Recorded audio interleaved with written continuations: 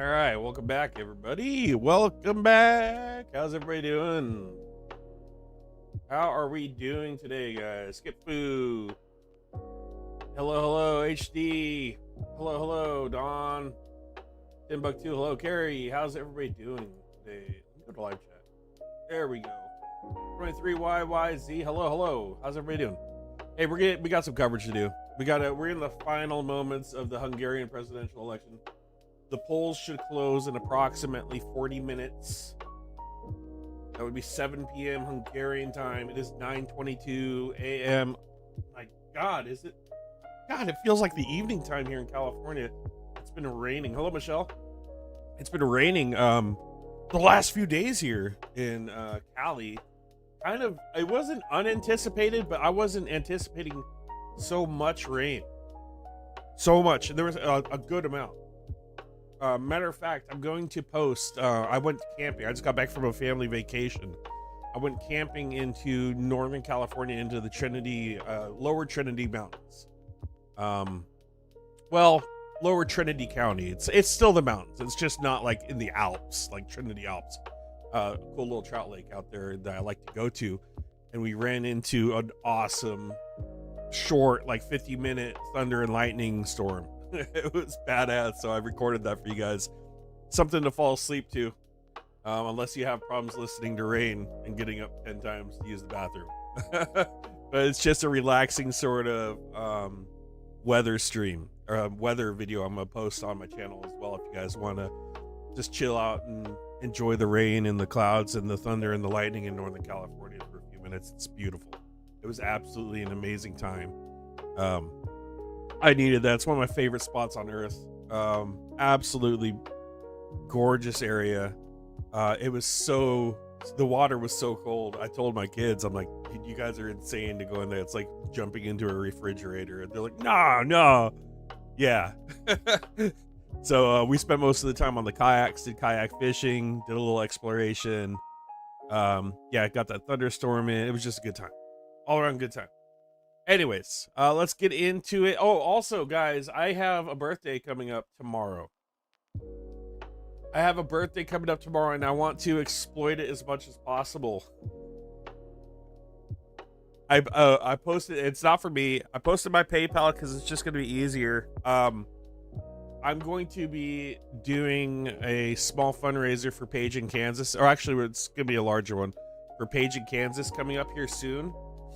Probably right after my birthday, but in the meantime, what I'm trying to do is get a few more dollars to my friend Rowan, who is now out of the Ukrainian military for at least a year. He was discharged for a year. He's at home. I know he's having financial issues. This is not going to the front line. This is going directly to him, to get him whatever he needs. I don't know what he needs. I know he's still getting treatment in the hospital because he's been having the schismatic issues and other issues since he got struck. He got hit by a drone. I think I've aired some of that footage of the wound he had. I'm not gonna share the wound footage. I think I might have. He's got a big scar on the back of his noggin, but he's fine. He's out of the military for a year. He's at home. Last time I checked, he hadn't got his final paycheck because he's not going to get paid while he's discharged, but he hadn't got his final paycheck. He hit me up for money. It was right when I was going out of town. He's like, hey, can you help out a little bit? I'm kind of in a pinch. We already helped him out a little bit. He offered to pay me back. I said, we're not going to do that. I'm not going to let him pay me back. So if you guys want to throw a few bucks his way while he gets stabilized, I know transitioning into normal life must just be the most insane thing.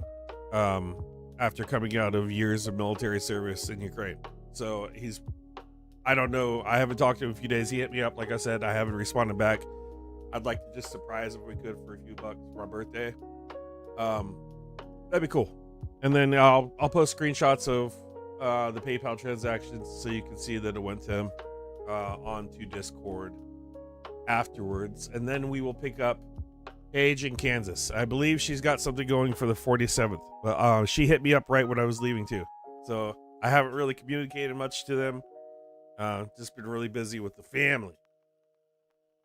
That's where we're at. Okay, let's get into what is happening in Hungary right now. They have record-breaking numbers of people who have turned out to vote. Record-breaking. We'll pull it over here. We got a map.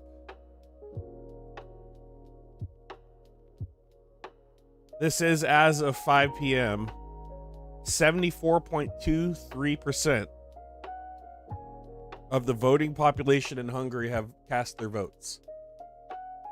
That is a record-breaking number in Hungary. Now, it doesn't have the exact results of who or what areas, but I know Orban is starting to panic.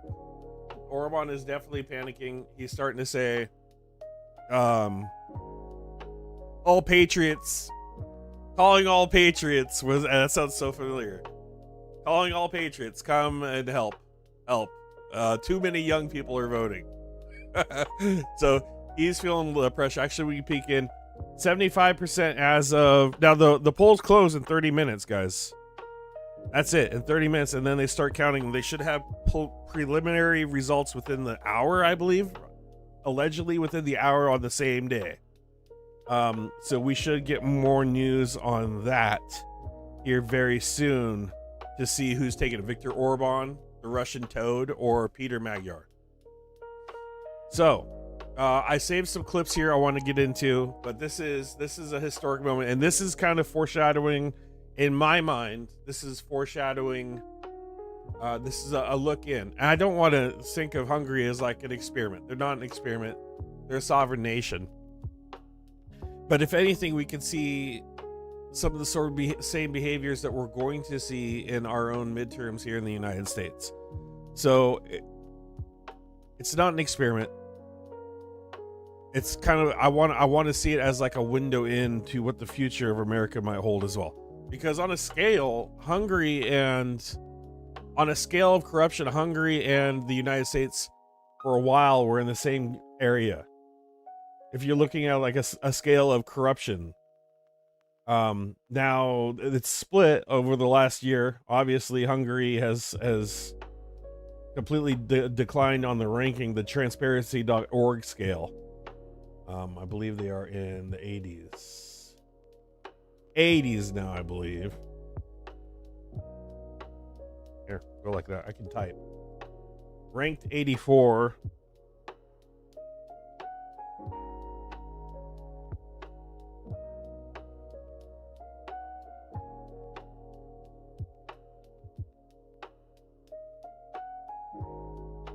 Oh, okay. Well, they're showing way more corruption. Maybe I was wrong. Ranked 29, which has declined. The score has gone down over the last year. Score changed by 1. So not a huge amount. I'm sure from 25 to 26, that scale's going to drop. Now, they have a lot more Russian influence over there in Hungary, for sure. And we're going to get into that, too. There's reports of GRU agents that are actually dressing up like Ukrainian soldiers right now. But what we're seeing a lot of the same behaviors in Hungary as we're seeing in the United States. We're seeing the levels of kind of cronyism. Matter of fact, I brought it up to the dude running for US 6 California district, Tyler Vandenberg. And he's like, hey, dictators hang out with each other. Like that's what they do. Dictators like dictators.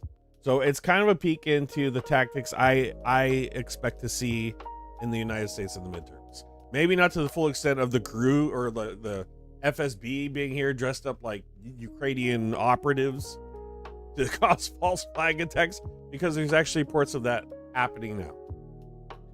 There's also been warnings too. We got to be careful on this because, I mean, Kalen Robertson, shout out to Kalen, we're going to cover some of his stuff too.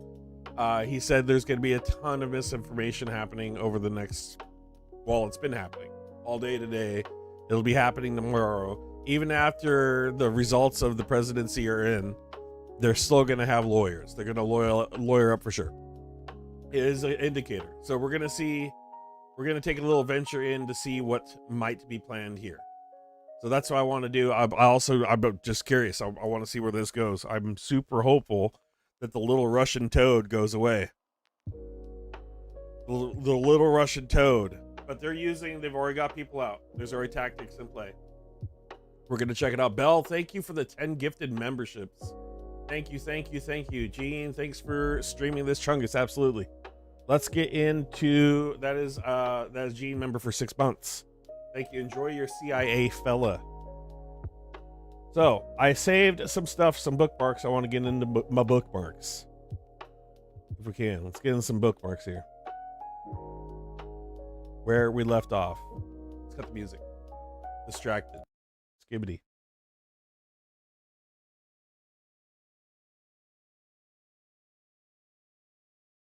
I saved a lot. I got a lot of good stuff here. In 2022, most of Europe kicked out diplomats. We're going to go into, we're going to play Kalen's full report. We'll skip that one. We'll play his full report. But they've already had people out. This is from Jay and Kiev. Orban's Russian-style pressure campaign looks pathetic. There's already people out trying to bully protesters.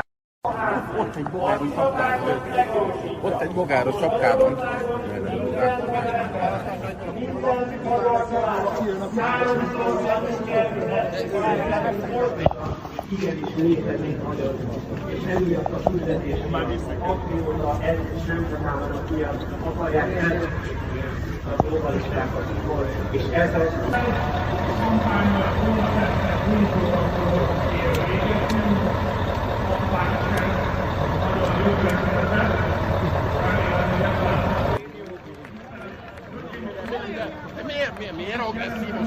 Miért agresszívos? Dehogy nem! Lögdötted az embert! Mit képzelsz magadról? Mit képzelsz? Meglökted az embert! Meglökted az embert! Menjél neki! Ha ilyen agresszív, de miért lökött meg?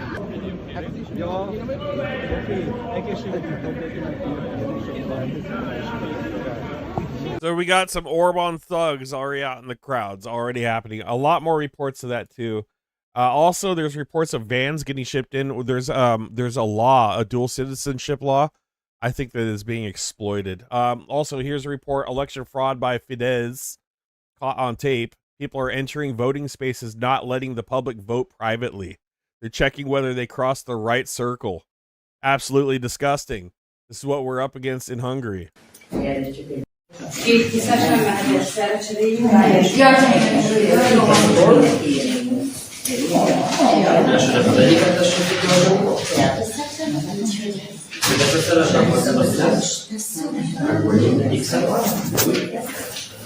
Ezen alapon is a Fidesz szeretné támogatni? Akkor az első. És kész is. Ennyi. Ezt tetszik amúgy, ez.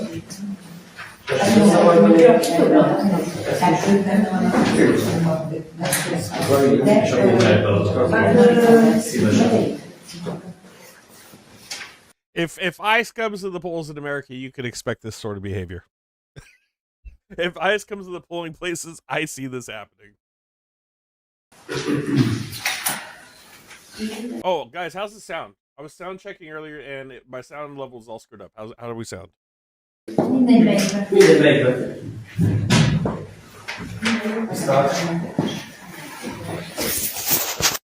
Yep, the goons are out, guys. The goons are out in Hungary. But also, there's a lot more people that are on the streets, and we'll get in. I'm going to play the whole... Let's see, is this the one? No, he's got it linked. He's got a whole video we're going to play. Kalen's out there. Brave as hell.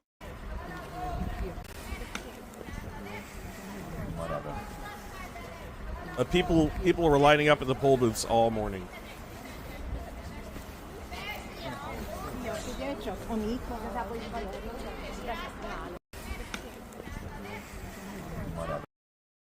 Let's see what else. Orban's party organized carousels in the parliamentary elections. Hungarians record organized transportation of people to vote for prime minister. They are registered in an unfinished house. So this is one of the reports also. A case of interference and secrecy of the vote has also been recorded. So there was reports that they were transporting people in right here. So allegedly they came from Transylvania to vote.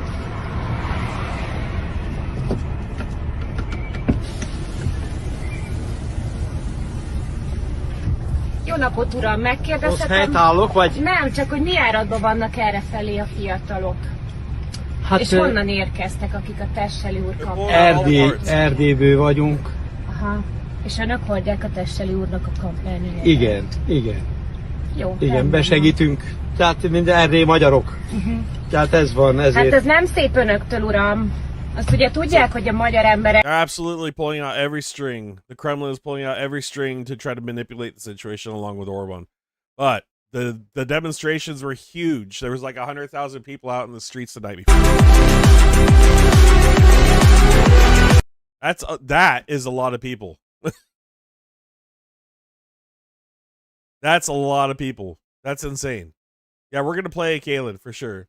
So Jay and Keeve reporting in 1 p.m. It was like 50% already. Now 5, it's 25% more, 75%. So I'm assuming the new polling data in the next few minutes is going to come out. We'll take a peek if it's refreshed. Oh,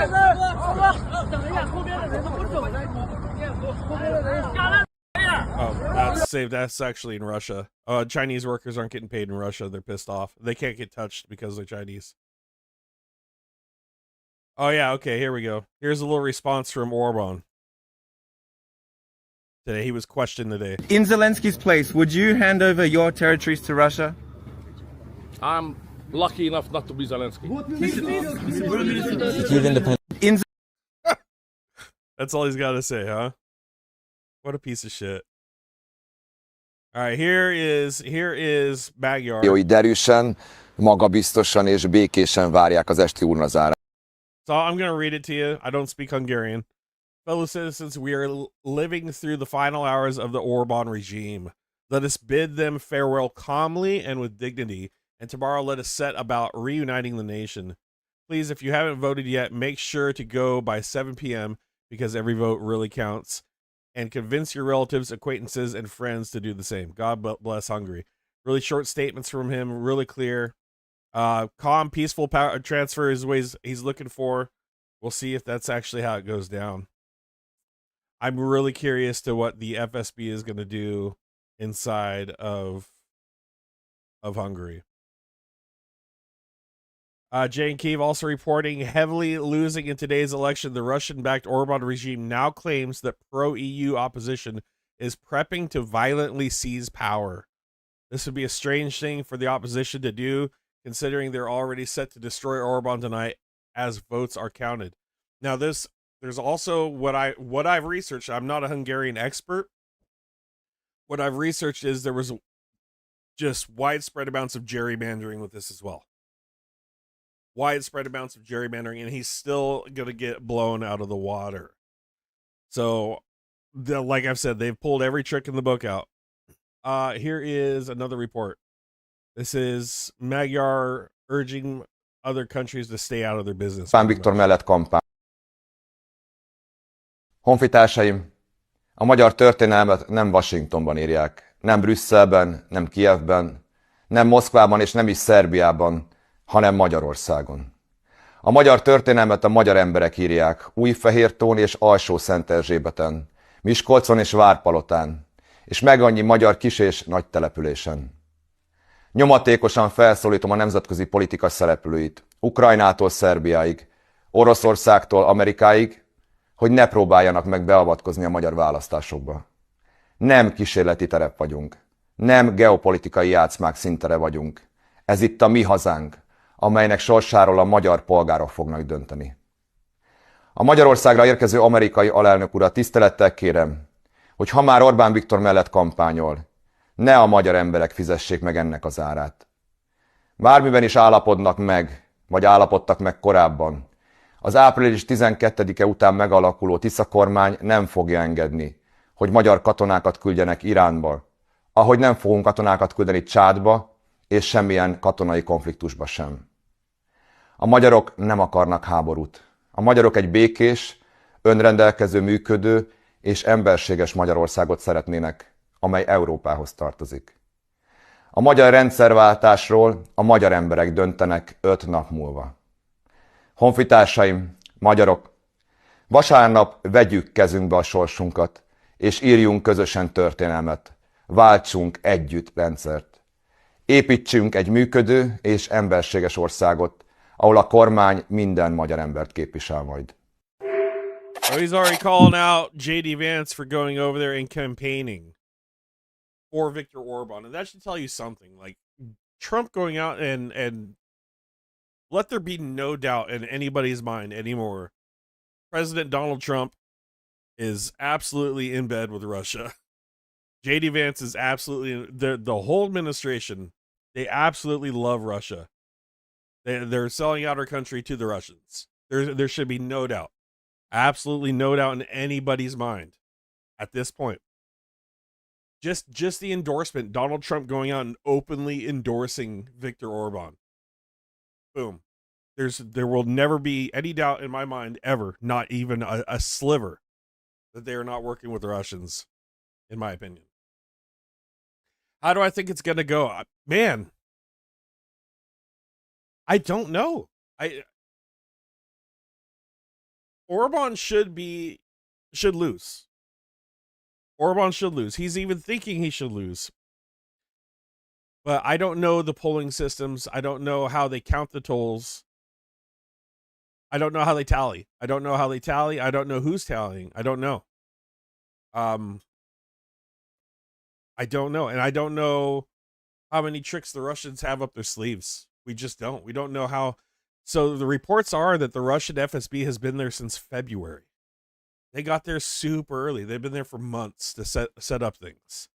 So I don't know. We'll get into a little more detail. I'll tell you who does know. Let's get into Kaylin Robertson's report.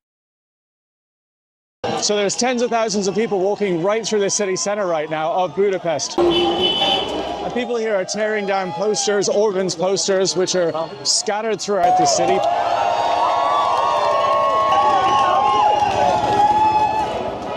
And it's pretty unbelievable to see this. These posters have been everywhere throughout the city since the beginning of the campaign.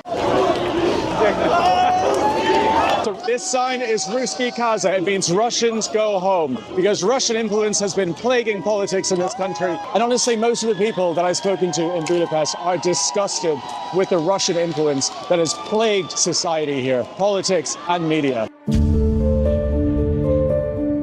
So to truly understand all this anger and all this passion, we've got to go back to October in 1956, to this exact street. This street sounded very different. I like how he does a little history lesson too for people that aren't familiar with the separation of Hungary from the Soviet Union. Soviet troops opened fire on civilians. From Budapest, city of blood and bravery, tragedy and hope, come the first pictures of the battle which has shaken the world. Tanks fought against civilians and army against secret police. But one overriding desire. Do I think a lot of people actually hate Russia there? I feel like it's mixed. I feel like you have the older generation that have that miss the Soviet Union and the style and probably go home and whatever propaganda news, television, just like it is here with our Fox News or RT News in Russia, they go home, they digest whatever they're seeing that way. They don't actually do any open source research, any independent journalists. And also keep in mind that the independent journalists in Hungary are victims to the Pegasus software. They've been spied on by the Pegasus software, which is the one that's been tracking people. The terrible software so they've been tracked in Hungary. So are there people there that hate Russia? Yes. I feel like there's people that absolutely can't stand what the Russians are doing. Do they hate the Russian people? Maybe some. I think they hate more Putin and the Russian government and the influence. I mean, they've been plaguing them for generations. So, yeah, I bet you're going to find both sides. There's people here that love Russia in the United States that absolutely can't stand Zelensky. I don't even want to get into how bad some of the conversations I've been here. They've been terrible here. So I'm assuming it's the same over there. Unites the rebel forces, whatever their politics, the desire to get rid of the Russians and to work out their own destiny as a nation. The revolution was crushed, but the violence didn't end. Tens of thousands of people were arrested, hundreds were executed, all for standing in these streets and demanding their freedom from Soviet rule. These were students, workers, teenagers. Families would wake up and someone was gone in the middle of the night. It's the same persecution that countries in the Baltics, countries like Ukraine, experienced for decades under Soviet occupation. And after that, for decades, this country continued to live under a brutal Soviet occupation. So these boots are all that's left from a statue of Stalin that used to tower over the center of Budapest. A tower that represented Soviet control, a brutal system that ruled every single part of life. And when the Soviet Union collapsed and Hungary gained its independence, they tore it down. And they moved it here to a lonely field in the outskirts of Budapest. And this entire park is filled with those statues of Lenin, of Stalin, of Soviet power and control. And for years and years, Hungarians believed that that system was finally over and that influence had finally gone. That 13 minutes left for the polling booths to shut down. That history had been left here. But power doesn't always disappear. Sometimes it just changes form. And sometimes it doesn't come back with statues or with tanks in the streets. At least not at first. Sometimes it comes back quietly. So this is a Russian embassy here in Budapest. Watch this. If you walk over here, the camera actually follows. If you walk over this way, let's see if it does it. It should turn. Yeah. The camera kind of turns and looks over. Damn, there are 47 staff working in this embassy, and 15 are linked to Russian intelligence agencies, and another half dozen are suspected. And this city is full of Russian operatives. They stay just down the road at the Kempsey Hotel. They dine at the Nobu restaurant in the city center. They are everywhere. There's even a story where one contact here is saved literally as FSB. So in the building behind me, they're not just diplomats, they're operatives. And these operatives are moving through Budapest quietly. And none of them are here for a good reason. They've been linked to intelligence operations, hacking scandals, spy and espionage, and even deeply disturbing contacts with extremist groups. So analysts for a long time have warned that Russian intelligence is embedded right here, more than anywhere else in the European Union. And none of this is diplomacy, and it raises very serious concerns and questions about nefarious influence inside a democratic system, and whether decisions are being shaped from the outside. And all of this, it forms a pattern of history here in Budapest. There's no tanks here, there's no soldiers in the streets, but power doesn't look like that anymore. It's quiet, it's deniable, and it happens in places like behind me. At one point, Hungary had to fight Soviet control with bullets and with tanks. And now, many fear that it's happening again, just in a different form. So yeah, now it's they're doing a non-violent way, for now. I mean, the tactics have changed. You've seen Russian interference in just about every election. Every election. I can't think of an election where the Russians didn't interfere. Now, are they the only country that interferes in elections? Absolutely not. We know the Chinese do. We know the United States does. Oh, we got J.D. Vance going over to Hungary. We got J.D. Vance going over to Hungary to meet with Orban. We have evidence that there is Russian operatives working on media, working together with the Hungarian media. There are tons of evidence that Russian operation is working on Hungary and with other information tactics and troll farms and everything. How does it actually look and feel like as a presence in a city? Well, we have information that they arrived to the Russian embassy in February. So they arrived pretty early on the campaign. So Hungary was one of the countries that used Pegasus spy software against journalists and opposition politicians a few years ago. So they actually planted a spy software on independent journalist phones to surveil them. And also there's a really good journalist, Szabolcs Panyi. He's a really good journalist, and they started a smear campaign against him in connection with the Péter Szijjártó and Lavrov phone conversation. So he was the journalist who leaked that phone conversation. Hello, Sergey, this is Peter speaking. Yes, Peter. Are you in St. Petersburg? Where are you? I landed in Budapest already. Here in Hungary, this is a very tense campaign. Why is freedom and press freedom so important to you personally? Because what we have now, we have a little bit of hope before the election.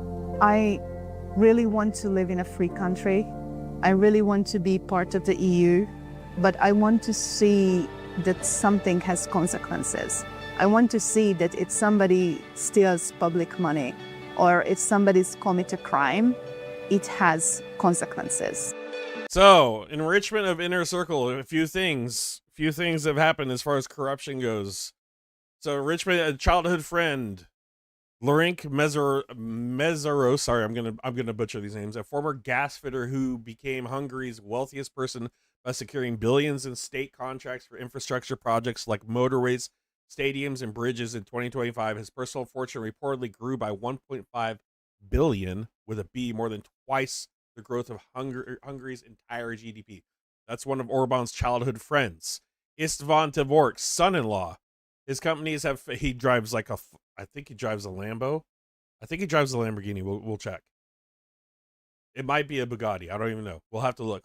His companies have faced investigations for serious irregularities and conflicts of interest in EU-funded public lighting projects. The EU eventually demanded the return of over 40 million euros, a cost that was footed by Hungarian taxpayers rather than the company itself. So they're literally having to pay back EU with Hungarian money. The Hatzven Putz estate, a massive luxury estate belonging to Orban's father, has become a public symbol of limitless corruption and the staggering wealth amassed by the Prime Minister's family, misuse of public funds and EU subsidies. Frozen, not to mention they're robbing freaking Ukrainian armored vehicles. Frozen EU funds. The European Union has froze over 20 billion in funding due to systemic corruption, lack of independent courts, and fraudulent public procurement practices. Why elephant projects? High cost, low value projects used to funnel funds to cronies, such as a 1.5 million roundabout from that was, I think that's in euros, roundabout from nowhere to nowhere, and a 4,000 seat stadium in Orban's hometown of Felsut, a village with 1,800 people. Central Bank Foundation embezzlement. An investigation is into the alleged embezzlement of 600 million euros from foundations linked to the Hungarian National Bank reportedly went nowhere in 2025. Enraging the public further were reports of a luxurious renovation of the National Bank building, including a golden toilet brush for the former chairman. And the list goes on and on and on. Continue.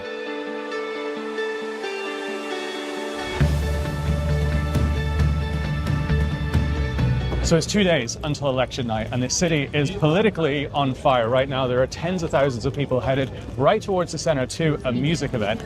Would you say there's a lot of people who have historically voted for Orban that are now not interested anymore? I think so. There's been scandal after scandal of all these sort of loyal supporters who have been voting for the last few decades. You know, it's been 16 years of Orban being in power. Yeah. They don't want it anymore. When did Hungary get its independence from the Soviets? 1989. And Orban's party was the youth party at the time. Like, they were the sort of like the radical youth who stood against the sort of like regime.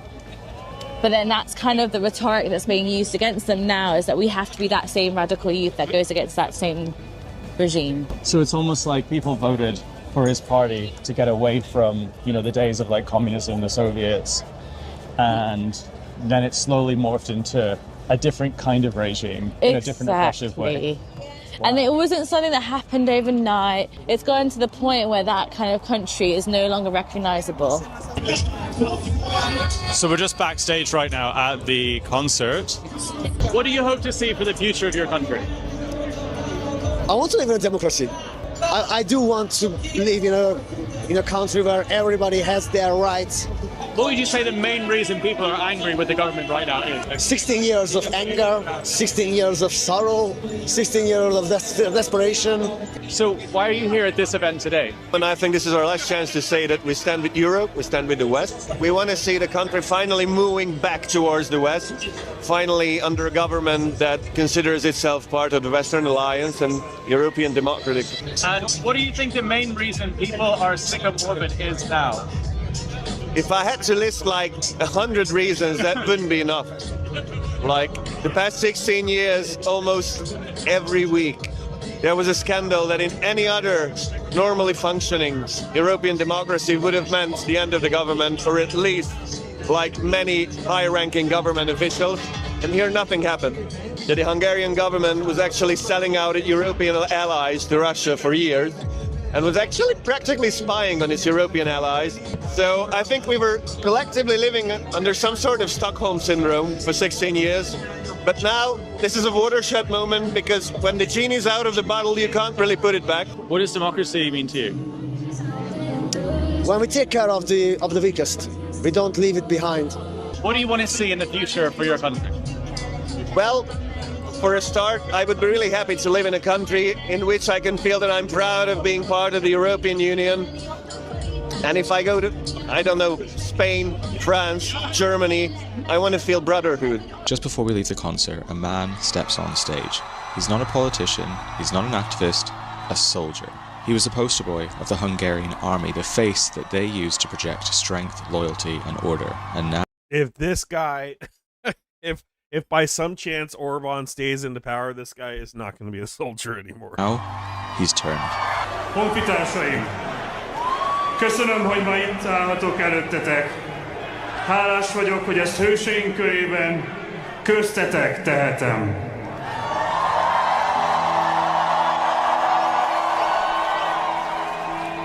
Egy katona tudja, hogy a legfontosabb eszköze nem a fegyvere, hanem az elvei.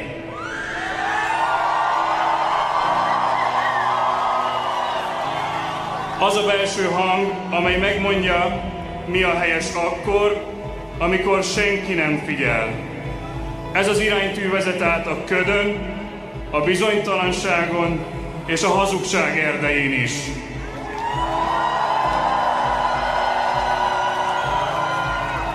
A becsület nem üres szó. Azt jelenti, hogy kiállunk az igazság mellett, még akkor is, ha az nehéz. Vannak harcok, amelyeket csendben vívunk meg. A félelmeinkkel, a kétségeinkkel, a reménytelenséggel. De éppen itt van szükség a bátorságra. A bátorság nem azt jelenti, hogy nem félünk, azt jelenti, hogy a félelem ellenére is előrelépünk. Hogy szembenézünk a sötétséggel, és nem elfordulunk tőle, nem menekülünk előle, hanem beleállunk, és azt mondjuk, itt vagyok, és nem hátrálok meg.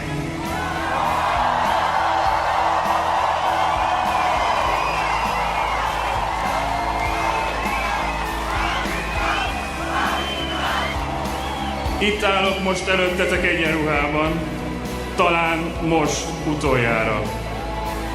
Amikor esküdtettem, hogy az életem árán is megvédem, lelki szemeim előtt titeket láttalak.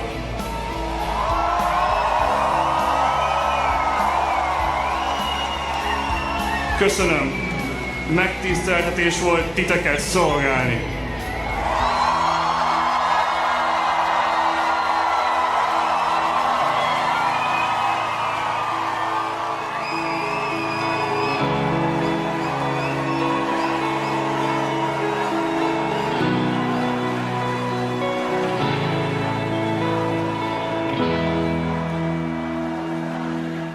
Right now, I'm on my way to Orban's final speech, the night before his election. And I'm kind of nervous because my report showing his estate and other... Dude, shout out to Kalen. He has gone in the most dangerous areas.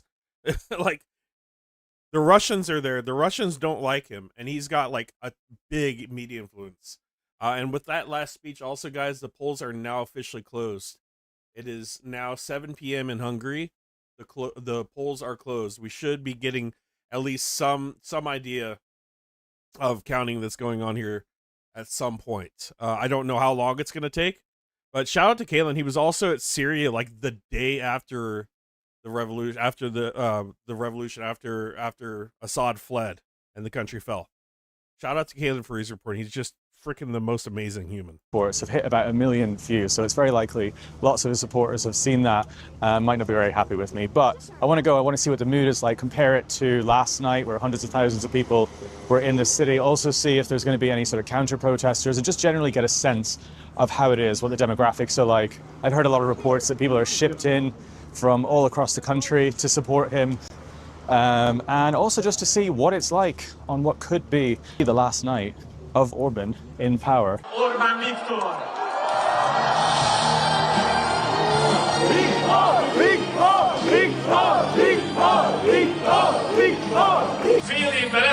is mi voltunk többen Magyarországon, csak csendben voltunk. Azért voltunk csendben, mert valahogy megijesztettek bennünket. Azt a legendát is hallottam, hogy a fiatalok ellenünk vannak, ne higgyék ezt el. Jákó Péter lassan a mamáját se tudja fölhívni annélkül, hogy valamely titkosszolgálat ne készítsen róla jelentést. Ezért van ez a rengeteg titkosszolgálati beavatkozás és külföldi érdeklődés. A legnagyobb mértéktartással is azt kell mondanom, hogy rendkívül igazságtalan 4 év volt. Olyan bajoktól szenvedtünk, amelyekért nem voltunk felelősek. Mégis nekünk is meg kellett fizetnünk az árát, és ez rendkívül igazságtalan. So Orban speaking right now, and honestly, compared to yesterday, it feels like a funeral. I'm not joking, the difference between the two events is night and day, between tonight and last night. Last night, hundreds of thousands of people, all different age groups, all around Hungary, gathered here in this city. There's a few thousand people here at top. Some people are actually leaving right now, mid-Orban's speech from the audience. And there's basically no energy around it. This is the capital of Hungary, and this is the Prime Minister the night before the vote. So I just got the full transcript for Orban's speech tonight. And yeah, Jabba the Hutt is the perfect description of Orban.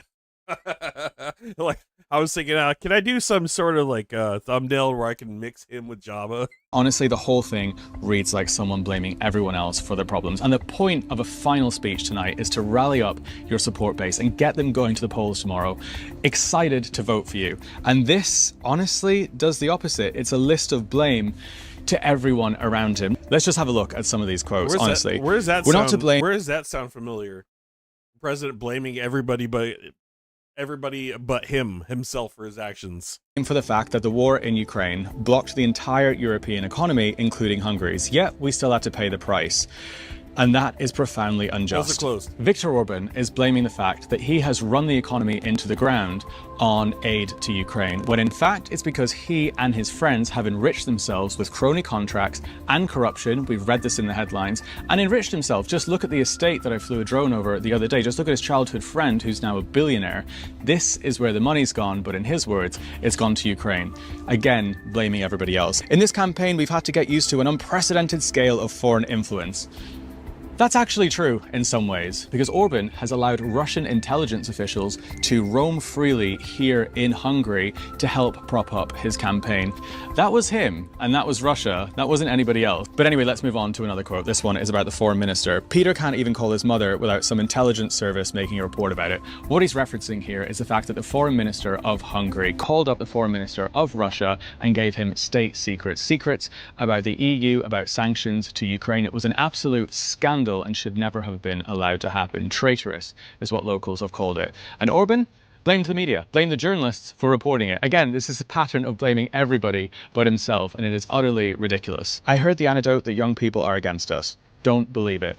This is basically Orban being rattled. Last night, about 100,000 people, a lot of young people, came to the capital that was televised all across this country, and he couldn't hide the fact that it made him look unpopular, especially with young people. And now it's making him look rattled and paranoid. But yeah, the main takeaway from this is that Viktor Orban has come across less as a man who's a strong politician and more as a man that's run out of excuses. And when he's standing in front of his supporters, his voter base, and looking them in the eye and trying to tell them why their living standards have declined for the last few decades, he tells them Brussels did it, the war did it, Ukraine did it, foreigners did it, anybody else did it, but Viktor Orban. Excellent reporting. Excellent reporting by Kaylin.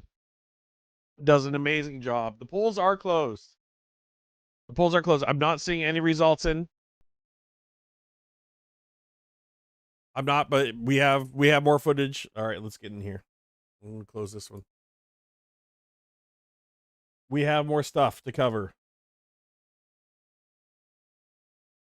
Okay. So, yeah, Votnik Soup's coming out. Viktor Orban's son-in-law.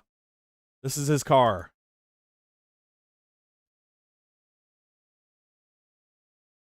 I believe that is a Lamborghini.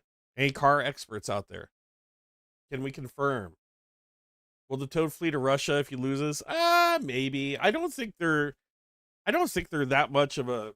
No, I don't know. It depends. I guess it depends on his actions after the results. I guess it depends on the next few hours to see what happens. I would imagine. Matter of fact, we might want to pull up a live cam. Let me see if I can pull up a live cam real quick.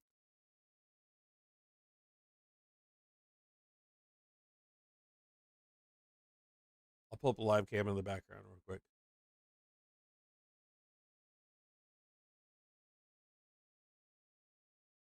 Where are these exit polls coming in? Hát akkor innentől kezdve tiétek a szó. Andi. Köszönöm, hogy nekem jutott a megtiszteltetés. Hát, hogyha ezt a két adatsort összehasonlítjuk, ezek elképesztően hasonló közvéleménykutatási adatok. Most az, hogy... Need one in English. Akkorák, tehát minthogyha az Ávert és a 21 Kutatóintézet nagyjából ugyanazt mérte volna, és a Mi Hazánk 4 vagy 5%-a, ugye ez megint hibahatárokra kell mondanom, itt valószínűleg attól függni, hogy fölmegy a 80% fölé a részvétel a végén, vagy alatta marad.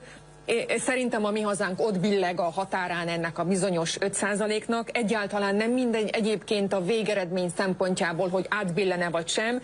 Ezt majd a nap este 10 óra felé fogjuk látni. Az viszont aggasztó akár a DK-nak, akár a Magyar Kétfarkú Kutyapártnak, hogy 1% körüli részvétel, vagy 1% körüli támogatottságuk van. Ez azt jelenti, hogy beáraszták őket. I don't have exit polls yet. Let's see if this is refreshed with the polling data, though, to see how many people have. 6:30, 77.8% as of 6:30.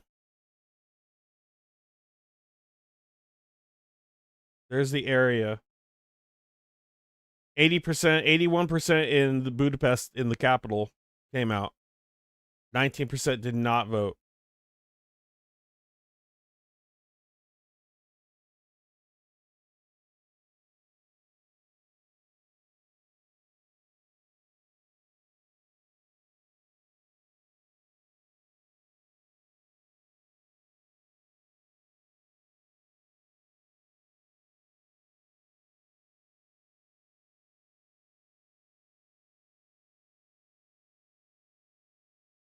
No, nothing yet.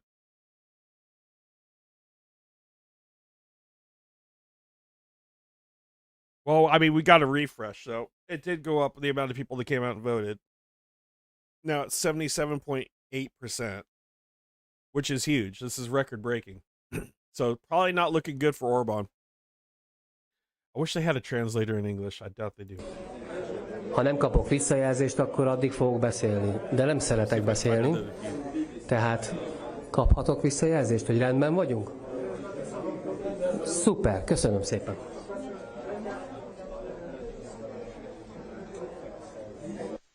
Szerettek volna a középpontba állítani, és inkább a századosok lázadásáról, meg orosz befolyásról szóltak az elmúlt hírek, elmúlt hetek hírei, és ez egyértelműen inkább a Tiszának kedvező hangulatot teremtettek. Én mindig nagyon óvatos vagyok, most is nagyon óvatos leszek, tehát ezek ugye utolsó heti mérések. Nem tudjuk, hogy a választás napján a mozgósítás, az úgynevezett Kubatov listák hogyan működtek. Ha ezek az adatok igazak, és megfelelően tükrözik a mai napot, akkor az Andrisnak igaza van, ténylegesen azon fogunk izgulni, hogy meg lesz a kétharmad vagy nem, de én nagyon óvatos vagyok, mindig nagyon óvatos vagyok, ezért engem szoktak mindig támadni, hogy túl óvatos vagyok, majd meglátjuk 10 óra. I don't have anything in English. Let's take a peek over Budapest skyline for now.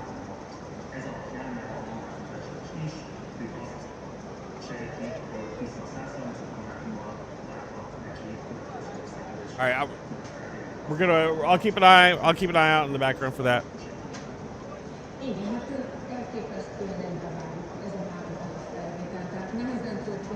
We'll see if more polling data pops up as we are continuing to go through everything.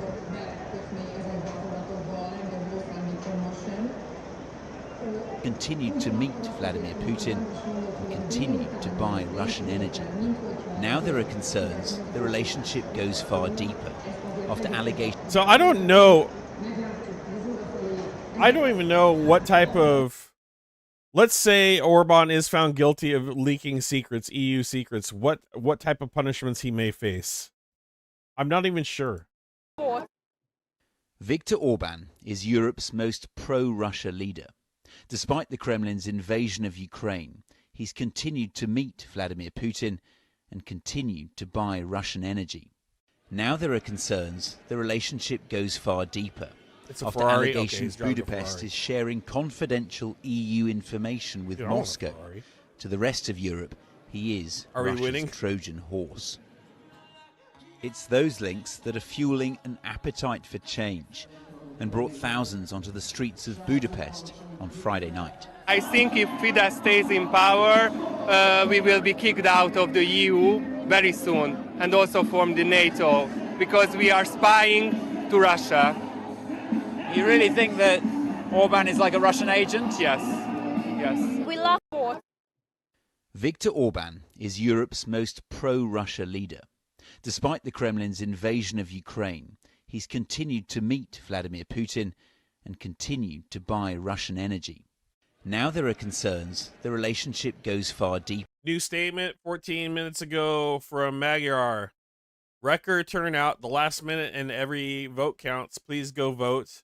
Or if you've already done so, call up every acquaintance, friend, and relative you suspect hasn't gone yet. The regime is living its final hours. We stand at the threshold of systemic change. Let's step through it. Everyone stay peaceful and cheerful. The time is working in our favor. The last update, that was 14 minutes ago. So we're still waiting to see what the results are. From what I researched, it should happen fairly quickly. We'll have to see. Everybody's reporting Orban's in serious trouble. Voter turnout was at 74% as of 5 p.m., up from 62% at this point in 2022. Orban saying too many people are voting. Too many people are voting. This means one thing. If we want to protect the safety of Hungary, no patriot can stay at home. Only Fidesz. Up for the win. Guys, too many people are voting. What a fucking moron. Oh my god. Who says that? Too many people are voting in this goddamn country. Stay home. Dude, that's the most wild thing I've ever seen. Oh god. That's a Trump tweet. So we got a heartbreaking handwritten note left on a ballot in today's Hungarian election. The remnants of 16 consecutive years of Viktor Orban's regime. It says, I cast this vote in memory of my parents who died with fear and hatred in their hearts. Oof. Oof. That's how November will be here. Too many people are voting. God. Hungary, over his 16-year of reign, Orban transformed all layers of government to protect him. Magyar will have to replace all government employees, including judges, and rewrite the constitution to undo the damage. Oof. Oof. Okay. Let's keep a look at the skyline in case something crazy happens. I'm gonna look for some exit polls coming out.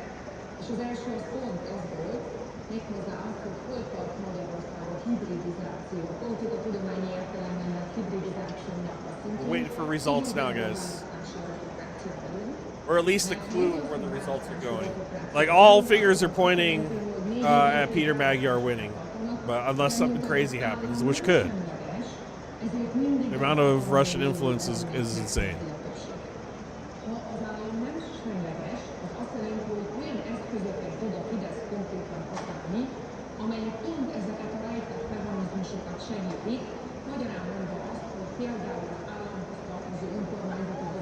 At some point, I'm gonna have to do an update on some U.S. politics too. Now that Swalwell's absolutely good.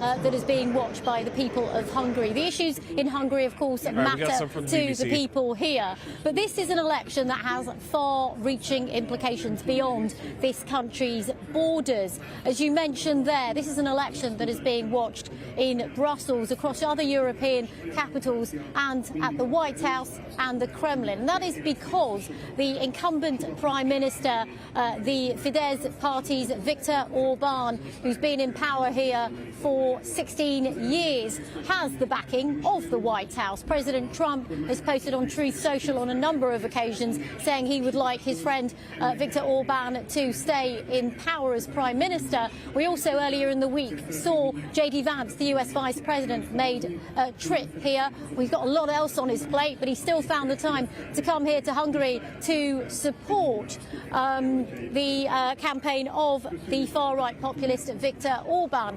But even though he's been in power for a long time, he's been facing a stiff challenge from the opposition TISA party leader, Paul Magyar. And basically, the latest exit polls that we, Peter, I should say, pardon me, what we should say is that the latest polls we've got, which were actually compiled before today, suggest that the opposition TISA party was overall national share of the vote backed by some 55% of voters versus 38% for Viktor Orban's Fidesz party.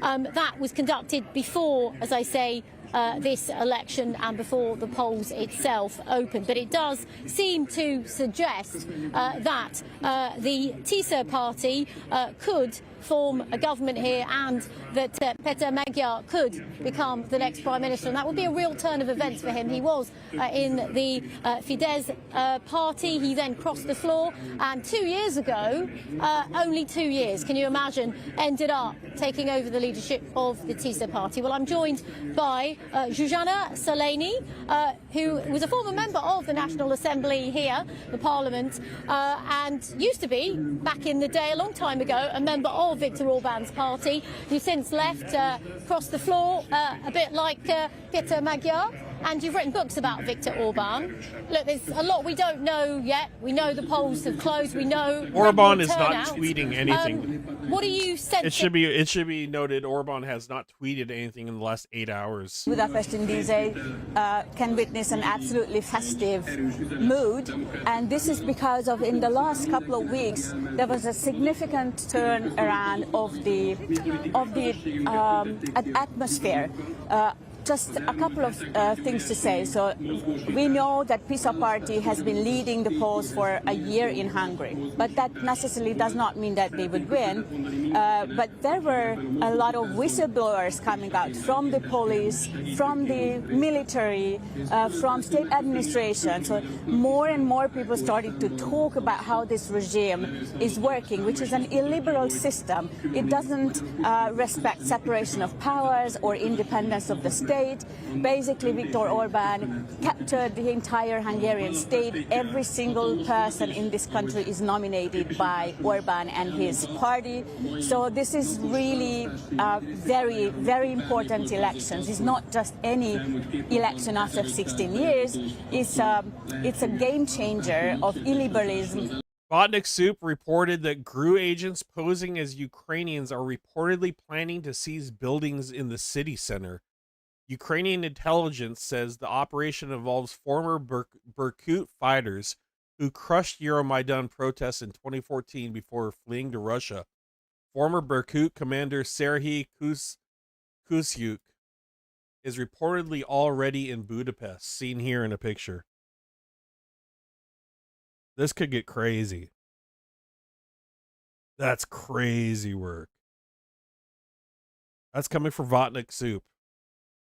16 years, but before every elections, the election rules were adjusted to the interest of the state party. So obviously now TISA party, which is the main opposition party today, do have to go against the wind, just as previous opposition parties. So if PISA wins, it's not just simply a simple victory, it would mean that against everything Fidesz party concentrated as power in media, legally, funding, against that would be a victory for the ask you this very briefly, if I can, Susanna, because these are reports that we're seeing. Of course, we reported that exit poll, I should say, the opinion poll from a few days ago that's finally been made public, which puts the opposition in the lead. But I'm seeing that Gegeli Gulyas of Fidesz is saying that he thinks Fidesz will win. So it's anyone's guess, of course, until we see the results. Hey guys, if you could hit the like.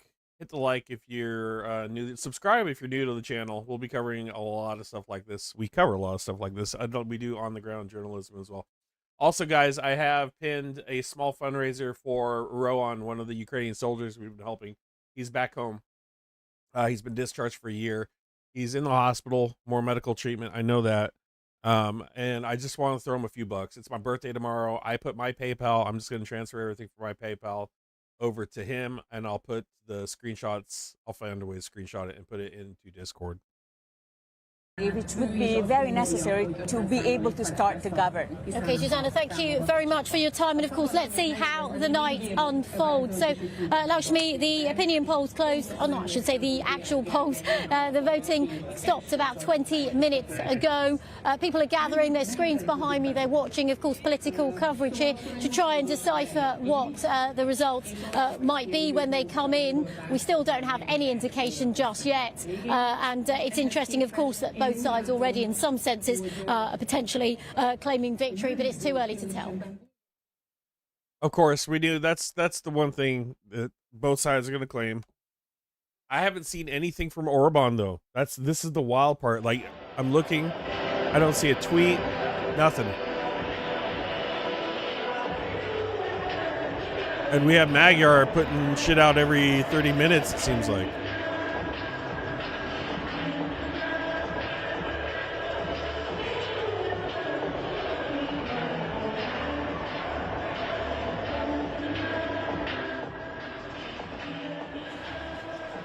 Three minutes ago, the TISA Central Results Watching event has already begun in Budapest at Batyány Square, along Ben Encampment and Angela Rhoda Embankment. Everyone is warmly welcome. I ask that everyone remain peaceful and cheerful throughout, and that no one fall for any state party or propaganda provocations. God bless Hungary. So, okay. So we're in the right spot. That's what we're looking at right now. We are in the right spot, awaiting results. Don't know how long it's going to take. I'm sure within the next 30 minutes we'll have some idea of where the polls are headed, but it looks like people are diligently counting.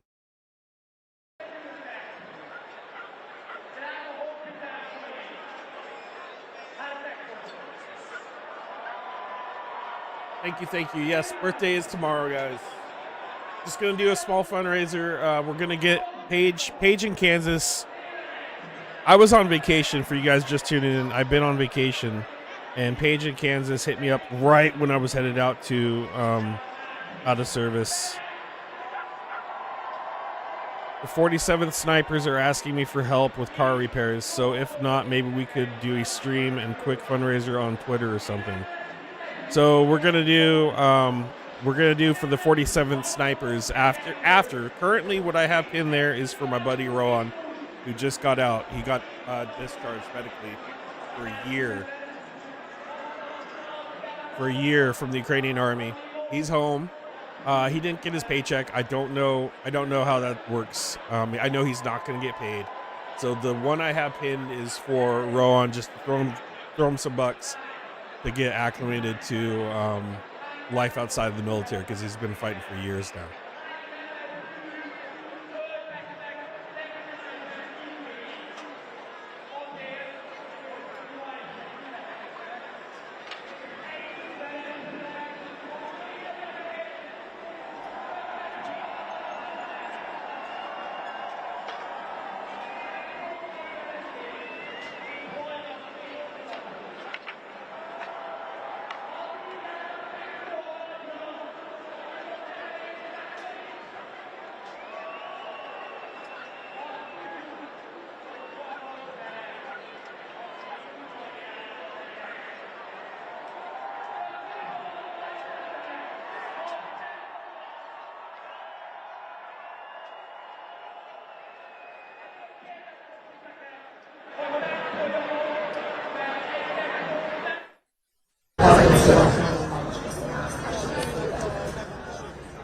So Igor Shushko put out, Hungary, Orban spent hundreds of millions of dollars in bribes to win today's election.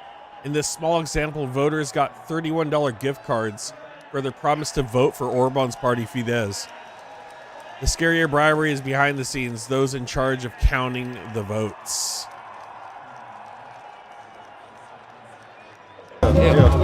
Igen, itt osztogatták ezeket a 10 000 forintos utalványokat. Milyen utalvány egyébként? Ezt, amit a Penny Marketben le lehet vásárolni. 10 000 forint. Hány millió forint értékben osztottak ki ilyeneket? Nem, több millió forint. Akik itt vannak, akik együttműködnek, akik segítenek nekünk, akik velünk vannak, azoknak. Nem mindenkinek.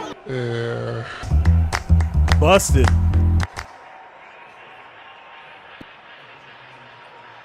They're handing out $31. Man, imagine selling out your country for a $31 gift card. Local government handing out 10,000 of these in exchange for Fidesz votes. Dude. That's some Elon Musk shit there.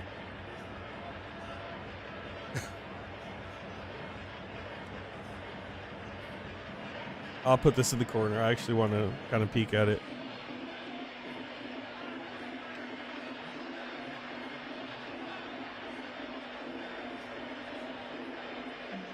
Go over here.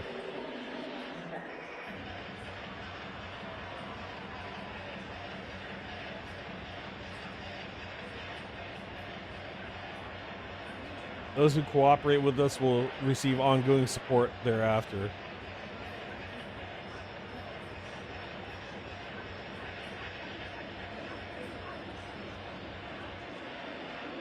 Ooh. Not gonna lie though, that food looks fucking smack.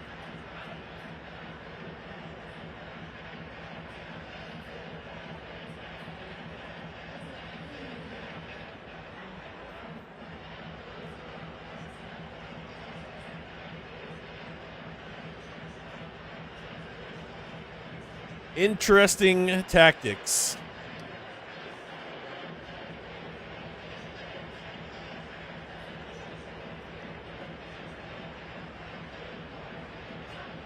All right, we're on $40 to Rowan. Thank you guys. $40 so far on the fundraiser to Rowan. Thank you, thank you. I will transfer that as soon as the stream's over, and I'll throw in a little extra as well.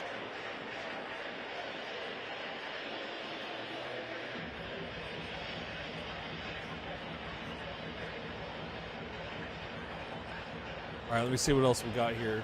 See what's going on in the X feed real quick. As we await the determination of Hungary for the presidency. There's a lot to their system too with the parliament as well. So I am not a Hungarian expert. I wish I would have invited one of our Discord members. It would have been great. Who's super into this. Super for discussion. That would have been really good. I've just been busy. I've been so busy.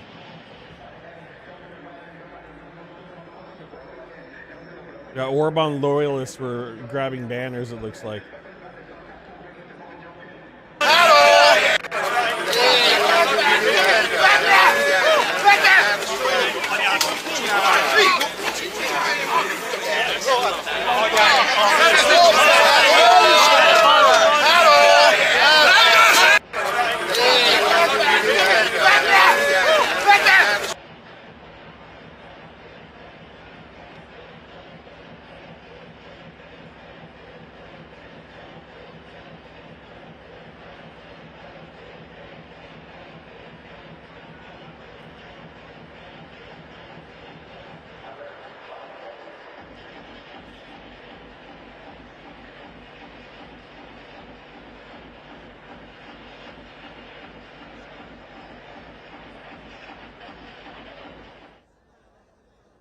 $18 minutes ago, Hungary's opposition TISA party leads.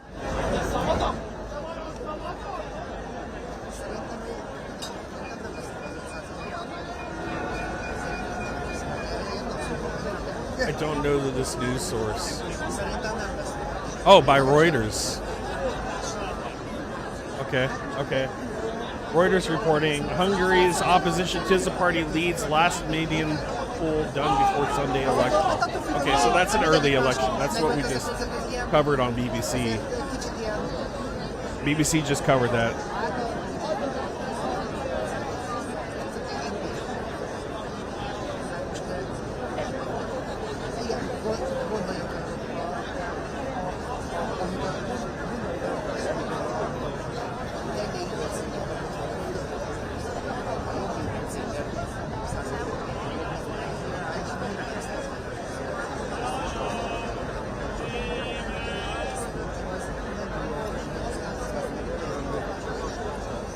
Gene, thank you for helping. I see that. Thank you for throwing down on the fundraiser. Appreciate it. We're up to 60 now, guys.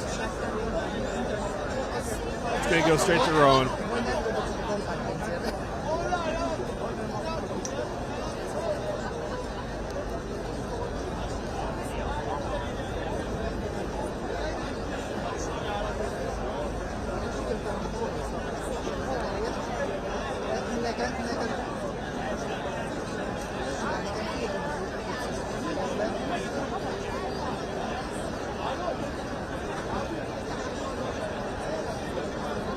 New exit polls going up.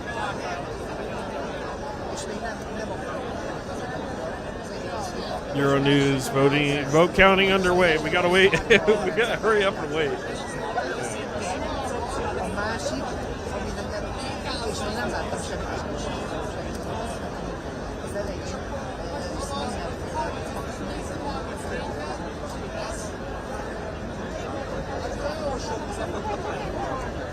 Szerintem most nem fogják kivilágítani.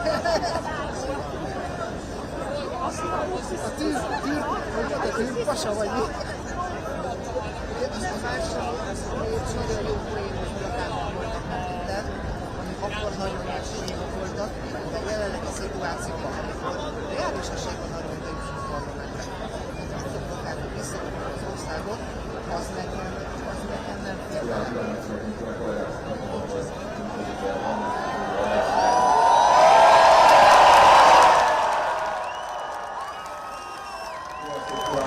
Oh, I hear cheering. Magyarok szerte a világban. Szeretettel és tisztelettel köszöntök mindenkit ezen a történelmi napon. Oh, I hope they got a translator here.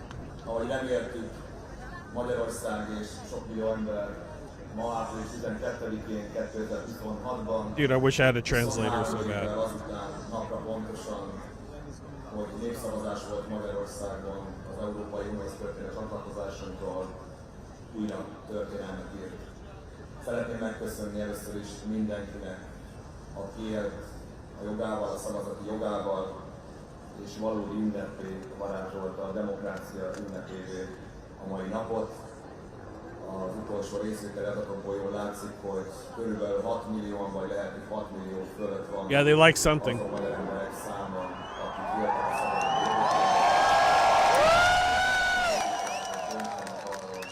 milyen országban szeretnének élni, hogy milyen jövőt szánnak a gyerekeiknek, az unokáiknak és a saját hazáiknak. No translation needed if the people go crazy. Just remember, there's Russian agents there too, guys. FSB's out there as well, so.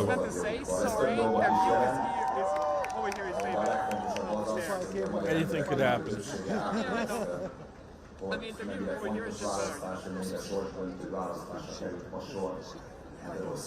Még egyszer köszönöm mindenkinek, aki élt a szavazati jogával, bárkire is szavazott mai napon. Ez valóban a demokrácia ünnepel lesz. Én el tudom mondani, hogy természetesen ismerjük, látjuk mi is a friss kutatásokat, legalább 3 vagy 4 intézetnek kijött a friss kutatása. Ezek alapján és a részvételi adatok alapján és a hozzánk beérkező információk alapján optimisták vagyunk, óvatosan bizakodóak vagyunk, de ahogy köszönöm sem mondjuk a utóbbi hónapokban, talán években is nem közvéleménykutatást szeretnénk és fogunk nyerni, hanem választást. Trump's ordering a blockade of the Strait of Hormuz. Oh God. Ugye részletekbe belemenjünk, azt tudom még elmondani, és aztán ezeket már kezdenem, hogy külön köszönöm annak a több mint 50 000 önkéntesünknek. Több mint 50 000 önkéntes dolgozott ma, hogy így Brüsszelben szavazatszámításokat dolgoztak. Külső megfigyelőként, úgynevezett útkészként és egyéb megfigyelőként Magyarország minden településén. Egy működő jogállamban, demokráciában erre talán nem is lenne szükség, hiszen a hatóságok és a bürokrácia, a választási hatóságok és a rendvédelmi szervek milyen országban szeretnének élni, a választás tisztaságát és szabadságát, de mivel sajnos Anybody speak Hungarian? nem egy működő állam, ezt tapasztalhatja minden magyar ember az ország minden területén, ezért szükség volt erre. Szeretném megköszönni minden önkéntesünknek, a több mint 50 000 embernek egyrészt a másfél-két éves emberfeletti munkáját és a mai napon végzett munkát. Azt tudom elmondani, hogy még így is több ezer bejelentés érkezett választási csalásokról, csak hozzánk. Természetesen különböző súlyú választási csalásokról van szó. So yeah, okay. Van szó, vannak ezek között súlyosak és kevésbé súlyosak. Mindegyik esetben megtesszük a szükséges intézkedéseket, panaszokat, vagy hogyha kell, feljelentést teszünk. És ahogy előre jeleztük, többször igyekeztünk mindenkit figyelmeztetni, a megrendelőket is és a végrehajtókat is. A rendszerváltás után függetlenné váló nyomozóhatóságok és igazságszolgáltatás ki fogja ezeket vizsgálni, és aki választási csalást követett el, vagy arra bújtott fel, az a törvény előtt fog felelni, és hogyha a törvény így rendelkezik, akkor börtönbe fog menni. Nagyon szépen köszönöm a kollégáinknak, hogy nagyon sok választási csalást meg tudtak akadályozni, mert már a jelenlétük is visszatartó hatással volt. Egyébként ez látható, hogy azokban a körzetekben, az ország azon részein, ahol 2022-ben és 2018-ban a Fidesz az átlagot meghaladó szavazatot szerzett, ott most jóval elmarad a részvételi adat. A 22-es nem marad el, de hogy jóval kisebb a növekmény a 22-eshez és a 18-ashoz képest, mint az ország többi részén. Ez azt jelenti, utólag is bebizonyítja azt, közvetett módon legalábbis, hogy 22-ben és 18-ban nagy arányban, még ennél is nagyobb arányban tudtak szavazatokat vásárolni, vagy még inkább meg tudták fenyegetni az embereket. Valószínűleg ez most azért ment kevésbé, mert Magyarországon a legkisebb településen is látták az emberek, hogy ennek az aljas embertelen hatalomnak most vége lesz, és hogy Magyarország újra egy szabad ország lesz. Köszönöm még egyszer a kollégáinknak és minden önkéntesünknek, és azoknak, akik még most is számolják a szavazatokat, és már hajnaltól ott vannak, és kitartást kívánok nekik, jó munkát, és utána természetesen várjuk őket akár a választókerületi eredményvárokon, akár itt Budapesten. Innen is hadd jelezzem azt, hogy Budapesten itt a Dunaparton szemben a világ legszebb épületével, a Magyar Parlamenttel már megkezdődött a Tisza központi eredményvárója, a Battyányi térnél, a BEM rakpartnál és az Angelo Rotta rakpartnál.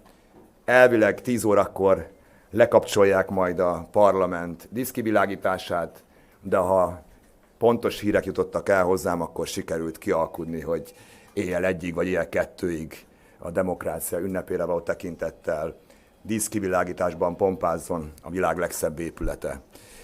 Annyit tudok még elmondani, hogy mi is várjuk most az eredményeket, és rövidesen fél óra, 3-4 óra múlva, mint az első érdemi eredmények megérkeznek, utána Tóth Péter kampányfőnök úr, a Tisza kampányfőnöke fog lejönni ide önökhöz, és ismerteti az újabb információkat, és lehet, hogy ő kérdéseket is fog engedélyezni, ellentétben velem, aki most nem tud többet elmondani, ezért sem szeretném megnyitni a kérdéseket. Lesz erre még lehetőség a mai este folyamán is, és a holnapi nap folyamán is, úgyhogy szíves megértésüket kérem. Tóth Péter érkezni fog, aki egy valódi kampányfőnök, nem milliárdos jachtokon ácsol megbukó győzelmi terveket fogatlan oroszlánokkal, mint az állampártnál Orbán Balázs, akinek a jele már az óvodában is fehér zászló volt, hanem mint egy kampányfőnök ezt a munkát elvégezte. Neki is szeretném megköszönni, és minden kollégámnak ebben az iciri-piciri pártban, minden önkéntesünknek szeretném megköszönni ezt az emberfeletti munkát, amivel lehetővé tette, hogy valószínűleg egy szép eredményt érjen el a Tisza, és ezzel Magyarország is Köszönöm szépen a türelmüket, a megértésüket, a figyelmüket, és annyit szeretnék még elmondani az itt a rakparton gyülekező szimpatizánsoknak, honfitársainknak és mindenkinek szerte az országban, hogy most különösen fontos, hogy megőrizzük az eddig is meglévő derünket, békességünket. Látjuk és halljuk azokat a jeleket, hogy az állampárt mire készül, milyen esetleges provokációkra. Hallottuk napközben, hogy az őrület jelei kezdenek elhatalmasodni rajtuk, és mindenféle fegyveres támadásról, meg középületek elfoglalásáról halucináltak. Én azt tudom mondani, hogy aki tud 2-ig számolni, vagy az alapvető logikai képessége megvan, az tudja, hogy egy olyan párt, egy olyan politikai közösség, amely várhatóan nagyarányú győzelmet arat egy ilyen rendszerben is, egy ilyen igazságtalan és nem egyenlő feltételeket biztosító rendszerben is, az állampárt fölött annak semmilyen érdeke nem fűződik ahhoz, hogy bármilyen erőszakos cselekményt végrehajtson. Úgyhogy azt kérem a szimpatizánsainktól és minden magyar embertől, hogy mindenki legyen békés, derűs, várjuk meg az eredményeket, és hogyha olyanok, amiket elképzelünk, és amiket várunk, akkor meg csapjunk egy nagy magyar karnevált. Köszönöm szépen a türelmüket, a figyelmüket, nem sokára jelentkezünk. Viszontlátásra! All right. So I missed the first part. I kind of want to go back if I can. We're going to go back. I want to, since we didn't get the first part. A mai napon ez valóban a demokrácia ünnepe lett és lesz.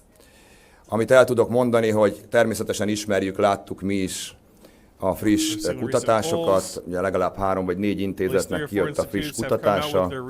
Ezek alapján és a részvételi adatok alapján és a hozzánk beérkező információk alapján optimisták vagyunk, óvatosan bizakodóak vagyunk, de ahogy többször is elmondtuk az utóbbi hónapokban, talán években is nem közvéleménykutatást szeretnénk és fogunk nyerni, hanem választást.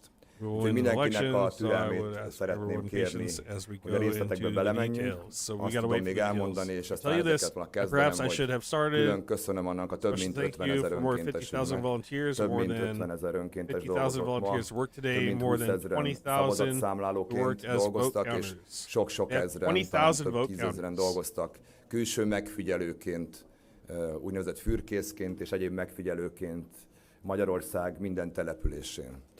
Egy működő jogállamban, demokráciában erre talán nem is lenne szükség, hiszen a hatóságok és a bürokrácia, a választási hatóságok és a rendvédelmi szervek biztosítani tudják. That was Magyar coming out and saying everybody remain peaceful, the voting's happening, they're optimistic over the results. Things are looking up for him. Now we just gotta wait for the results, or at least some indication of results. What do you guys think? How do you guys think this is going to turn out? We don't know who won yet.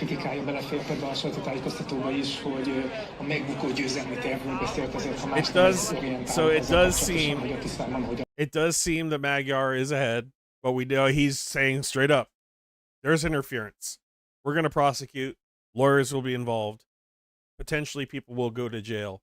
There is already documented interference. They've seen in the small villages, which we just aired, them handing out gift cards. They're trucking in people from Romania to exploit dual citizenship clause, which I'm not familiar with. I don't know how that works. Also, they have this weird thing in Parliament to where the other losing parties somehow roll over votes to whoever's in the lead, I believe. I believe that's how that system works. I don't know. It's extremely complicated. But there is tons of gerrymandering. Tons. They've set it up. It's an electoral process. I know that. There is an electoral process in Hungary. And there's been tons of gerrymandering.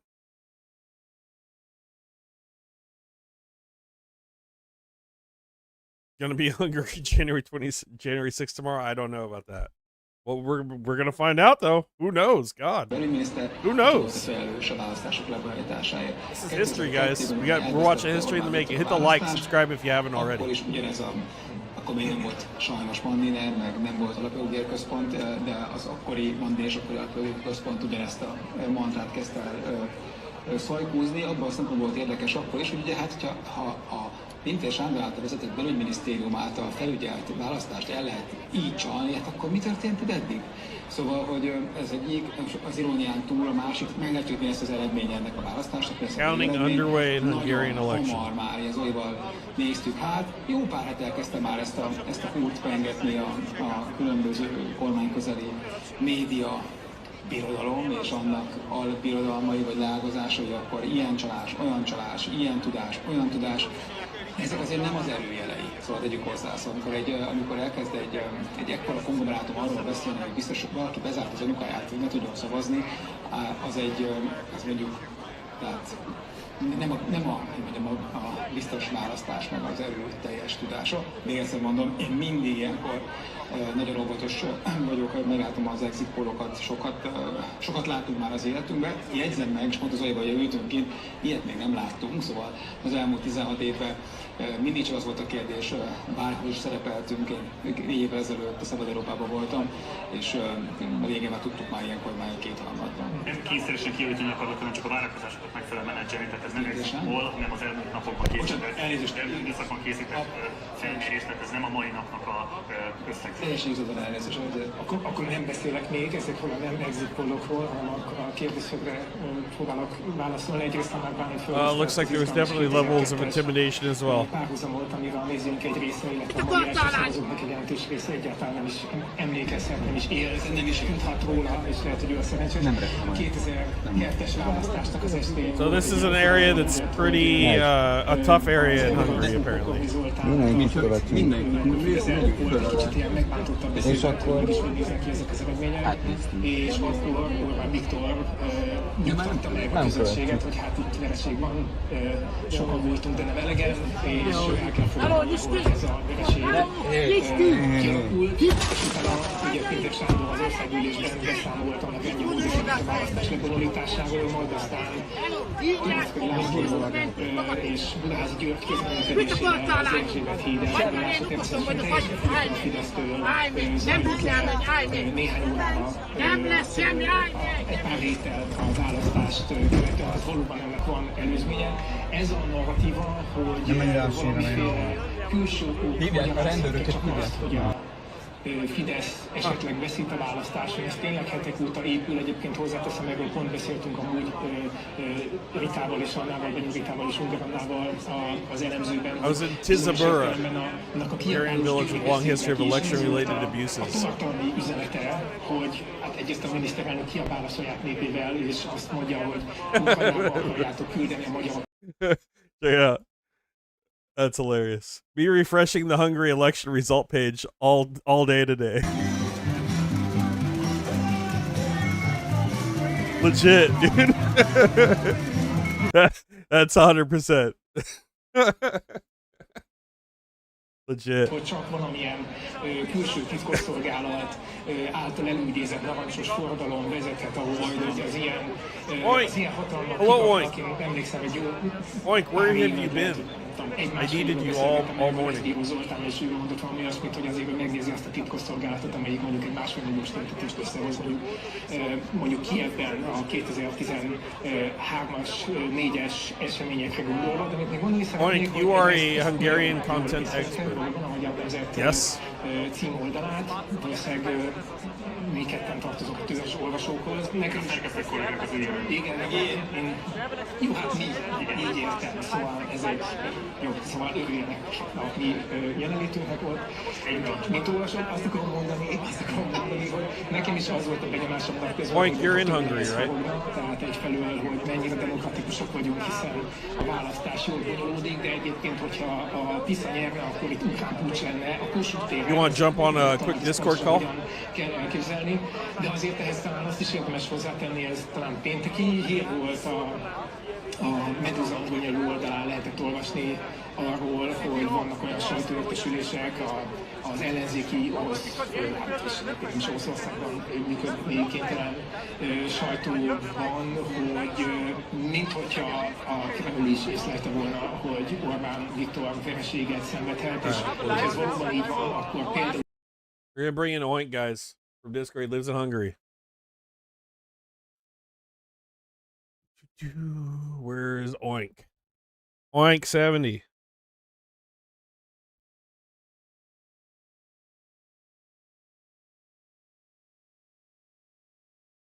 Calling Oink.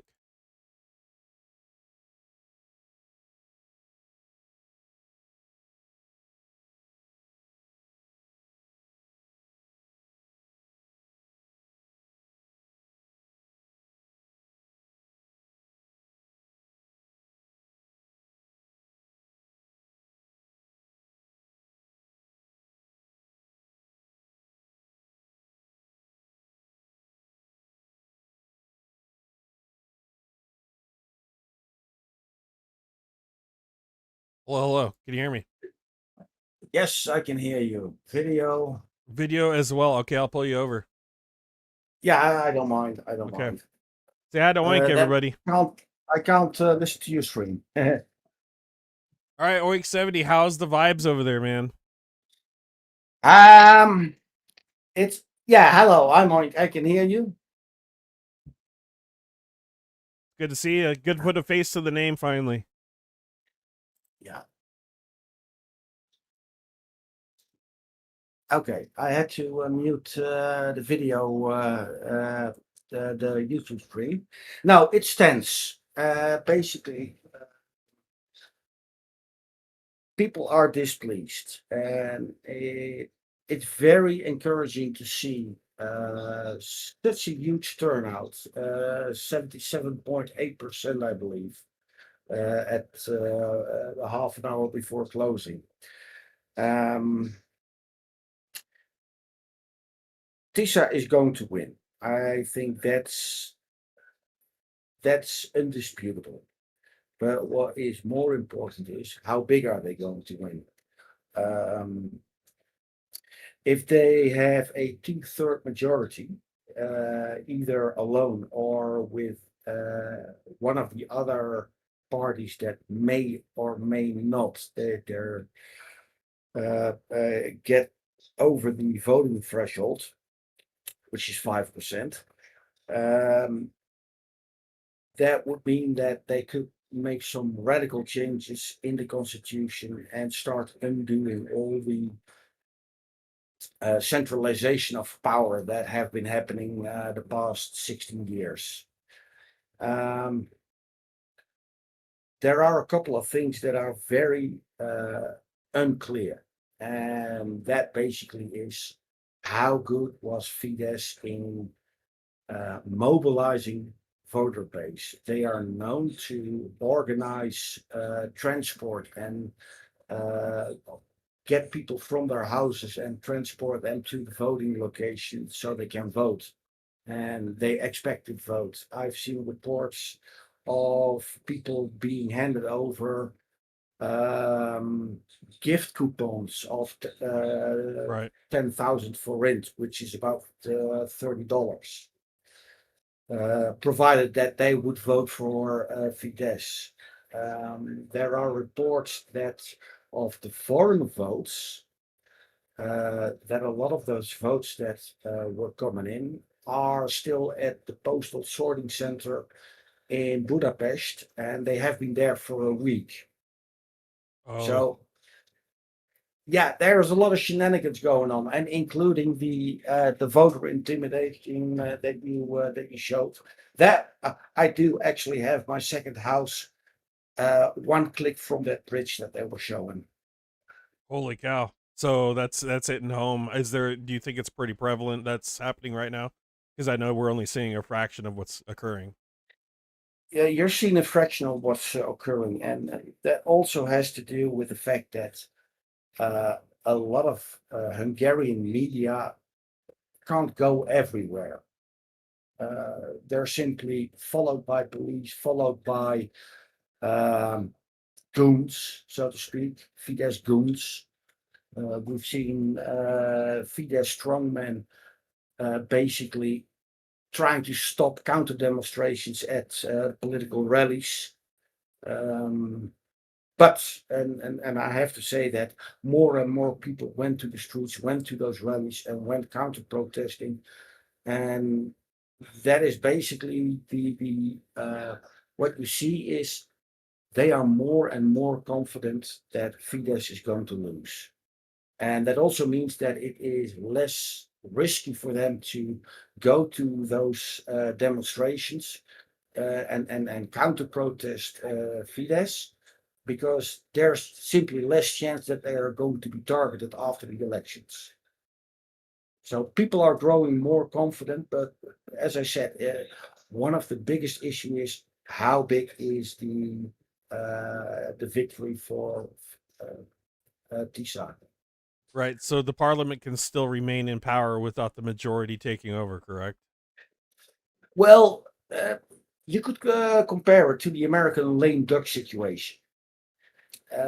If they don't have a 2/3 majority, either alone or in an alliance, there's some things they can do, but there's also some things they can't do, especially if Fidesz blocks everything that TISA wants to do. So, and that would mean that, yeah. Go ahead, continue. That would mean that the changes that the country needs most, the eradication of corruption, the making the judicial power independent again, freedom of the press, freedom of education, that's all under Fidesz control now, and that's one of the most important things. But that requires a majority vote in parliament, a supermajority vote in parliament. So do they have is there, well, I'm sure they don't now. I'm assuming they would need some sort of anti-corruption agency to start the investigations. Is that part of his plan? Because it sounds like he has to uproot the entire government system at this point because of the years of corruption and Russian influence. Yeah, officially, the Secret Service, which is officially translate to the State Protection Service, should be responsible for that. Although there are some changes needed there as well, simply because they report directly to the Prime Minister's cabinet. So that's currently to Orban and his cronies. Shit. They don't report to anyone else. So basically, what I see happening is that the Secret Service will, they will exist, but an anti-corruption agency, I imagine that would be a new body, completely new, completely independent. So then that's going to take 2/3 of the majority of parliament to vote on, I'd imagine, as well. Yeah. So yeah, probably they can get away with less, but then they have less powers. But it wouldn't be bad if a corruption agency would report to parliament and not to. That wouldn't be necessarily a bad thing, but the ideal thing is that they are completely independent. So there's a lot of corruption. There's a lot of corruption in the country. There is a lot of control. The entire election system needs to be reworked because everything is right now geared to benefit the biggest party. That's through years of gerrymandering, right? They've had time to set this up. Yeah, that's 16 years of gerrymandering. Jesus. Is there what was I? Is there? Are you familiar with the stipulation to where the smaller parties' votes go over into the head candidates voting?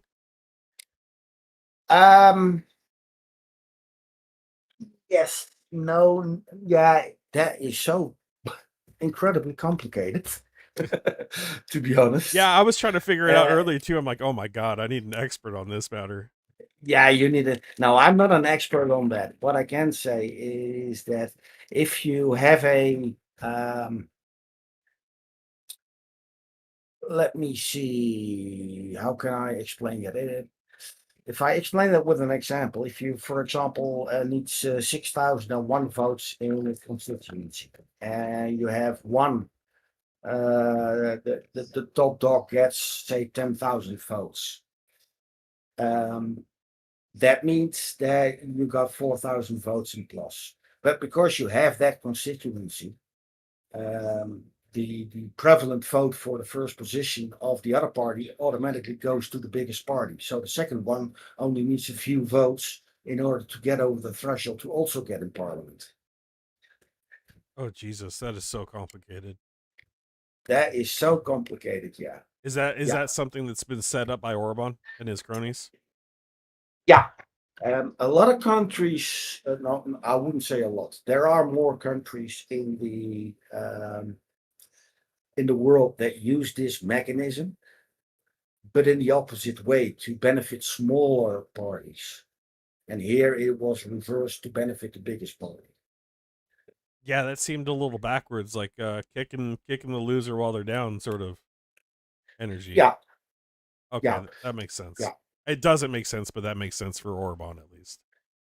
Yeah, it makes sense for Orban. And what he also did, he did actually the gerrymandering, the redrawing of district lines to get the most out of every constituency possible. So yeah, I'm going to say this, and some Americans will shoot me for this, but Americans, look at Russia and Hungary. If you don't change, that is your future. I know it. I know it too. I was talking to some of my Ukrainian friends about this, and just we were behind the scenes talking about it, and she's like, this is exactly how Russia started. And I said, I know it. I 100% agree with you. It's scary times over here too.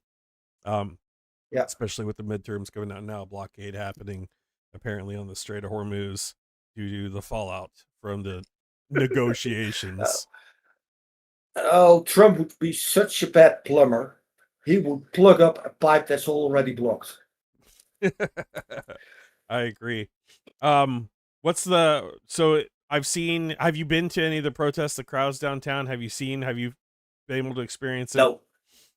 No, and that has two reasons. One, I'm a foreigner. I can't vote in these elections. I can vote in the local elections. I can vote in the European elections, not in the national elections. That I can do in my home country, in the Netherlands. And two, with all the shenanigans going on of allegations of foreign interference, it is in the country's best interest that I don't show my face at a rally. Because then they say, see, yeah, well, they get all the foreigners in. So that's my main reason to basically to sit it out. Got it. So you're here observing just like the rest of us, and that makes total sense. Total sense. Well, let's get into a little bit. I gotta know, how's the food?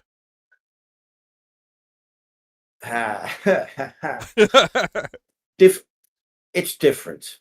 Hungary is the land of the paprika, the bell pepper. Right, Hungarian paprika. It's famous. I've got some in my cabinet. It's great. It's famous. It's great. Everything is laced with paprika. I can get it here all year round. All local food. In fact, all the food I eat is local food. I even went this far to step away from my preferred Coca-Cola and bought a local brand, which is actually not bad. But that has another reason, obviously. But the food is good. The food is a lot of pork, a lot of chicken. Beef is considered a luxury food. If you're ever in the neighborhood, just go to a market. They have the covered markets that we see them blown up in Ukraine once in a while, more than once in a while, unfortunately. And you'll have their salesmen of chimney cakes, and those are basically dough wrapped around a tube and basically roast over open fire. Oh my god! And then Oh, that's gorgeous. You got some kind of pancake. I can't even remember the name right now. I haven't had one in a while. With sour cream. Just a deep fried pancake. So it's all fluffy. And then with sour cream. Oh, like gorgeous. a crepe? And garlic, of course. So like a crepe? Thick. It's Thick. really Okay, thick. okay. It's like a very soft bread, but it's deep fried. Oh my God, that sounds decadent. It is good. And of course, you got the well-known goulash, which is called perkeld here. And goulash is actually a soup, not a beef stew.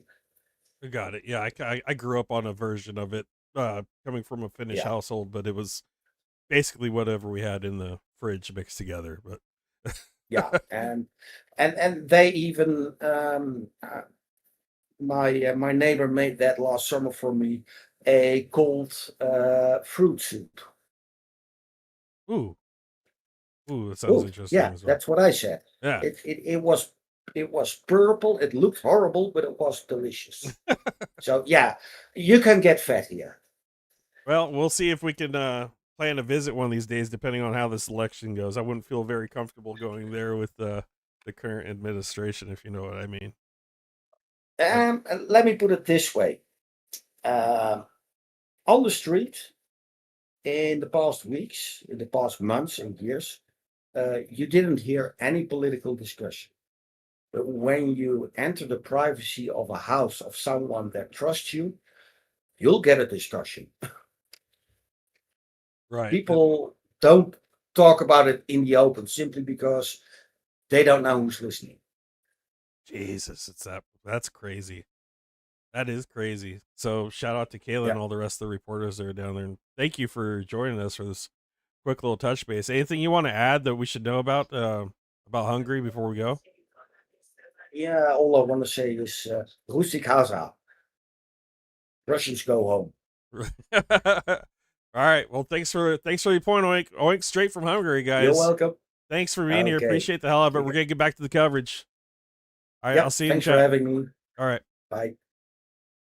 Too cool. All right, we got some frontline opinions there coming from Oink. Let's check in. I want to check in and see what's going on. Let's see if we got anything. The counting is underway. Let's check if there's any new polls. Hitting the refresh just like everybody else. Thanks for being on, Oink. That was awesome. Appreciate the hell out of it. All right, see what we got. Hungarian exit polls. Refresh button.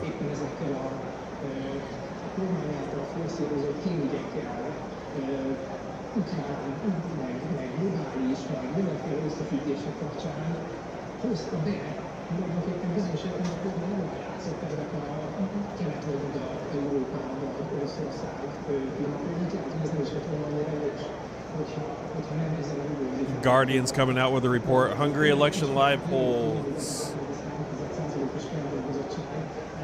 Close and tightly fought election after 16 years under Viktor Orban. Prime Minister has been trailing in the polls to Peter Magyar in race.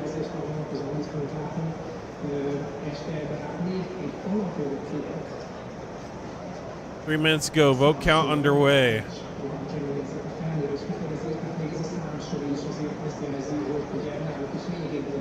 Good news is all this chaos is actually the actual vote count is now formally underway. So we're just waiting for the vote count, guys. We got sound change.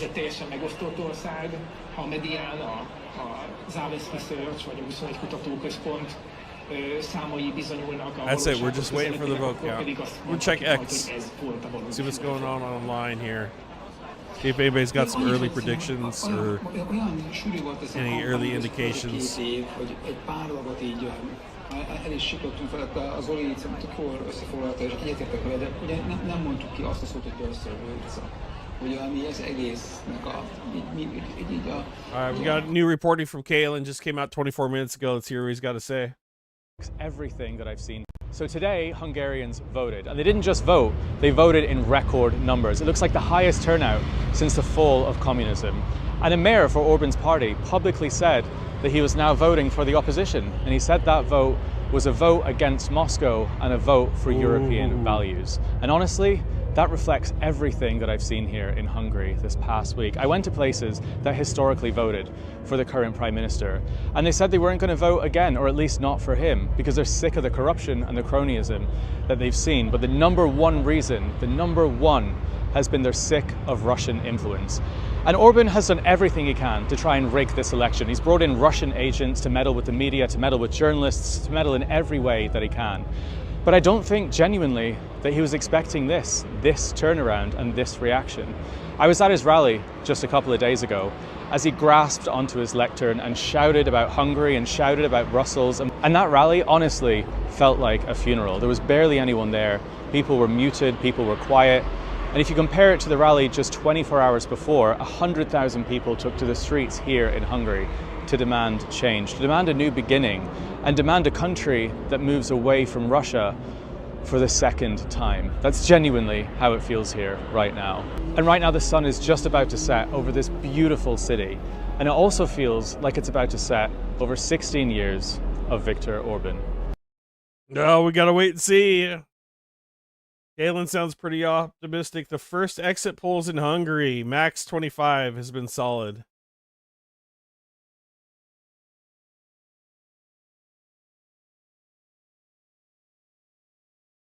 Tease apart. 47. So is that 2/3 majority? So Fidesz, so green is Tiza party. Fidesz is Orban party. Orange.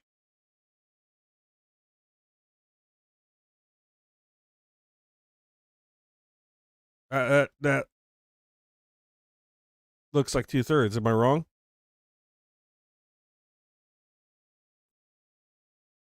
God damn it. What am I looking at?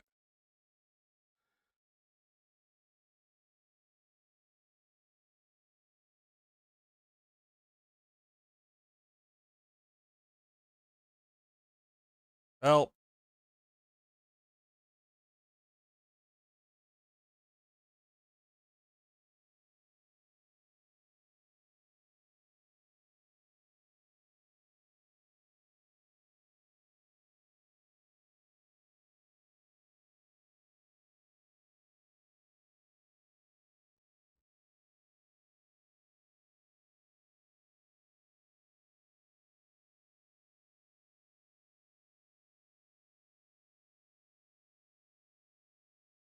Those party support trends 2024 to 2026 among voters. Percent of population. The main lines are green, Tiza part, orange, Fidesz, blue, other parties, gray, undecided, no party. Key takeaways: Tiza part is rising sharply, reaching around the mid to high 40% range by 2026. Fidesz is relatively stable.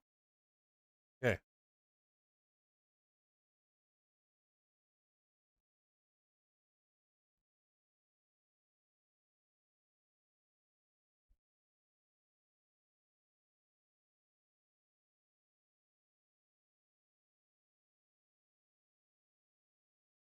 This is from a Telegram channel. Son of a bitch.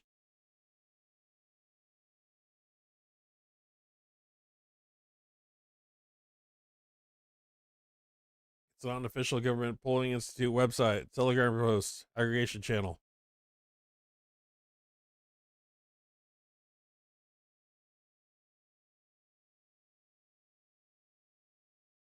Tracking.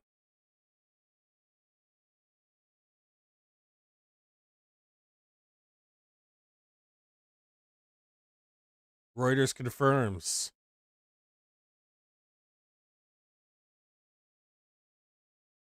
Tracking.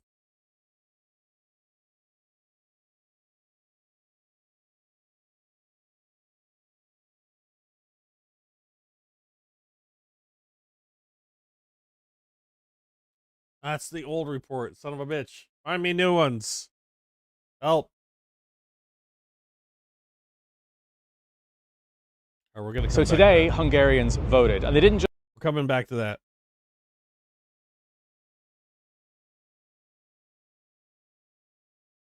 I'm scrolling through X on live. I have to move that over. Sometimes some weird shit pops up. We're gonna stay PG-13 today. My Russophobia is stored on my other monitor.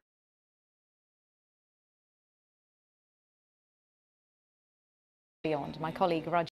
Communism used to be called here in Hungary, also an experiment. In 1989, people wanted to call an end to that experiment. So the question tonight is, so 67%. The next couple of hours, we'll find out whether the Hungarian people have tried to end Viktor Orban's experiment with them and return 67%. to a more centrist policy, centre-right policy, which Peter Magyar represents, and also a Hungary. So they were no old longer polls. as a Those are black stats from old of the polls. European Union, That's which not, is what it's been under. Viktor Orban, an ally of Russia. Some called it a Trojan horse of Russia inside the EU, inside NATO. So a defeat for Mr. Orban would be a return, for many people in this country, want a return to normality, to a calm country, not constantly at war with other people, not constantly quarrelling. Okay, Nick Thorpe, thank you very much for the moment. Of course, Nick has covered countless elections here in Hungary. He'll be with us later in the evening as well. But as you can hear, the mood really is building up here. We don't really have any results of note to bring to you at the moment, but certainly from what we have heard from the leader of TISA, Peter Magyar, the opposition leader, the challenger to Prime Minister Orban, a cautious national processing progress 6.56%. Rajini, thank you. We shall see as the hours roll on, and of course we will bring you any more details on what the outcome might be as we get them. God, this is so tense. I can't.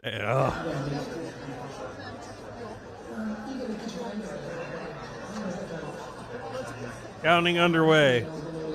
Number of parliamentary seats is 199. So that was greatly reduced by Orban and some of his bullshit he was doing. I think it was in the 300s, if I'm correct. At one point. 300 parliament seats. 370 or something like that. At one point. That changed.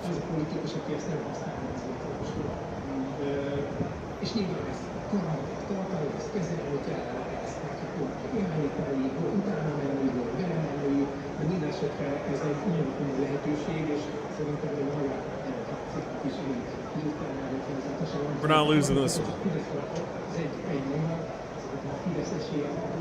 I just accepted the cookies. I'm scared.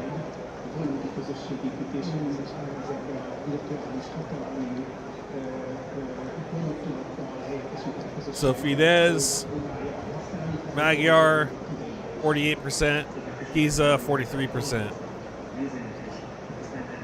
Showing a slight lead. Results of the list voting. Number of lists, 93. Who are these guys are? I don't know.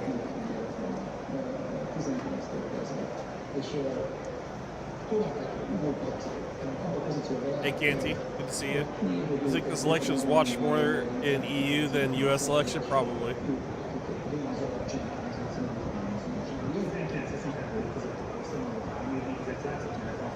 Processing 2.86%. God, results of the list voting. Okay. Still early, guys.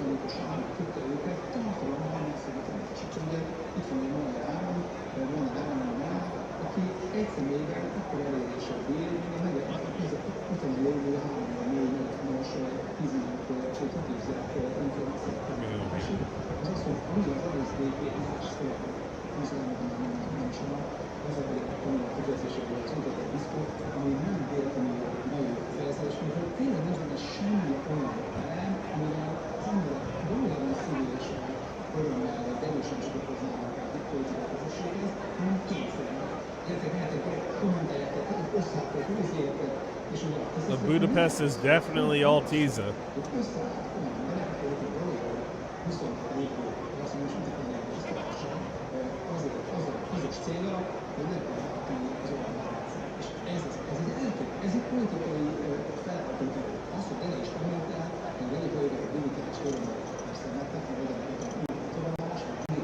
Wait a second. Are these all Tiza constituents? Yeah.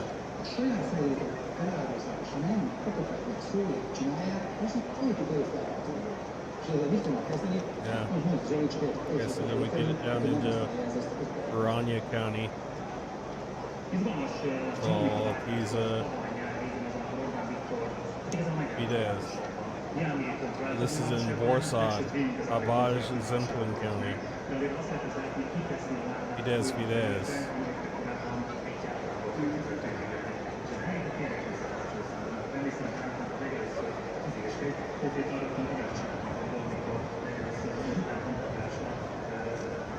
Refresh.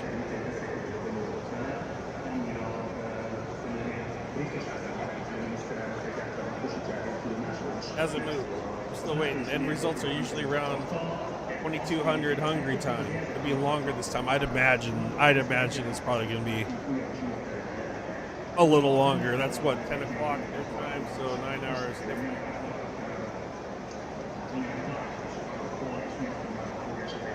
So like an hour and a half away.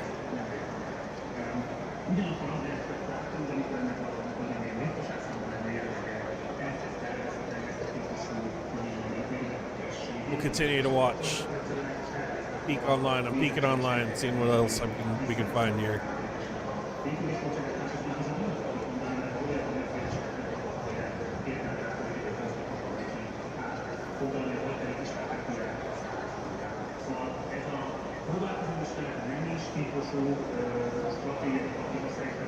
$2,200 hunger time. Is that the second breakfast or third breakfast?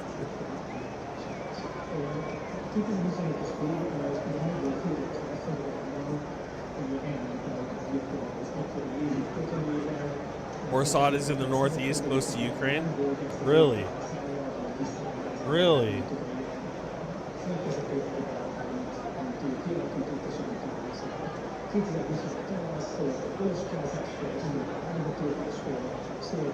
You got a bunch of Fidesz plants there, huh? That's interesting.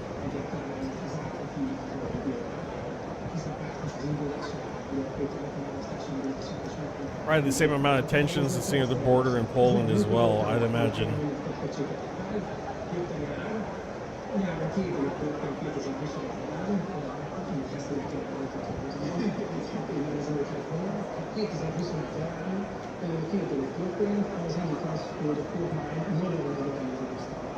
Hey Nick, good to see you. Checking in on the election here in Hungary, covering it.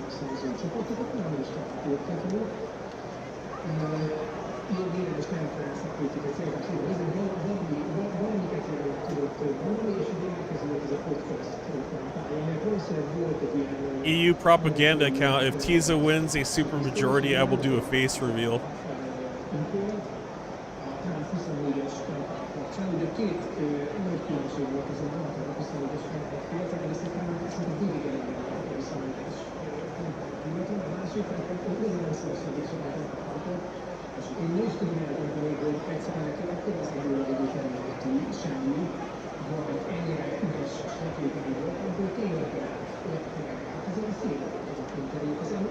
Little video here, people rallying.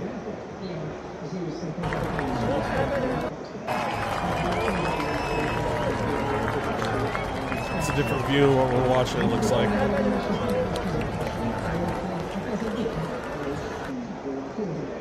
Short little clip there. Yeah, this one is important. I've been waiting for this. It's like I said, this is kind of a mirror into what we can expect closer to the midterms in our country too, I'd imagine. Hopefully without all the FSB agents roaming the streets. But just the amount of 16 years of gerrymandering and the amount of corruption, I mean, God. Let's see if they can get rid of the toad finally.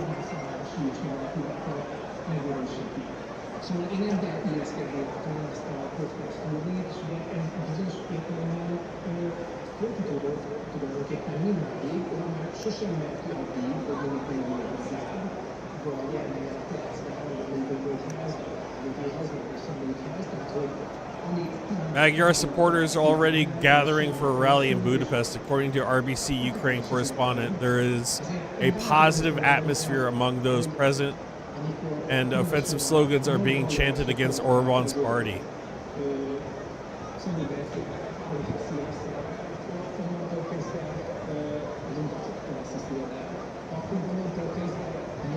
Key points from Magyar's speech: thousands of cases of voter fraud, from small to large in scale, have been reported and documented. Orban may facilitate armed attacks in an attempt to cling to power. This shit is not over.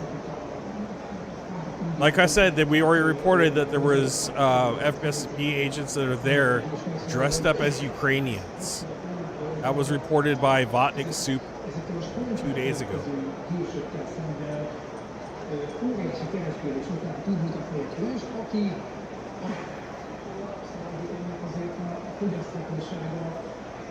Igazából egy 40 éves politikai pályafutásnak ezen a szakaszán talán nem is annyira egyetlen ugyanolyan, és még egyszer mondom, ez attól is így van, ha az alapból két központ, vagy egyszerűen döntetlen, vagy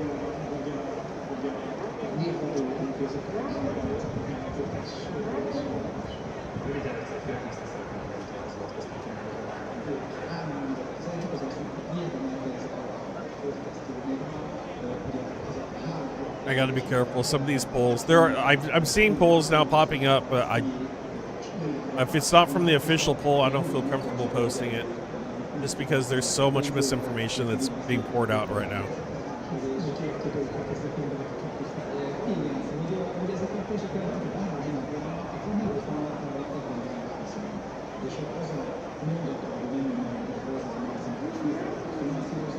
Yeah, we're going to ignore that. We've got the one we need.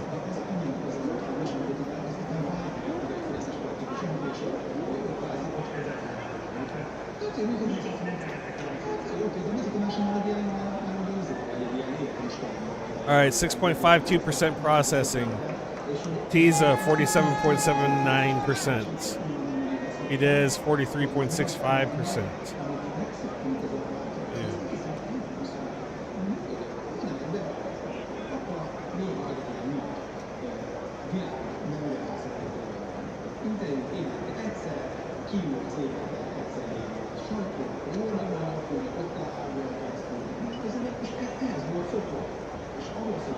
If Orban pulls this off, the lawsuits are going to fly. Either way, lawsuits are going to fly. Lawyers are going to lawyer up right after the results, either way.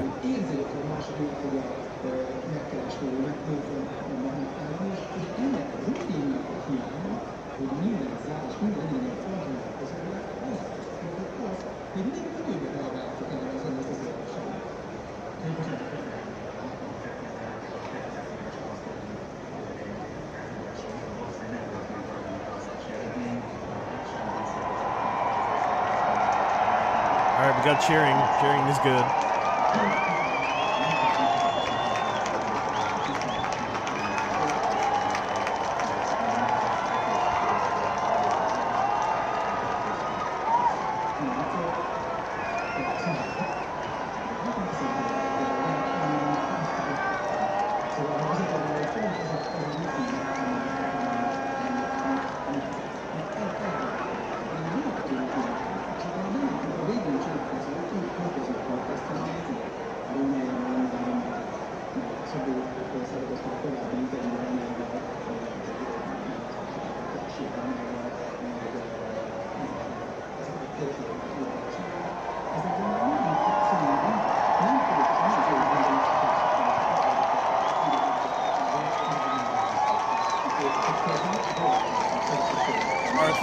Worse than that, talking to a Hungarian Budapest rally, they said they are ready for a revolution. The police and military are on side.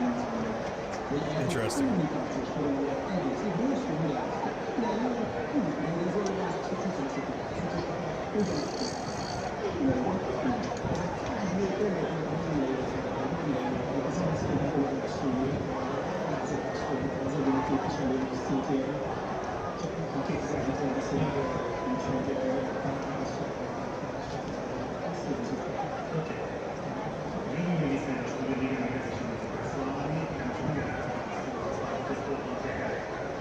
A lot of people are saying Tisa's going to win.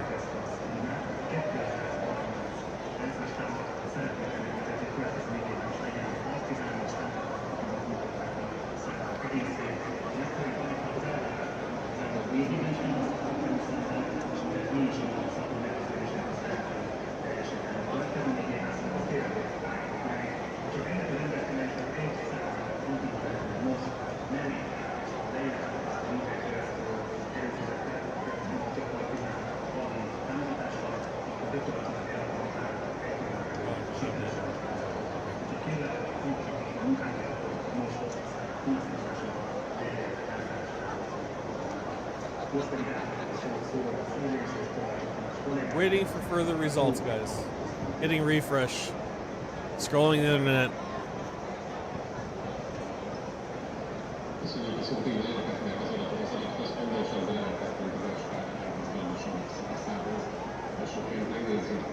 Hit the like on the way in if you guys are just showing up, please. Appreciate it. Covering the Hungarian presidential election right now.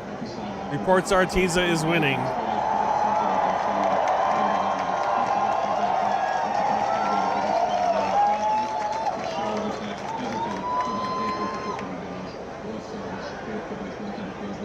Gatherings in Budapest.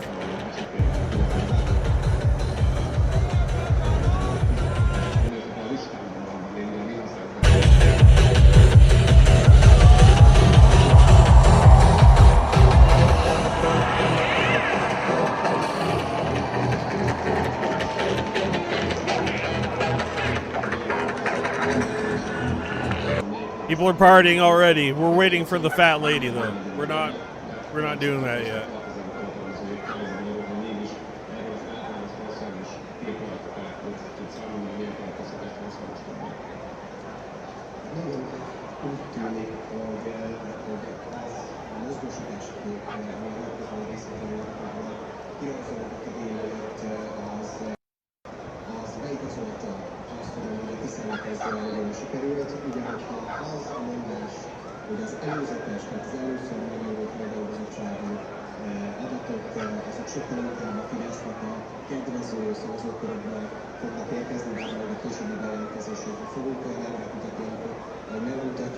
I feel extremely humbled to be watching this. People of Earth have more than a spark of decency and empathy. Big salute to Hungarians and to Renegade Chungus for hosting this event in magnificent. Yes, absolutely.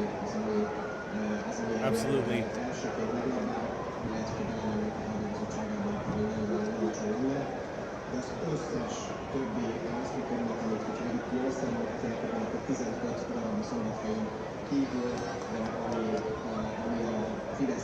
Hey, David. Techno on the streets in Europe is an ominous sign.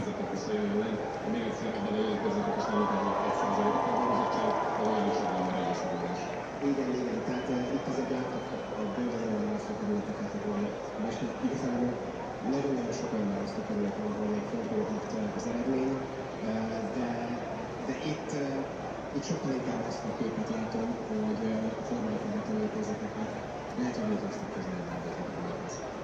Nézzük meg akkor néhány konkrét választókerületet. Olyanokat válogatom most osztály, a társadalmi is kiemelve ezen az országos kertéken, ahol már viszonylag magasabb feldolgozottsággal találkozhatunk. Elsőként, hogy mindig az akkor hasonlóan látni, van egy ember egyes 9%-ig feldolgozottsága másfél kettes körzetben, itt éppen Fideszes elmutatok, hogy egy 7%-kal a befogadó viszonylag pedig 44% alatt. Valóban viszont ez egy rendkívül masszonság ahhoz képest, hogy átvétel bőven 60%. Waiting for a pre-election poll. There's no exit polls in Hungary. Anything you read labeled as an exit poll is incorrect. It is actually pre-election.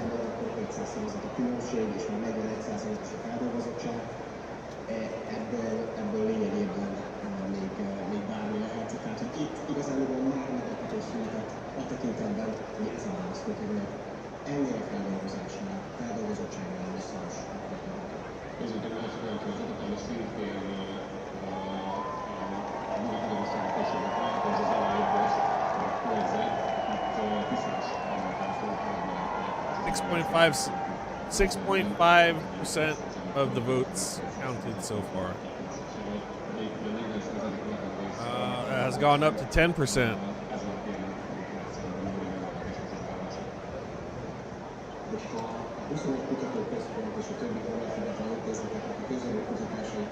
Okay, still showing Tiza in the lead, 49.43%, 165,000 votes.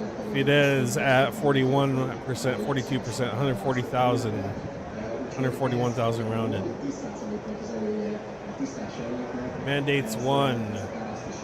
Tiza 128. Fidesz 62. National processing 21.54%. 10% of the way there.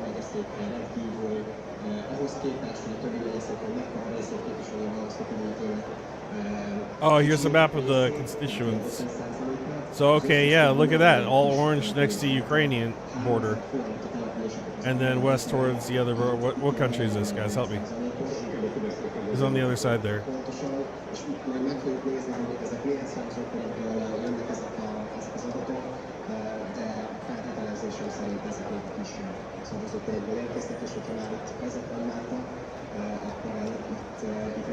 Very interesting.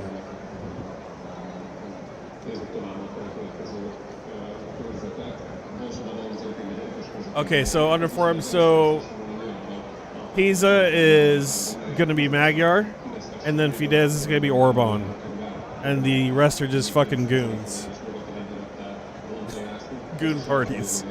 So Tiza blue is what we're looking for. We're looking for blue. Orange is going to be Orban. Austria, okay. So there's a high support for Fidesz towards the Austrian border. Looks like a lot of the border towns. Probably where the propagandas hit the hardest, I'd imagine. Also probably crossing points for FSB. Oh, they just fly in, never mind.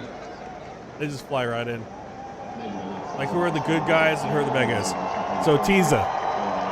We're going for Tiza. Tiza is going to be Magyar, and we're trying to get rid of the Russian puppet Orban, who's orange, the Fidesz party. So right now, all indications are showing that Tiza is in the lead. However, there are mass reports of corruption already, which we have shown on stream. A lot have been documented to the point of them handing out gift cards for support of Fidesz, the people. So far, we have 77.8% voter turnout in the nation. That's roughly 5.8 million out of 7.5 million. Huge numbers. Huge turnout.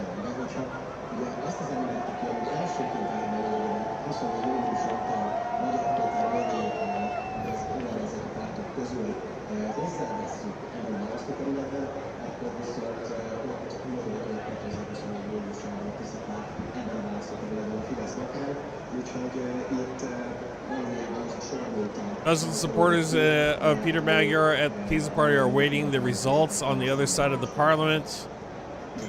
Here they're whistling at an Orban cabinet official who is already talking about fraud. Well, they're already pulling the fraud card.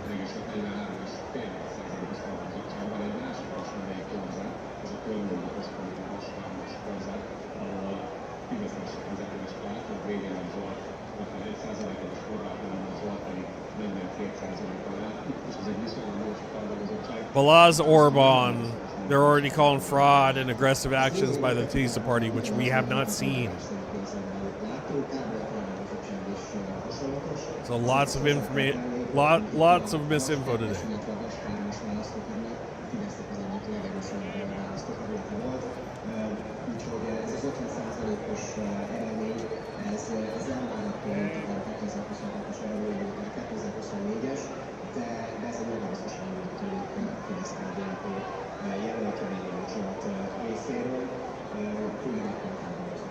Magyar needs a supermajority of 133 seats in a 199-seat parliament to be able to affect any kind of change and remove Orban's control over the government filled with the sycophants. So we're looking for 133 seats is what we're looking for.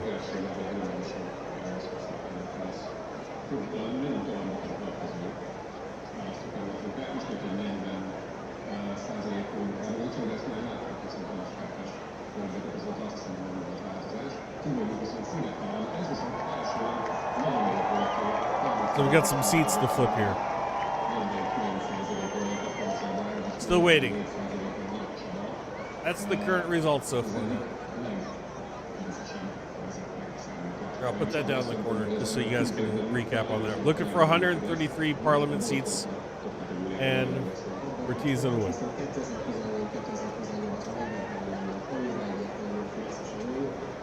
We're back here to pull one out here.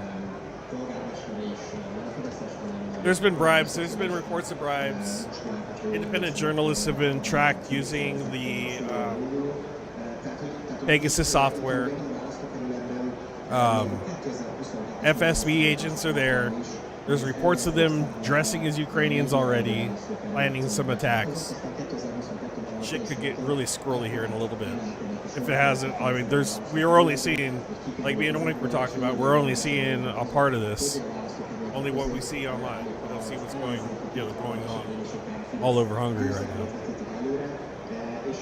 Also, the counters. Have the counters been bought? There's a lot of ifs, ands, or buts.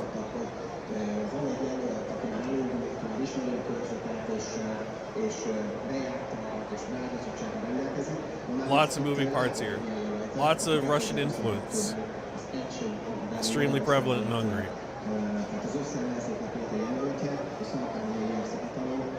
If we know anything about Russian influence, it is effective. It is extremely effective.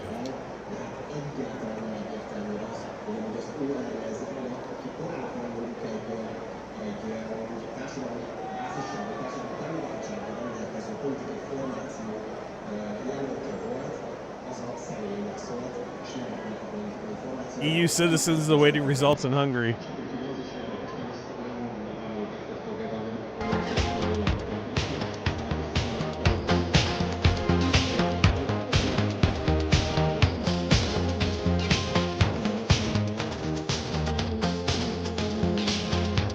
That's great. Oh my god.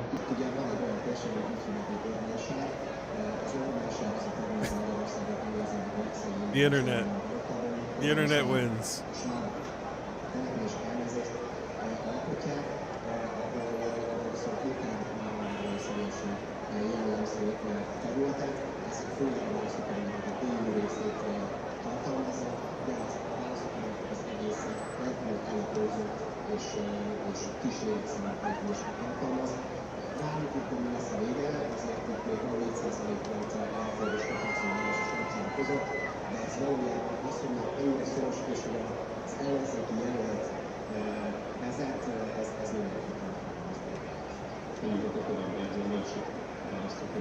Yeah, it's about to be 9 o'clock over there. 15 minutes till 9 o'clock. Yeah.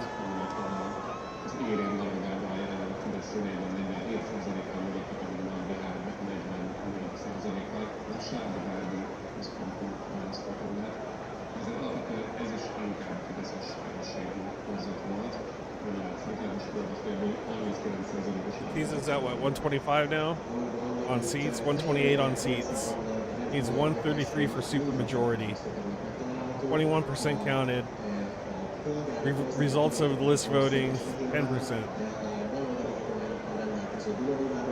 Dude, Orban, the Fidesz party still got huge numbers, guys. This isn't over.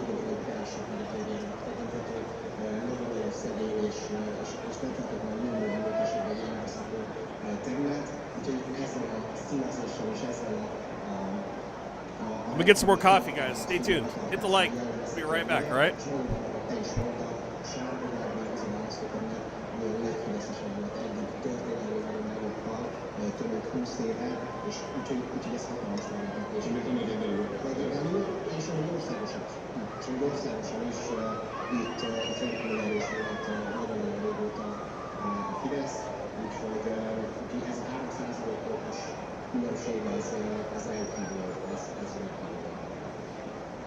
menjünk egy következő részeredményre. Így van, a Somod 2-es választókerületet fogjuk most meg. Az 39 és 9%-ban hasonló támogatásokat az előbb láttunk, és itt is egy nagyon szoros állás. Itt 100 szavazat körül a különbség hiányzik. A vezetővezetőt azt felszabadítani, hogy csak a kiszállított a második helyen. A Somod 2-es körzet, ez egy lyuknak találkozás, ugye itt ez egy Barcs központú választókerület. Ugye fontos kiemelni, hogy itt is elindult egy olyan képviselőjelölt, aki korábban amúgy az ellenzék, az összellenzék színében indult, Hungarian Balázs, aki most jobbik és két millió harmadik helyre harmadik helyen van, és 4,9%-os szavazataránnyal, de valóban 2022-ben amúgy csúfos vereséget szenvedett az ellenzék, de Hungarian Balázs ahhoz képest, hogy milyen társadalmi profilja van ugye ennek a választókerületnek, ami nagyon-nagyon hasonlatos a mellette lévő szomszédságban lévő szigetvári választókerülethez, ahhoz képest, hogy Hungarian Balázs egy nagyon-nagyon jó eredményt ért el, és ugye látszik is, hogy a személye ugye lényegében országos támogatottsággal nem rendelkező jobbik színeiben még mindig 68%-os teljesítménnyel, de viszont... Alright, we got coffee and leftover dessert. Got some ice cream. Illetve a tisztás jelölt között. That's my breakfast. Csak ismételni magam folyamatosan, hogy itt lényegében olyan választókerületek dőlhetnek egyik vagy másik irányba, amelyeket You sound amazing. I have ice cream. még egy tisztás kétharmad esetén is. We're doing ice cream. Ez már világ, de ez is... Guys, also, if you haven't, I got a small fundraiser. Small fundraiser I'm doing real quick just to get Rowan, the Ukrainian soldier, we've been helping, a few extra bucks. I've got it on my PayPal. It'll just be easier for me to send that way. But he's in and out of the hospital now. He got discharged.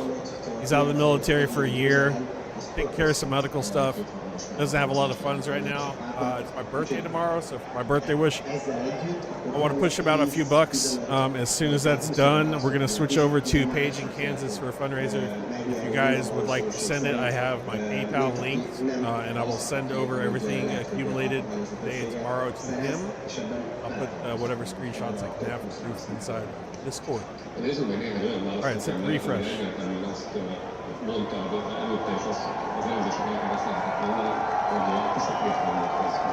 132 right now, so showing one away from the supermajority, 133.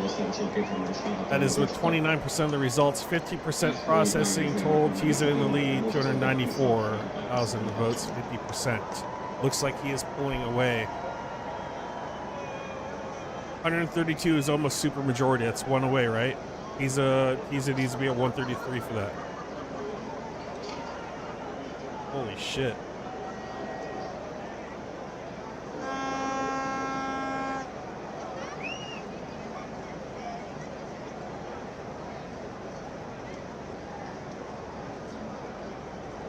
Oh yeah, I needed an ice cream.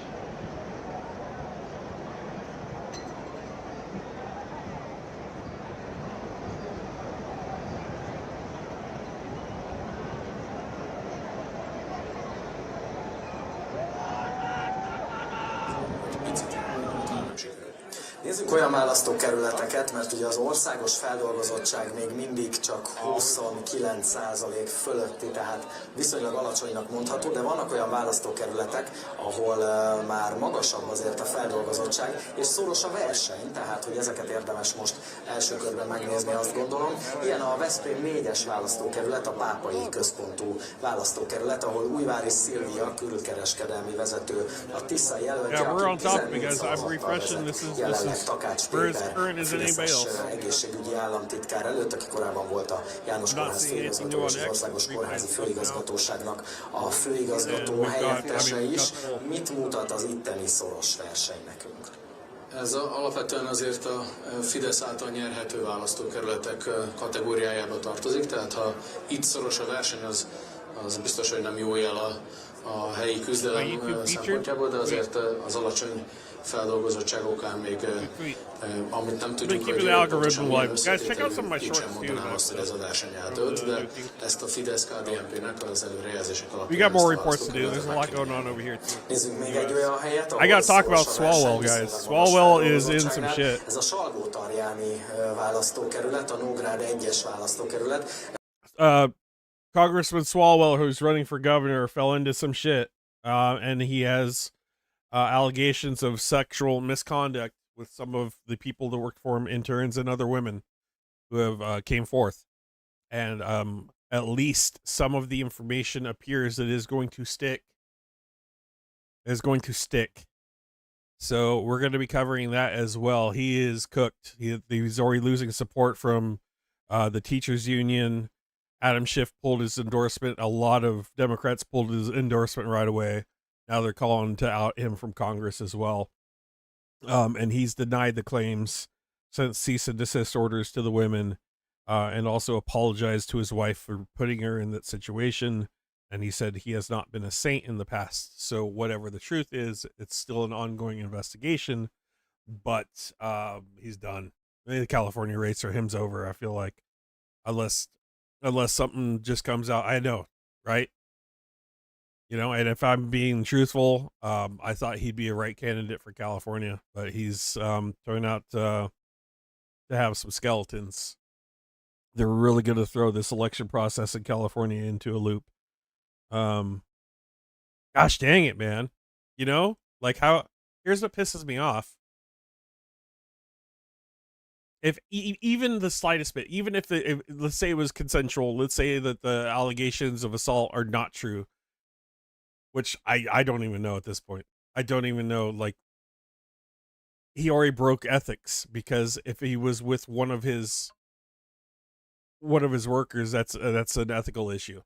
So he's already screwed there. He's already broken the rules.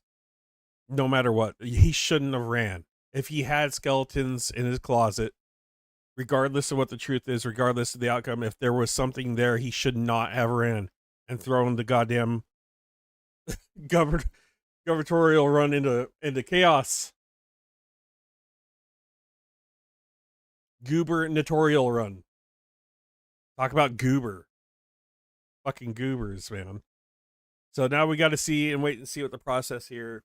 He went and said he's going to hang out with his wife for a few days, so I don't know. They're probably going to announce here that he's probably going to step down. The amount of pressure he's getting from the whole party is pretty clear. He doesn't really, the only thing he says, the allegations are not true. I don't want to speculate. I don't. But I am super fucking disappointed. Super disappointed. This is the guy who was 2 feet away from me at the No Kings 2.0 rally. Right? So I'm super disappointed. I had front row coverage of him during the interview process, and yeah. And now the yuck. The yuck is coming out. It's just it's a good reminder that you can't put any of these men on or women on pedestals. Right? No matter what political party. So, why are the Democrats the only one that have ramifications to their actions? He would be given a cabinet position for Trump. It is not fair. And that is super annoying as well. It's not fair that Republicans can have their own weird island and no one gets prosecuted. But then as soon as dirt comes out on a Democratic member, they're outed immediately. I mean, that part, it should be both ways. If you're fucking around and you break the rules, you're out. Needs to be that way on both sides of the government, but it's not. And kudos for the Democrats for holding their own accountable if it turns out to be true. But that should be the standard on both sides. And if one side sets the standard and holds to their moral values, then so be it. Sometimes doing the right thing isn't the popular thing, you know? But it is what it is. Egyik az, hogy töredékét költöttük annak, mint amit az ellenfelünk. A másik pedig az, hogy a valódi érték az nem pénzügyi volt, hanem azoknak az embereknek, annak az 50 000 embernek a munkaórája, amit önkéntesként tett bele, hogyha ezt munkaórába kellene számolni, akkor az egy megfizethetetlen összeg lenne. A szívüket és a lelküket beletéve ezeknek az embereknek, akiket újra köszönöm. Anna, parancsolj!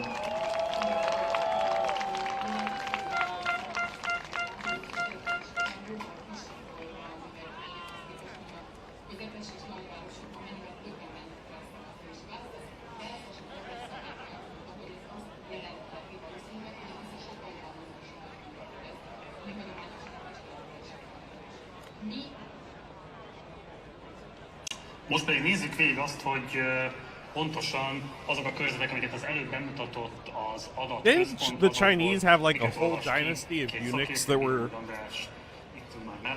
in control of the government? Szóval kérlek, hogy kezdjük azzal, amiket a leginkább... Is that the solution, like to people who govern us and just make sure they're eunuchs, they're in power, so we don't have to worry about those scandals? Én azt tudom mondani, hogy congratulations, you won. Mert azt látjuk, hogy tulajdonképpen olyan helyeken vezet jelenleg, ugye még nincs magas feldolgozottság, hanem relatív alacsony feldolgozottság van, olyan helyeken vezet a Tisza, amelyek olyan inkumbens fideszes jelöltek, vagyis régóta hatalmon lévő fideszes jelöltek vannak, akik adott esetben 2-3 év ciklus óta annak a körzetnek a vezetői. Én ezt mindenképpen egy óriási meglepetésnek tartom a Tisza szempontjából, és negatív meglepetésnek tartom a Fidesz szempontjából, mert ez azt jelenti, hogy nem tudták megfelelő módon a saját szavazóikat mozgósítani. Az, amiről az első beszélgetés során szó esett, hogy vajon milyen lesz a mozgósítás, ha ezek az adatok fognak majd a végeredmények lenni, és ezért nagyon óvatosan kell még kezelnünk, hiszen még nem tartunk ott, akkor ezek tényleg óriási meglepetések, áttörésszerű meglepetés van kibontakozóval a szemünk előtt. De van esetleg indikátorkörzet már most szerintem, András? Szerintem nagyon egyértelműen látszik, hogy azok alapján, amiket Kovácsik Tamás és Szőlőt Szila is bemutattak, itt az egyetlen kérdés valóban csak a kétharmad. Ezt az alapján merem mondani, hogy olyan körzetekben van most szoros verseny, amelyek a Fidesz 15 legjobb körzetének egyikei. Mondok egy ilyen példát, Sárvár körzete, Vas 2-es, adataim szerint ez a Tisza számára csak a 91. legjobb körzet a 106. A Sárvári körzetben éles verseny van jelenleg a Fidesz és a Tisza között, tehát még egyszer mondom, csak ez a Fidesznek a 15 legjobb körzetének az egyike. Viszont Szigetváron, ami szintén a 15 legjobb körzet egyike, a Fidesz számára, ott a Tisza vezetett ebben a... Mondanék egy olyat, ami szintén azt támasztja alá, hogy itt valójában a Tisza a Fidesz legerősebb körzeteit is ostromolja, és ez pedig Zalaegerszeg körzete. Zalaegerszeg körzetében a Tisza vezet. Ugyanakkor ez Tiszának 81. célpontja 162 seats as opposed to 59. 133 needed for supermajority. Hogy elég jó feldolgozottsági szintnél is több pontos előnye volt. I know there's a stipulation too I was talking about. I couldn't figure it out. I need an expert on that. Where the Mihazonk seats are going to roll over into one of the two parliamentaries. And it's for the one who has the higher voting. I don't know how that works. But there is a stipulation that says something to that measure will happen. I believe this third party will roll over into the two other parliamentary parties, with the majority going to the higher seats. I'm not sure if that's going to have an effect. And are these guys Russian actors? Or like a Green Party was? Bács-Kiskun vármegye 4-es számú egyéni választókerületéről Kiskunfélegyházan körzettel. Jelen állás szerint a feldolgozottság közel 50%-os, tehát ilyenkor már nagyon nagy meglepetések nem szoktak születni. Dr. Kovács Gyula Tisza képviselője 50,51%-on áll, és Lezsák Sándor parlament alelnöke, örökös képviselő, a körzetnek a legfontosabb ura 41,08%-kal rendelkezik, és hát ez egy egészen elképesztő eredmény, de mondok egy másikat. Ez Bács-Kiskun megye 3-as, ahol Font Sándor több ciklus óta képviselő, Font Turknak 40,67, Judák Zsolt. Still waiting for additional results, guys. It looks like we are on top of it, though. De nem hiszem, hogy az országban olyan nagyon sokan ismernék. 50,7%-kal rendelkezett Bács-Kiskun megyére, amit az egyik legfideszesebb megyének tekintünk. The Republicans would have a lead on the UNIC government because they already have no balls. 20-30% pontos veszteségeket halmoz fel a Fidesz. A Tisza vezet például a Baranya 4-es választókerületben, a Fidesz 4 éve 61-29. Opinion.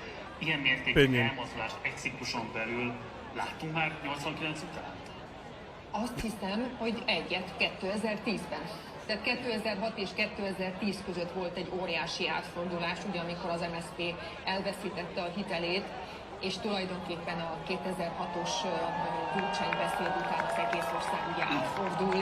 Aztán utána jön a 2006-os önkormányzati választás, majd ugye a szociális népszavazás és az EP választás. Akkor a 2010-es választások során láttuk azt, hogy ennyire átforduljon az ország. Hát ezt nyugodtan mondhatjuk, hogy egy úgynevezett politikatudományi értelemben vett kritikus választásnak vagyunk a szemtanúi. So apparently there's a boat that went by with the Tiza sign on it. It's triggering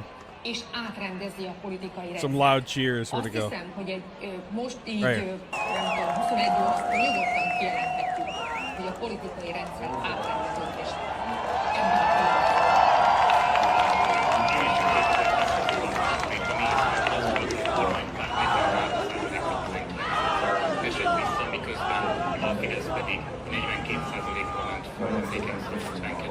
Környékére, az a swing, a látlendülés összességében szintén 30 pont körüli.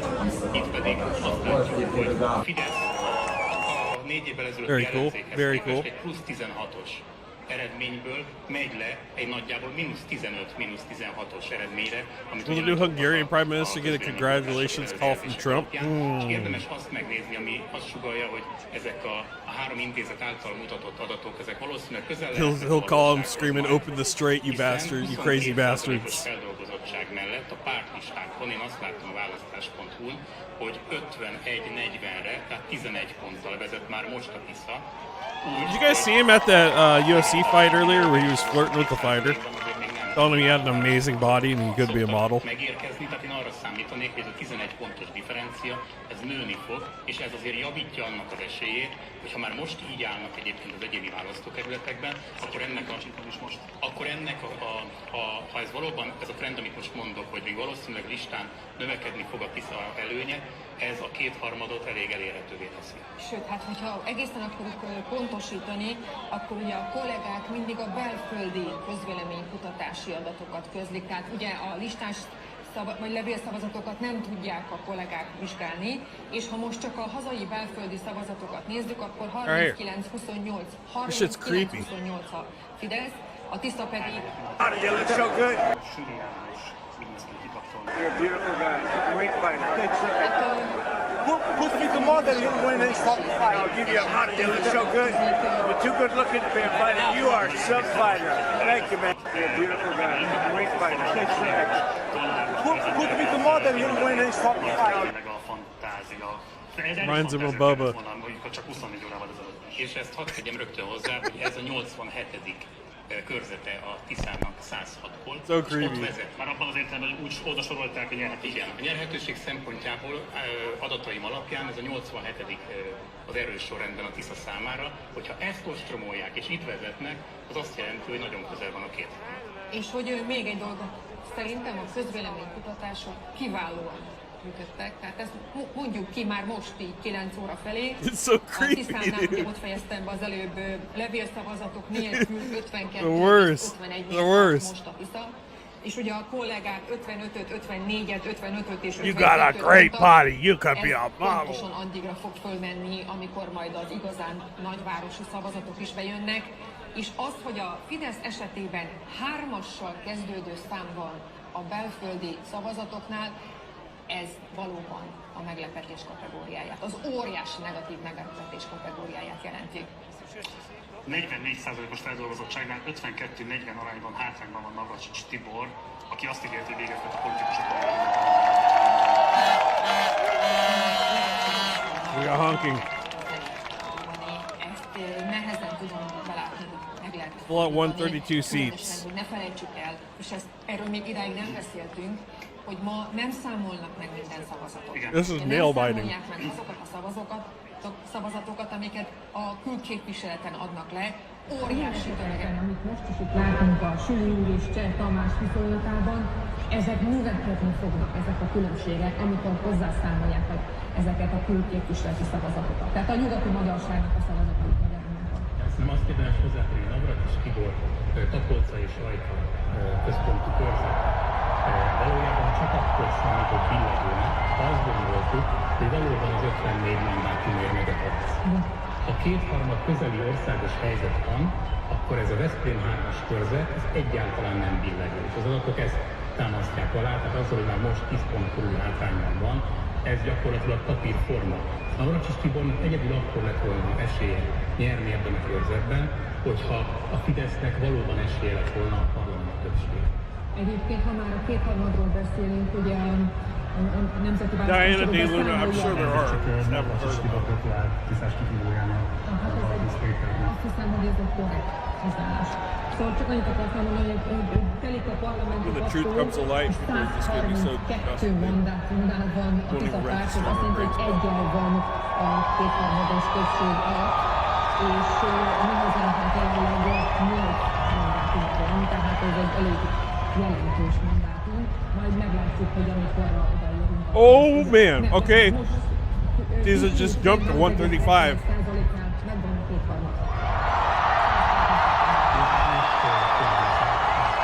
Crowd's going crazy, guys. This has jumped to 135 seats. 45% counted. That's a super majority. Dude. All right, I got goosebumps. Where's Orban? Where's the Toad? I haven't heard from him.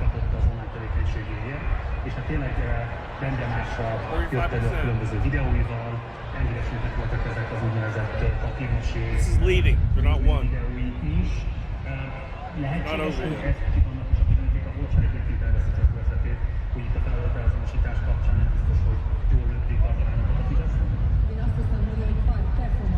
Turnout was 5 point something million. 74%, 74.8% of the population of voters. I believe was the number. It was huge. It was a record-breaking turnout. Record-breaking.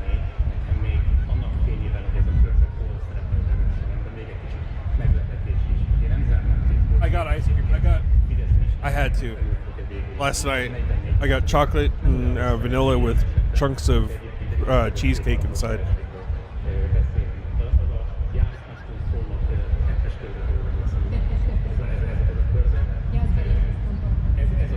But it was so large, it turned out to be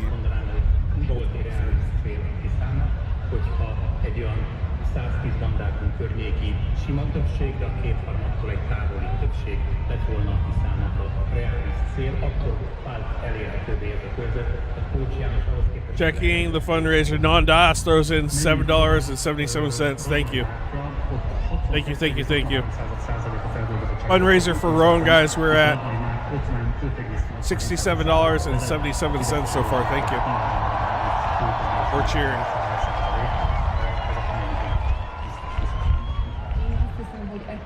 Különbséget már ilyenkor nem lehet behozni, tehát én úgy gondolom, hogy annál már nyugodtan mondhatja azt, hogy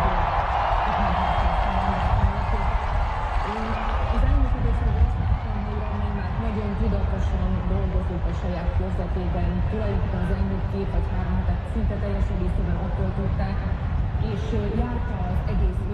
Backyard remains cautiously optimistic. Absolutely. It's like on the way in. Igen, viszont egy olyan körzet az Esztergom környéke, Komáromsztergom megyében, amely And like I said, I feel like this is a window into the midterms here in the United States, because we can anticipate levels of corruption, voter intimidation, you name it. The same tactics are going to happen here. Maybe not to the scale, maybe more. Who knows? Maybe with the way we have AI set up here, it's going to be worse. But I feel like this is going to be a window into our midterms as well. 20-25 pontos előnyöket láttunk. Ezek lennének igazából azok a persze kötelező, de inkább az ellenzék felé billegő, eredetileg billegőnek tekintett körzetek. És ilyennek tartom egyébként, amit szintén a Kovács Tamástól hallottunk részlegményként Hódmezővásárhely. Nagyjából az esztergomi körzet az a hódmezővásárai körzetnek az erős sorrendjében. 52%, 737,000 for Pisa, and then 558,000 for Fidesz. Összefoglalóban. Tehát én azt hangsúlyoznám ki, hogy ami a parlamenti többséghez, a Tiszának yes, it is a supermajority currently, with 45% in. Ahol már az a kérdés, hogy alkotmányozó többséget lehet feladni. It's pointing the right direction right now, guys. És a fideszes jelölt, hogy úgy jelölt egyébként, tehát nem korábbi jelölt, neki pedig 34%-a van, tehát már 23 pontos különbség mutatható ki a kettő között. Ez egy rendkívül meggyőző. Hungary is just popping off. 83%-os feldolgozottság mellett ezt nem megfordítható. Oké. So far, so good. A pápai központ körzete 47,4% és 44,1% ellen 65%-os feldolgozottságnál. Tehát igazából egy újabb fideszes sztárpolitikus előadások ismertségét tekintve, az idézettségét tekintve, egy kifejezetten kommunikációjában aktív politikus a Fidesznek, néz ki úgy, hogy hát elveszíti a körzetét. Igen, de itt azért még csak 1000 szavazatnak. Igen, tehát ezért volt a felvételésmódon úgy nézhet ki, hogy elveszíti ezt a körzetét. Egyébként egy ilyen ismertebb figurás, hogy én most nem tudunk akárcsak beszélni, koncertnek más is. He shut down the borders and airports. Orban will be on the move with half the nation's gold. He already stole it. The amount of corruption, oh my god. Like the list goes on and on. Ott vannak, már pedig ezek az urak, akik országos politikusok, talán az első 50 helyen ott vannak, és akkor bejuthatnak a parlamentbe listás képviselőként. Miután nagyon bejáratottak, 1.5 billion to his childhood friend, 40 million euros to his son-in-law that was paid back by the taxpayers, a massive luxurious estate belonging to Orban's father. It's a public symbol for limitless corruption. $20 billion in funding due to systemic corruption in the EU that has been frozen for fraudulent procurement practices, white elephant practices such as a $1.5 million roundabout that went nowhere. Central Bank Foundation embezzlement of up to 600 million euros. Plus judicial and democratic interference. Leaked recordings suggested senior government officials interfered in criminal proceedings to protect allies. Recently created state body used to investigate and harass journalists, NGOs, and opposition figures under the guise of protecting national sovereignty. The use of Pegasus spy software on independent journalists. Political crisis erupted when it was revealed that a presidential pardon was granted to an accomplice in a child abuse case with ties to the ruling Fidesz party, leading to mass protests and resignations of high-level officials. The list goes on, guys. There's so much corruption from Orban. Of the most wicked shit. ez talán megindulhat az átok betemetése. Én azt hiszem, hogy ez egy megfelelő gesztus volt Orbán Viktortól. Amit ugye azért Debbie Dresser, thank you for the $10 super sticker. Appreciate it. Let's go. That's how I'm feeling right now on my coffee. Viszont most úgy látszik, hogy ő egy olyan gesztus gyakorolt, amit valószínűleg az ellenfelé nem felződünk adni ezt It sounds like the Trump administration. That's what I'm saying. Like it's a window into our Hungary is a window into our government. 135 seats is a supermajority. 45.71%. Oh, now 53%. 136. It just climbed. Just climbed right in front of us. 136, 53.45% counted. You got almost 1 million votes in for Tiza. Fidesz is at 734,000. So everything is indicating Tiza is pulling away with a supermajority in the election, which should be Orban probably having to flee to Russia. But he's going to have to restructure the entire government.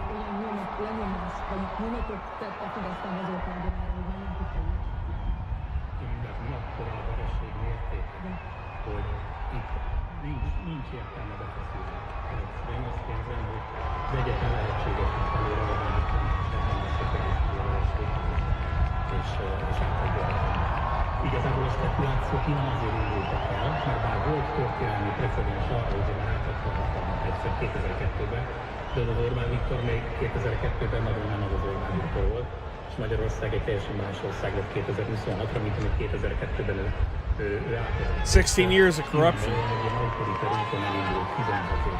Utána felmerültek ezek a kétségek, én örülök neki, hogy this is all headed the right way. Hogy nem léptünk egy ilyen, nem tudom, török vagy belőle. Refresh the polls. Yep. Hanem úgy látszik, hogy mégiscsak uniós tagállamként egy más politikai kultúra Magyarország. Andrea kérdésére válasz, telefonon gratulált Magyar Péternek. És Magyar Péter intette ezt valami valóságban. Holy cow! Huge donation, $60 donation to Rowan for the fundraiser. Thank you, Nunu. Huge. That's huge. He's going to be so stoked. Thank you.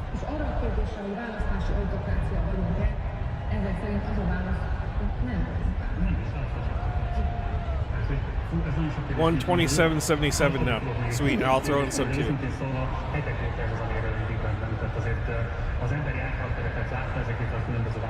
After this, guys, we're going to switch back to Page in Kansas. The 47th, the snipers of the 47th need car repair. So I'm going to reach out. She reached out to me. I'm going to reach back out to her, and we're going to support them. Some breaking news to bring you from Hungary, where the opposition TISA party is projected to win a 2/3 majority in parliament based on partial results, with 45.7% of the votes counted. That's according to the Reuters news agency, which is quoting the National Election Office, which has just released that in the past few minutes, that the opposition party is projected to win the parliamentary election there, which would end the 16-year tenure of Viktor Orban. Well, let's go straight to my colleague Rajini Vaidyanathan, who's in the capital, Budapest, who can tell us more. This is significant, isn't it, Rajini? Well, this is a truly historic moment. We understand that the opposition leader, Peter Magyar, has received a congratulatory message from Prime Minister Viktor Orban, which in effect could be the first signs of a concession here. Now, what we are hearing is that his TISA party, a party that he only started leading 2 years ago, is projected to win a 2/3 majority in the parliament behind me here, which is lit up here, and behind me there are hundreds of supporters of the opposition party who've been gathering on the banks of the River Danube. Now, this is a real moment in history. It's not one to be understated, because Prime Minister Viktor Orban has had a grip on power here in Hungary for some 16 years. Now, these are partial results, so a caveat there. 45.7% of the votes counted. But crucially, there's a screen behind me there, which is the Hungarian elections programme on a screen. And through the last hour, we've heard people cheering every time a constituency is placed on the board there. And it's another victory in a parliamentary seat for the TISA party. Well, I'm joined now by Susanna Weg from the German Marshall Fund to discuss this in a bit more detail. This truly is a moment of history. We are now hearing from Peter Magyar that he has been congratulated by Prime Minister Viktor Orban, who potentially now is outgoing Prime Minister. Yes, this is absolutely historic, and the last polls that we have seen over the past few weeks were showing a very strong lead for TISA, but everybody was relatively cautious, saying that although it shows a big lead, there are distortions in the system and it can still maybe be turned, but ultimately what seems to be coming out is that even analysts, experts underestimated TISA. This is a sweeping victory if this holds for the remaining 50% of the votes to be counted. But if we look at the electoral map at the moment, almost the entire country is blue, which is TISA's color. Yeah, I mean, it's fascinating, isn't it? I was at a rally on Friday for TISA, Peter Magyar's party, and it was the largest concert Hungary has ever seen. There were people everywhere, thousands of people here in Budapest, but I guess some people back then were saying, well, look, it's an urban centre which favours the TISA party, whereas the far-right Fidesz party does better in rural areas. But what we're seeing now is Fidesz losing in some of those areas. Exactly, and that suggests that on the one hand, mobilisation on the screen now, we can see Prime Minister Viktor Orban delivering what appears to be a concession speech. No way! I don't know if we can actually bring that to you. We're showing it on the screen, but I suspect he's conceding, is he, Susanna? He is conceding. There has already been reports that he called Peter Magyar on the mobile phone and that he conceded already defeat to him.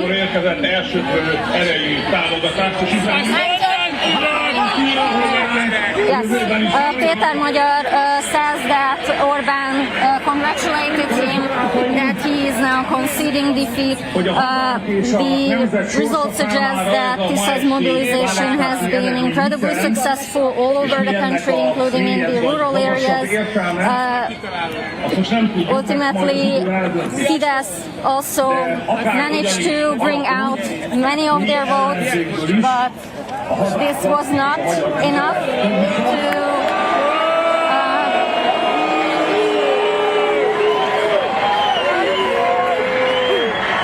and people are currently booing Orban. History indeed for the outgoing Prime Minister. This is such a moment in history for the crowds here as we watch Viktor Orban concede after 16 years in power. Yes, Viktor Orban has been 16. Viktor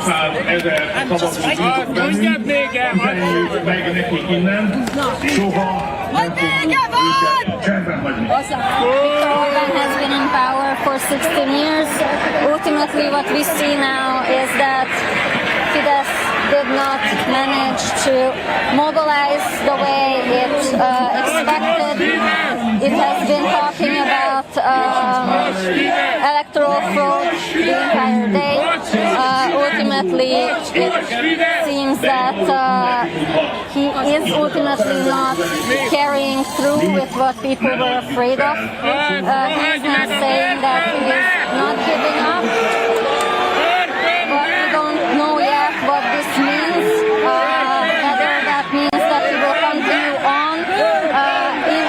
election or in the next potential days, we will still see the contestation of the results. And Susanna, we always thought, didn't we, that Viktor Orban would stay in politics, perhaps? Yes, the expectation was that he is not going to concede, at least the fear was, but ultimately that would have required a very plausible and credible justification that does not seem to be the case. He has conceded.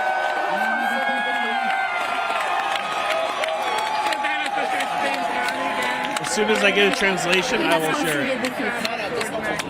He's conceded defeat. Yes, that's what. And that is a huge moment, Susanna, because there were some who wondered whether he would contest any result. But this is so overwhelming, isn't it, for Peter Magyar and his TISA party, that there was no, I suppose, other way for this to go.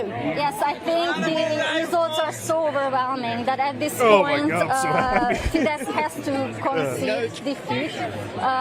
The entire country is blue. There are only a handful of districts that Fidesz seem to have won. So from that ground, it would be very hard to even rely on some of those reports that have been coming in during the day that there was fraud attempted from the opposition party. So if this is the case, then Fidesz is simply not in the position to contest an overwhelming sweep. Already ahead of results being reported, we heard from the minister heading the Prime Minister's office that they consider that ultimately the vote has been going on in an orderly way. From that position, it's very hard to backtrack and say that that is not the case, that the reports of irregularities were so systemic and so overwhelming, particularly committed by a party that is not in power to really dispute the entirety of the results. So, Viktor Orban has concluded what he was saying. He's off the screen now, but we're getting a lot of reaction, I suppose, here in the crowd. People are excited. I mean, this is a generational change, isn't it? There are so many people who have lived their entire lives under Viktor Orban's premiership. Absolutely, and that is what we have seen in the polls, that especially in the youngest generation, the support for the opposition party is overwhelming. 1 in 10 supported Fidesz. So yes, and if you look around, you will see many, many young people here in the crowd, as we have seen at the concert on Friday. So yes, it is a generational change, both in terms of what voters have voted for and what we will also see in the parliament, because this is going to be an overwhelmingly new parliament, a parliament with new faces. PISA has been working with candidates who do not have any sort of political past.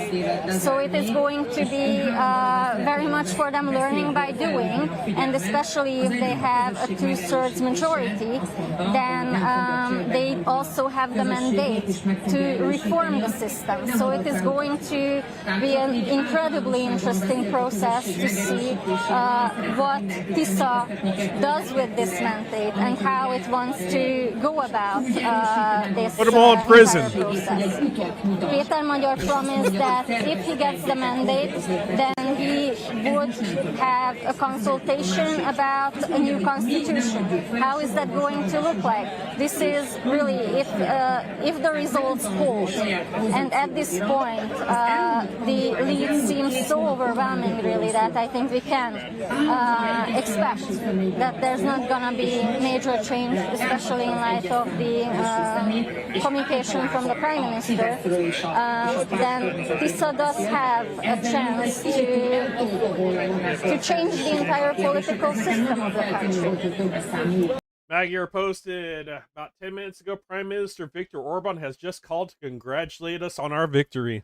We have historic news from here because the country's long-serving Prime Minister Viktor Orban, who's been in power here for 16 years, has conceded defeat in this election. He spoke to the country and said that he was going to keep going in some way. He said he will never give up, but he said that his job was to strengthen communities. I'm just going to welcome our viewers joining us in the UK. I'm Regini Vaidyanathan, live in the Hungarian capital, Budapest. Make no mistake, this is a massive day in history, not just for the people of Hungary, but for the people of Europe.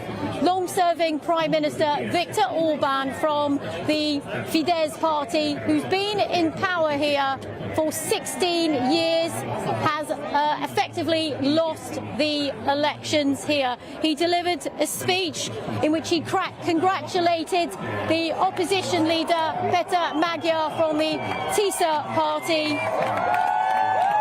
And as you can hear, I'm surrounded by supporters of the opposition. We're on the banks of the River Danube as people are celebrating a real transformational election result for Hungary. Now, as many of you will know, Prime Minister Viktor Orban had support from very high places around the world. He had the backing of US President Donald Trump. His Vice President J.D. Vance even travelled here to Hungary earlier this week to support Prime Minister Orban.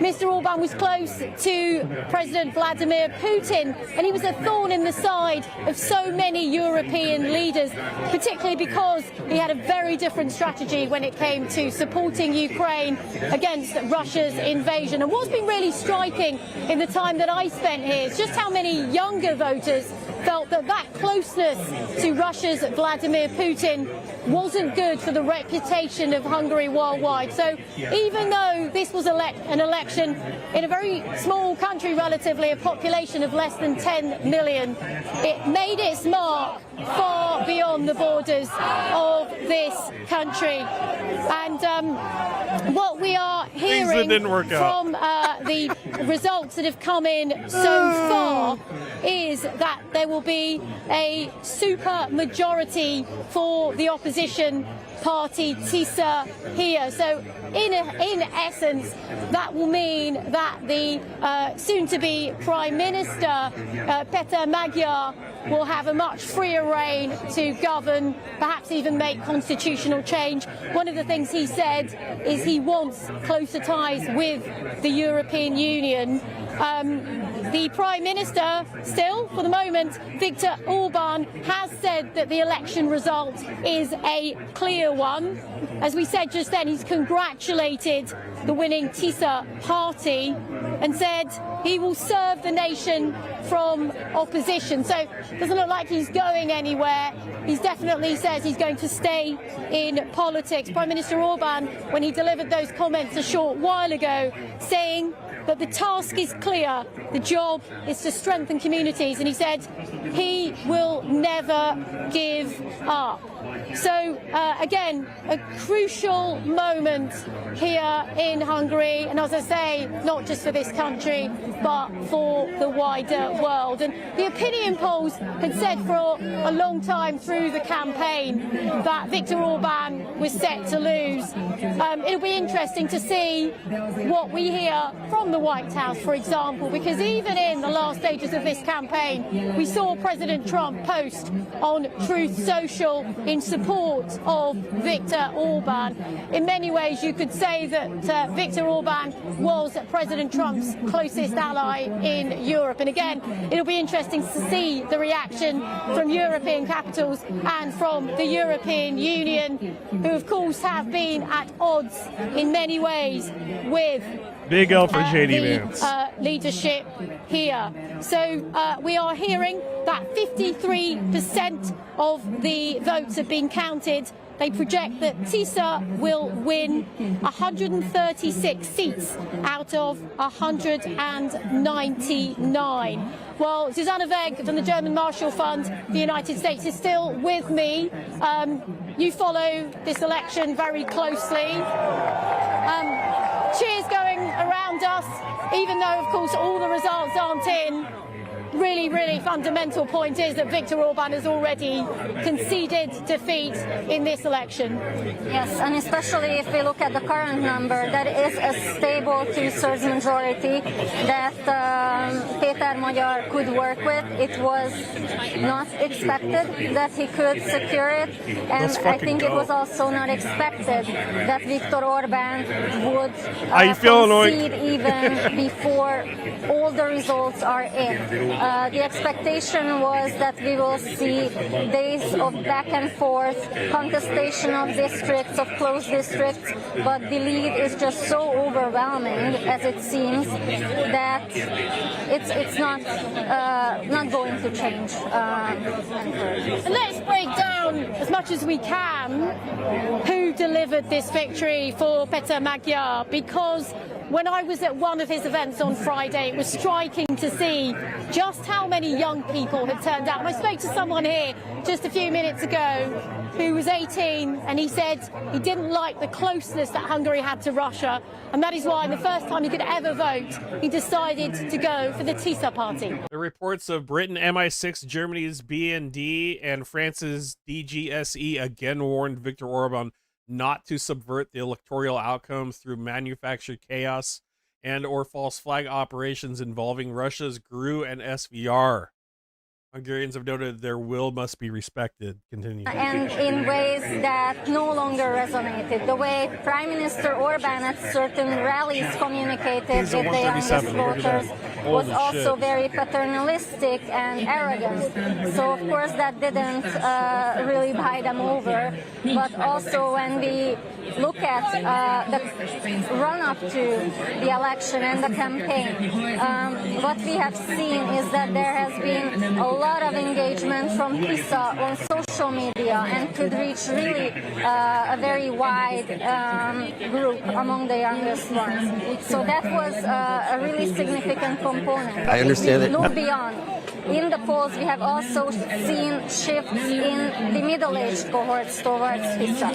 We have seen that Fidesz remains strong only in the oldest cohort, in the retired cohort, people over 65.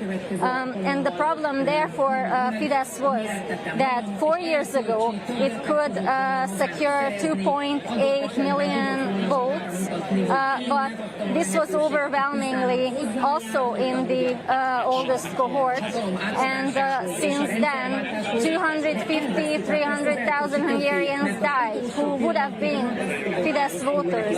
So that's a big loss for the party, and it didn't invest enough to build a base among the younger voters, as opposed to TISA. Fidesz started to campaign around the country very late. Effectively, Péter Magyar was campaigning for 2 years, going all around the country, visiting, as he said, over 700 localities. That is huge compared to what Fidesz has been putting into this campaign. Okay, Susanna, we'll be back with you in a short moment. If you're just joining our coverage here on BBC News, a big breaking story here in Hungary as the country's long-serving far-right populist Prime Minister Viktor Orban has conceded defeat in parliamentary elections here. The opposition party TISA and its leader Peter Magyar will effectively now be the main party in the National Assembly, the Parliament building behind me, and there are hundreds and hundreds of TISA supporters here on the banks of the River Danube as they celebrate that news. Now we are getting more global reaction to news of that result. Ursula von der Leyen from the EU, head of the European Commission, says Europe's heart is beating stronger in Hungary tonight. In many ways, this was an election that was much more than just about the issues and the concerns, of course very important ones, of the people of Hungary. This was an election that really defined the future of the relationship between countries in the European Union, with the issue of Ukraine perhaps one of the central points. And through the campaign, there were so many posters from Viktor Orban's Fidesz party with President Zelensky of Ukraine on them. He wanted to make Ukraine a central issue, but many people I've spoken here to tonight said they didn't like Prime Minister Orban's exceptionally close relationship with Russia's President Putin. They didn't like that. They felt that it damaged the reputation of Hungary on the global stage. Let's tell you a bit more about Peter Magyar, because he is 45 years old, and actually this is the interesting bit here. He used to be a member of Fidesz. He wasn't an elected representative for them, and it's only been 2 years since he took over leadership of TISA party. Now it was effectively a dormant party that already existed, but he already had a political movement that was growing. He became the leader of the TISA party and really was able to galvanise so many younger voters in particular. And so in many ways he's been described as an outsider-insider. I'm still joined by Susanna Weg from the German Marshall Fund of the United States. Tell me a little bit more about Peter Magyar, because he's still very much a centre-right politician, isn't he? Yes, absolutely. Initially, when he entered the political stage 2 years ago, I think that was something that also provoked a lot of distrust, especially in the camps of the traditional opposition. So what we have seen is that a gradual building of his movement to win over the old opposition, while also trying to attract voters from Fidesz who are disillusioned with the governing party. So ultimately he managed to build a broad coalition of opposition voters and disillusioned Fidesz voters, but he himself is a conservative centre-right politician indeed. So I should just tell our viewers why the cheers are getting louder and louder, because on a screen just over my shoulder is Hungarian election results television, and people are clambering to look at the screen. It's a bit like in the UK, obviously, or the US, there's election night programmes, but the blue of the TISA party is filling up the screen, and so every time another constituency is announced, we hear that big wave of cheers. And I have to say, I've just heard champagne corks popping as well. So there's a real sense of celebration, and I think for some people, even though the opinion polls suggested that Peter Magyar would be Hungary's next Prime Minister, no one was taking anything for granted here. People didn't want to assume that he'd won it, not least because since Viktor Orban has been in charge here, he's changed the system in some ways, reduced the number of MPs in Parliament, for example, or the number of mandates, I should say, and also tweaked things in the system that some people felt might have perhaps favoured his party. But I think the overwhelming result here, the scale of the victory, is indisputable. Susanna Weg from the German Marshall Fund is still with me. You're nodding your head as I say that there. You're looking at the map there. It's getting bluer and bluer, isn't it? It is, indeed. So what we are seeing, and people are cheering, because the number of the seats for TISA has increased again. So as results are coming in from the various constituencies, TISA is actually strengthening its lead, and Fidesz is not catching up. We are, with the predictions, at 137 out of 199 seats for TISA. That is 4 seats above a 2/3 majority. This also means that with the stronger and stronger leads in the constituencies, the lead of the party will also increase on the national list. In fact, if TISA can win many of the constituencies with a stable lead and a big lead, then the difference between the number of the votes that TISA is receiving and Fidesz. Shifty link and $5 super chat. Vance took out Pope Francis and Orban. Way to go, Butterface. Mitch Ashton on $50 towards the fundraiser. I will transfer that over to Rowan. Thank you. Thank you, thank you, thank you. Okay, Susanna, I'm just going to bring in some more reaction. Of course, this was, as we keep saying, but we can't say it enough, an election that mattered well beyond the borders of Hungary. This is a population of less than 10 million people, but it's a country that you could argue, thanks to Viktor Orban and perhaps some of the controversies around him, had a lot more clout on the global stage. And that's why so many people were watching this in the Kremlin, in the White House, in the corridors of Brussels and across European capitals. We've just had more reaction. We've heard from France's Emmanuel Macron, who has congratulated Peter Magyar. That's coming from Peter Magyar's camp. Look, and of course, we'll just repeat what we've heard from Ursula von der Leyen from the EU. She says Hungary has chosen Europe. A country reclaims its European path. The union grows stronger. She went on to also say Europe's heart is beating stronger in Hungary tonight. There were so many issues at stake in this election, but I think what was so striking in the days that I've spent here, particularly when I've spoken to first-time voters in their late teens or in their 20s, was just how much they were bothered about the damage that Viktor Orban's relationship with the European Union, they felt, had done to Hungary's reputation in the world. And no matter how many endorsements he had from other world leaders, like Russia's Vladimir Putin or America's President Trump or Vice President J.D. Vance, or even Israel's Benjamin Netanyahu, Italy's Giorgia Meloni. None of that really mattered, which just shows you actually how important to young people in Hungary the European Union is. I'm still joined by Susanna Weg.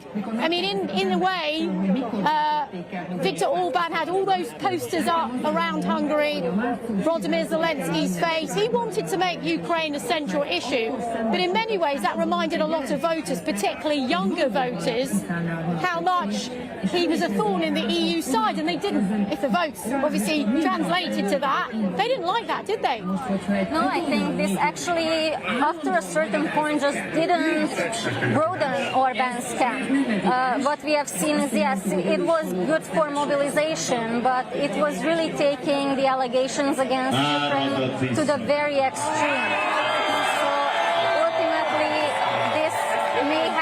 Backfired, and especially among the younger voters, as you also say. This was definitely Representative Jack Kimball. Wow, it looks like Hungary was Vanced.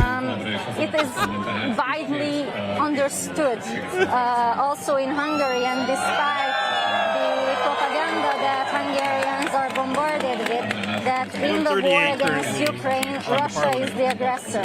And at a certain point, the propaganda of the government is just not building broader support.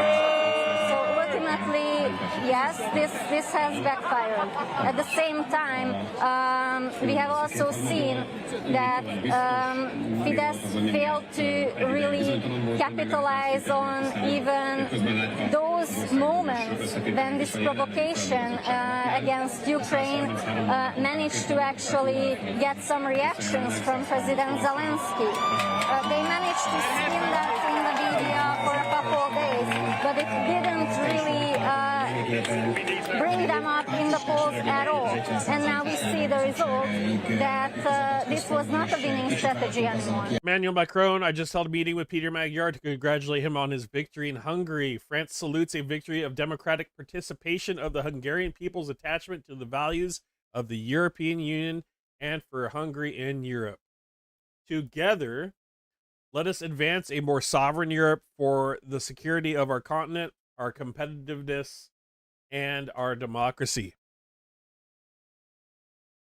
Magyar are on course for a super majority here. Well, the results, of course, are still being counted, but we are already getting messages of congratulations for Peter Magyar. We've heard from Ursula von der Leyen from the European Union saying Hungary has chosen Europe. Europe's heart is beating stronger in Hungary tonight, she says. We've also heard from French President Emmanuel Macron, who we now hear has actually phoned Peter Magyar to congratulate him in a phone call, saying France welcomes this victory, which shows the attachment of the Hungarian people to the values of the European Union. I'm just going to leave you this hour by giving you a sense of what we are feeling and seeing here. As far as the eyes can see, all along the banks of Hungary's historic river Danube, overlooking the Parliament building, which is going to dramatically change after tonight's results, are people lining the streets here of all ages. They've been standing here for many hours. I bet Oink feels a little safer now that he had that conversation. I mean, now he knows who won. That the opposition TISA party had it, but no one was taking that for granted. And now we can hear champagne corks popping. People here are now. Don't have to worry about getting your cup of tea now, huh? They're all glued to the screens, looking at the election results as those votes continue to be counted. But make no mistake, this is a real moment in global history today. Rajini, thank you. That's our correspondent Rajini Vaidyanathan, who's there in Budapest for those dramatic election results that have been coming through. As you heard there, Viktor Orban has conceded election defeat after 16 years. Yeah, I do have to agree on the person that is putting all caps into the chat that Putin is definitely going to help with some sort of mass migration towards trying to destabilize Hungary. Oh, wait, he already started that in Ukraine. Yeah, that's a little late there. Already happening.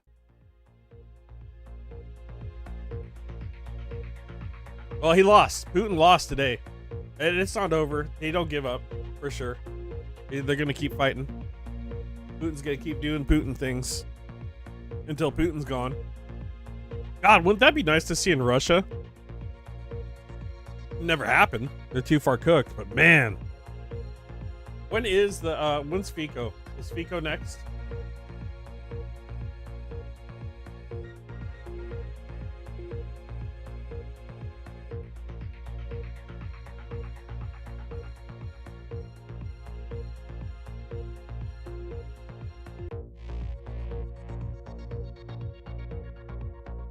They just had those, didn't they?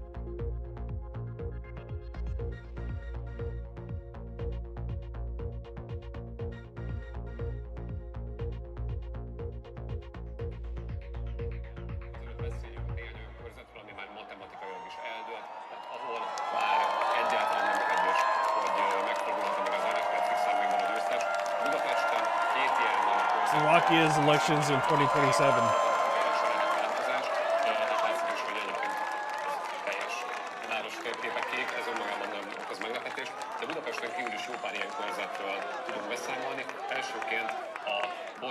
September 2027 for Fico.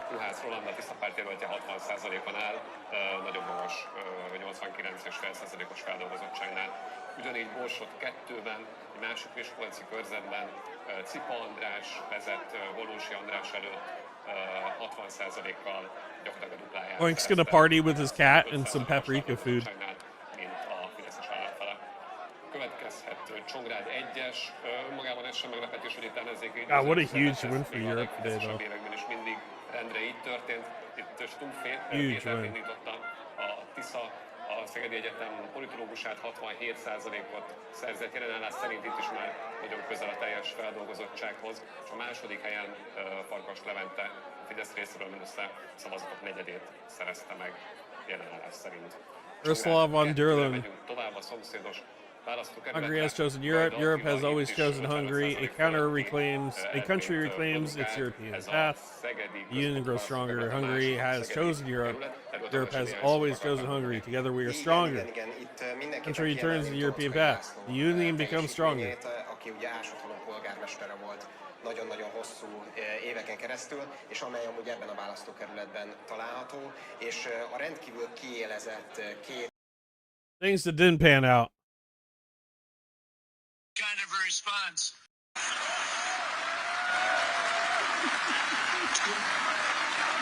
What a crowd. JD must have made a very good speech to get this kind of a response. I guess. How did JD do? Did he give a good speech, everybody? It's very early, sir. It's early. Okay, well, I just want to tell you, I'm a big fan of Victor. I'm with him all the way. The United States is with him all the way. And it's a real honor to talk to you. You're really incredible people with great enthusiasm and brilliance, because you're brilliant people. And I really love it. You have a man that kept your country strong, and he kept your country good, and you don't have problems with all of the problems that so many other countries have, because they let their countries be invaded. And you don't have that problem because of Viktor Orban. That's the only reason you don't have that problem. There was a lot of pressure on him to do it, and those other countries made big mistakes. So I wish you a lot of luck, and I love you all. Thank you, Mr. President.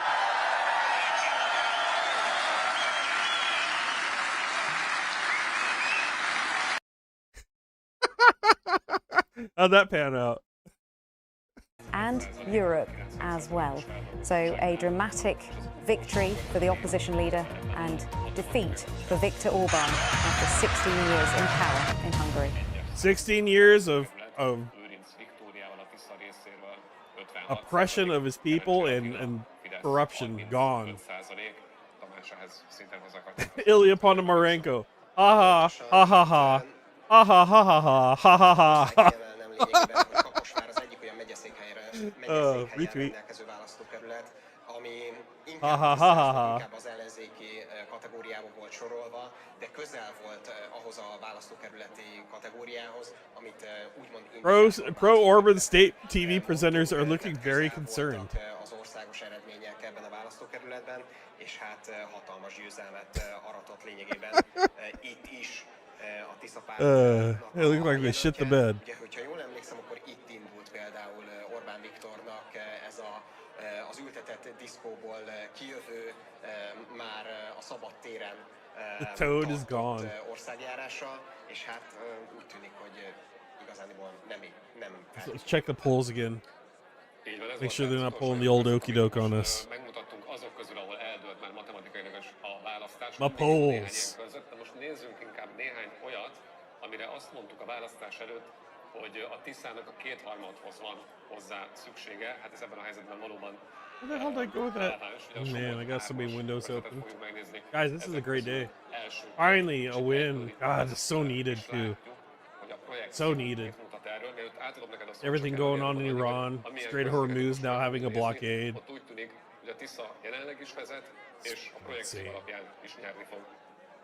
Tamás, Somogy 3-as Marcini válasz.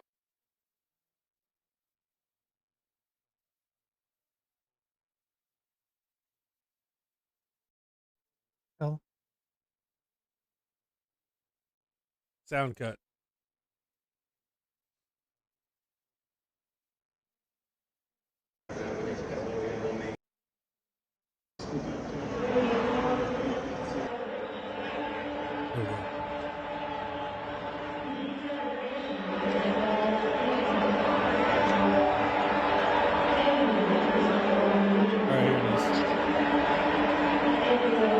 $138 seats right now. Past the supermajority. 77.45% complete. Pisa had 2 million votes to Fidesz 1.4.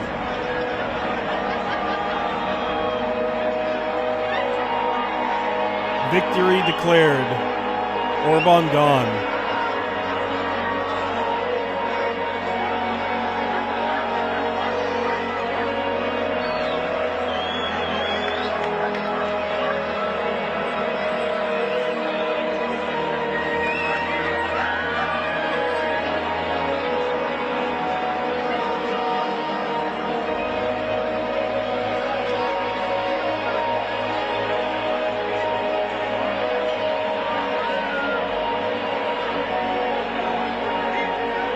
Shifty Lincoln, $5 super chat. This just cut off a bunch of Russian dark money funneled through Hungary by CPAC.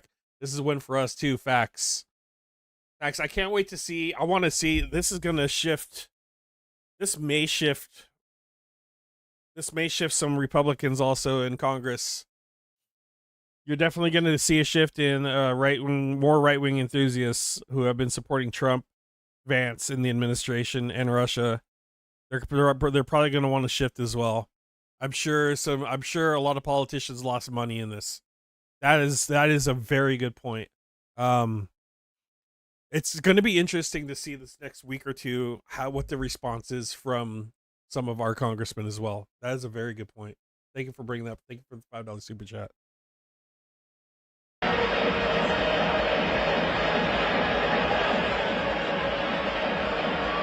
Holy cow, Ken. Huge donation to Rowan, $75. Thank you. That's a huge, huge chunk. Thank you, thank you.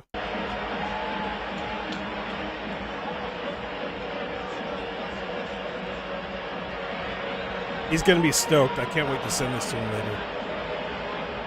Guys, we're going to shift after this one, too. We're going to shift to Page in Kansas next. She has the 47th Snipers need some vehicle repair, so we're going to help them out and send somebody her way. I'll get a hold of her probably after tomorrow. Tomorrow's my birthday. I'll probably stream tomorrow. I don't know what I'm going to do tomorrow. Probably do another stream. I'm Lakshmi Gopal. Voting has ended in Hungary's general election and Prime Minister Viktor Orban has conceded defeat, with Hungary's opposition on course for a landslide election win. Mr. Orban has congratulated his centre-right challenger, Péter Magyar, on his election victory after partial results put his TISA party on course for a parliamentary supermajority. There were long queues at some polling stations in Budapest and turnout has hit a record high. Well, let's speak now to our Central Europe correspondent, Nick Thorpe. Nick, this is a significant result, not just for Hungary, but for wider Europe and elsewhere too. Will this impact That's right. This is the Heritage Foundation funding? I don't know. They've got their hands on everything. Defeat for Viktor Orban, who's led his country pretty much unchallenged for 16 years. And not only that, he's become an icon, a key figure for the right, for the nationalist right across Europe. He was also backed in this election by Donald Trump in the United States, by Vladimir Putin in Russia. This is a very big victory. Honestly, this is a very good early birthday gift for me. A, getting money to Rowan. B, Hungary now fucking finally got rid of Orban. They haven't got rid of all the Russian influence though, but Orban's gone, his parliament's gone. They have a new supermajority. They can start rewriting legislation. They can hold people accountable. Jesus got to be careful. Everybody involved with them. I'm sure they're going to get a lot of hate after this. And I didn't see a lot of trolls out tonight either. I was expecting more, which is kind of sus to me. I was expecting more Russians trolling, maybe because their internet system's so shut down they don't have enough trolls anymore. I was expecting more Russian support in my chat because usually all the trolls come out. I'm great to see that didn't happen. I'm great to see so far everything seems to be peaceful in Hungary. Opposition leader who's on call. Orban, he did the right thing. He did the right thing. He came out and conceded. He didn't say storm the Capitol, fight. I'll see you on the streets, which he could have done. He could have done something like that. And yeah, looks like Russia lost. Even with all the 16 years of manufactured politics and gerrymandering, it was time for him to go. They still couldn't defeat the system. That gives me hope for our system here in the United States. And like I said, this is a big part of, for me, this is a big, an eyeglass into what may happen here in the midterms.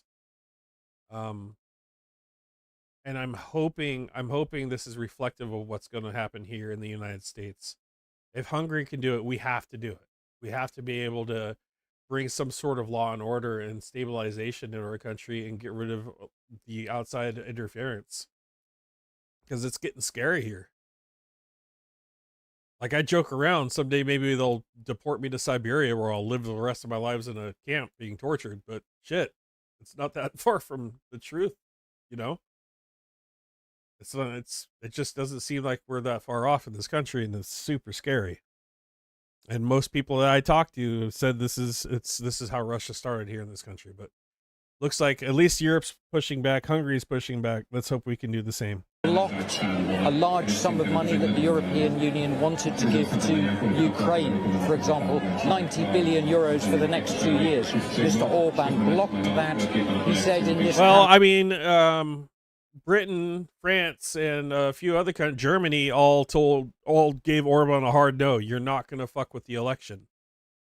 Like they said, they pretty much said, if you let the FSB and GRU dabble in the election there, guess what? They didn't say it, but they said it without saying it. You fuck with them, we'll fuck with you. That's the interpretation I got from the reports of them contacting Orban and saying this better be a free and open election. So he probably felt a lot of pressure from Europe as well. He's stuck in a rock and a hard spot. I'm sure at some point he probably wanted out. You know, feeling the pressure from Europe, feeling the pressure from Putin, and stealing all that fucking money that he's already stole. It was probably, in his mind, win or lose, he already won. Because he's funneled so much money out of that country. To the point of actually having vehicles robbed. I mean, he lost, but in a way he still won, unless they find a way to seize the money that was taken. And there's still billions of dollars, $1.5 billion funneled to his best friend alone. The list of corruption is outrageous, and man, he's got time. He still has time to flee to Russia. Like, there still has to be legislation passed. They have to reinvent their entire government now because there's 16 years of corruption. They have to rewrite parts of the Constitution that have been rewritten. Parliament was almost double the size before Orban got a hold of it and neutralized, what, 35-40% of the seatings down to 199 from I can't even remember what it was. It was like 370 something before. I don't know if Ukraine gets the gold money back now. I think they already asked for it back. I haven't kept up on that story, but I know that there was an armored vehicle that was seized by the Hungarian government that was Ukrainian bank money. They straight said nope. And they seized, I think it was 11 Ukrainian bank workers and held them captive. I'm pretty sure they were released. But I don't know to what extent that, I don't know where that story played out. I could check back into it later for sure. As well, for leading an autocratic and... But it's going to be interesting to see what happens now. I do expect, I expect Russia and Putin involvement to try to get this newfound democracy again to fail. They're going to do everything they can to make this look silly. And that may be through mass migration, more issues with outlying countries. But it almost feels like Russia's running out of cards. Like they've expended I know they still have, like, you know, the nuclear card and stuff like that. But it does feel like they're running thin on options. And I almost want to say I was expecting a little more pushback to this, because this is a landslide, guys. Look, it's a landslide. Nail biting at first when he didn't have the super majority for me in my mind, because it could have gone either way. But you're talking 137 seats, 81% counted, super majority, and 53% of the vote going to Tiza, with 74% counted. Like, this is Putin and Russia. They got kicked in the dick. Bad. Very bad. Very, very bad. This is a big loss. Aging nukes, but it only takes 10 that aren't aging, right? Or 1 at that. This is, they got kicked in the dick. Absolutely. Putin. I'd like to see what the Kremlin's saying right now. I would fly on that wall. There often comes elections, which we describe as a political earthquake. And I think this is what we are seeing happening tonight there in Hungary. And I think all of our viewers can taste the euphoria, the ecstasies there in that main square along the river Danube. And again, people will look at that and say that is the greatness of democracy, people having their votes. And of course, in Hungary, it was being described as the most important election since the fall of communism in 1989. That's why so many Hungarians even came from abroad to make sure they voted at absolutely record turnout. And this election was being watched so closely in so many capitals. Here you have a small European country with Viktor Orban with such outsized importance. He was a friend of President Donald Trump in the White House, a friend of Vladimir Putin in the Kremlin, never made any bones about that, his support for Russia. And of course, in Brussels, where some of the European leaders nicknamed him the obstructor, which really was a signal of what kind of a role he played within the European Union, where often votes have to come through consensus. He was blocking an EU sanctions package against Russia.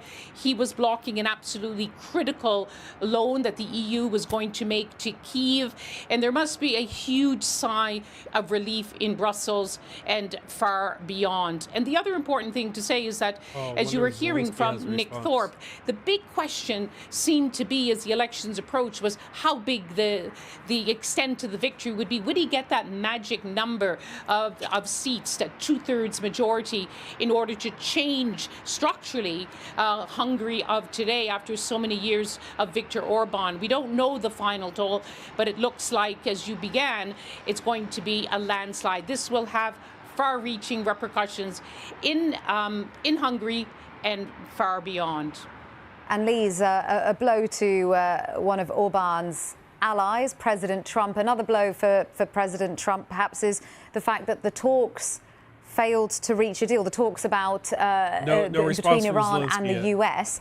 And following that, we had President Trump threaten a blockade on the Strait of Hormuz. Now, does this threat by him rule out any hope of a future deal, or does it actually add pressure and potentially push Iran further to be able to come round on a future deal? Well, President Trump put out 2 very long social media posts, one addressing the situation in the Strait of Hormuz, one addressing his assessment about what happened here in these marathon talks through the night. Marathon talks.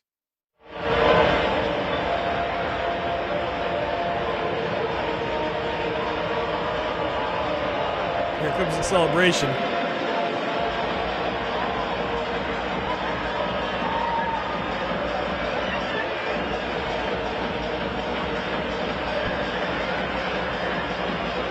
Yeah, Zelensky will probably wait for the official result. Good point.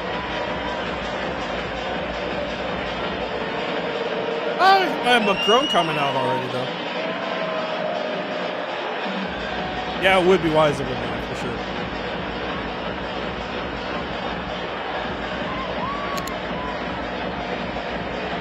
It's funny. You know what's really funny is one of Orban's relatives was already saying this thing is so rigged, blah, blah, blah. And then fucking Orban comes out and is like, yeah, we lost. Az ország Csehszlovákia kettészakadását, azt tulajdonképpen Mečiar és Václav intézte, és Mečiar megnyugtatása az, hogy a nép... Think all the money he wasted too. He spent tons of money today to bribe people. Az Európai Unióhoz való csatlakozás, és az, hogy Mečiar miért kimaradhatott Szlovákia, ez egy döntő kérdés volt. Ez egy közös, kollektív megtervezett, mármint politikai értelemben megtervezett, stratégiailag kivitelezett folyamathoz vezetett. Code is gone. Code is squashed. El tudták küldeni, és persze tudjuk, hogy Szlovákiában azóta megcsinált, hogy ilyen odalépett Robert Fico, de például azt nem lehet elmenni, azt látod, hogy az Európai Unióban You want to see the Lego video? Some slop? Szerintem nagyon fontos, hogy amiről beszélgettünk az előző etapban, hogy mi lesz ezzel a részvétel mozgalommal, ami meghatározó ebben a változásban, hogy hazaküldik az embereket, a világ és az emberek. Köszönjük szépen. Almost lost the stream there for a minute. Benne maradnak a politikában. Yeah, the people's money. He basically gave back the stolen money for bribes. Some of it, a penny, a crumb. Ezen az este vállom ezeket az idealisztikus gondolatokat, szerintem ennek a lehetőségét, hogy még egyszer minden akkor megállnak az országban. Csak ez nem lehet, hogy nem azzal, hogy ezt a felsőkit nem lehetők, hogy ezt nem akarok.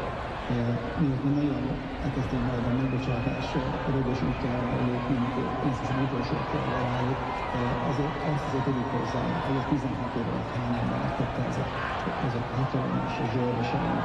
Is that Russia does it? Nem egynek, nem 10-nek, nem 100-nek, hanem 1000-nek. Elődöztük Magyarországon, nem eláztak. They just got a soldier going in with a freaking AK to make sure everybody signed the right papers there. És azért ezt sose feledjük el, és ebben szeretnék előre menni, hogy ne kövessük el azt a hibát, amit 89-ben az elődeink elkövettek, hogy ezekre a bűnökre, hogy így most már mindegy, már régen volt is. Hogy felejtsük el, és hogy a básmás falakban belevalónk a szék naplementébe, mert akkor új elő fog jönni az egész dolog, és az aljasság, az a szemétség, amit ezek az emberek elkövettek az elmúlt 16 évben, ami nincsenek igazából szálló. Yeah, dude. Man, I'd love to be there right now. Csak ezek az emberek, akikről beszéltek, itt előzőek vannak, akik közpénzmilliárdok, untattak már, hogy csak tudnak a közületet. I bet that's gonna be one hell of a celebration. Ezekről meg mindig emlékezzünk. Ebben el kellett érni a alkotmány, annak kell az emberegységét számodra megtörni, de engem érdekel, mert nem volt lehetőség beszélni arról, hogy kivettek a kormányzatokat. Azt megesztesek, hogy nem csak is fölhívta a hívóját, és gyakorlatilag mondtam ki, és el is mondta azt a saját szavaival, hogy elismeri a vereségét. Amikor erről beszélgetünk az innovációs karakternek, akkor én nem tudok erre tőle. Oké, szerintem ez egy demokratikus gesztus. Bocsánat, egy demokratikus gesztus volt. Nem egy demokratikus gesztus. Egy demokrata nem mondja azt a félországról poloska, egy demokrata nem mondja azt az ellenfelére, hogy kizárólagosan ellen valamilyen külföldön. Currently at 138 in the parliament. Tiza. Fidesz is at 54. He has on 7.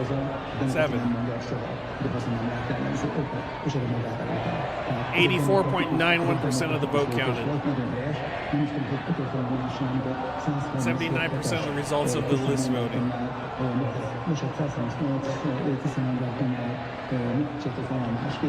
Én azt gondolom, hogy arra a képről feltűnően hiányzott Szijjártó Péter, és lehet, hogy ez... A Rogánnak is megmondott mindig ideállt, a feltétlenül ott van csak. A Rogánnak ott van, ők nem tudjuk. Nem ez a lényeg, és most csak a következő szeretném mondani, hogy ezek tehát vissza kell találnunk abba a demokratikus miatt. And Patterson is predicting a baby boom in 9 months in Hungary.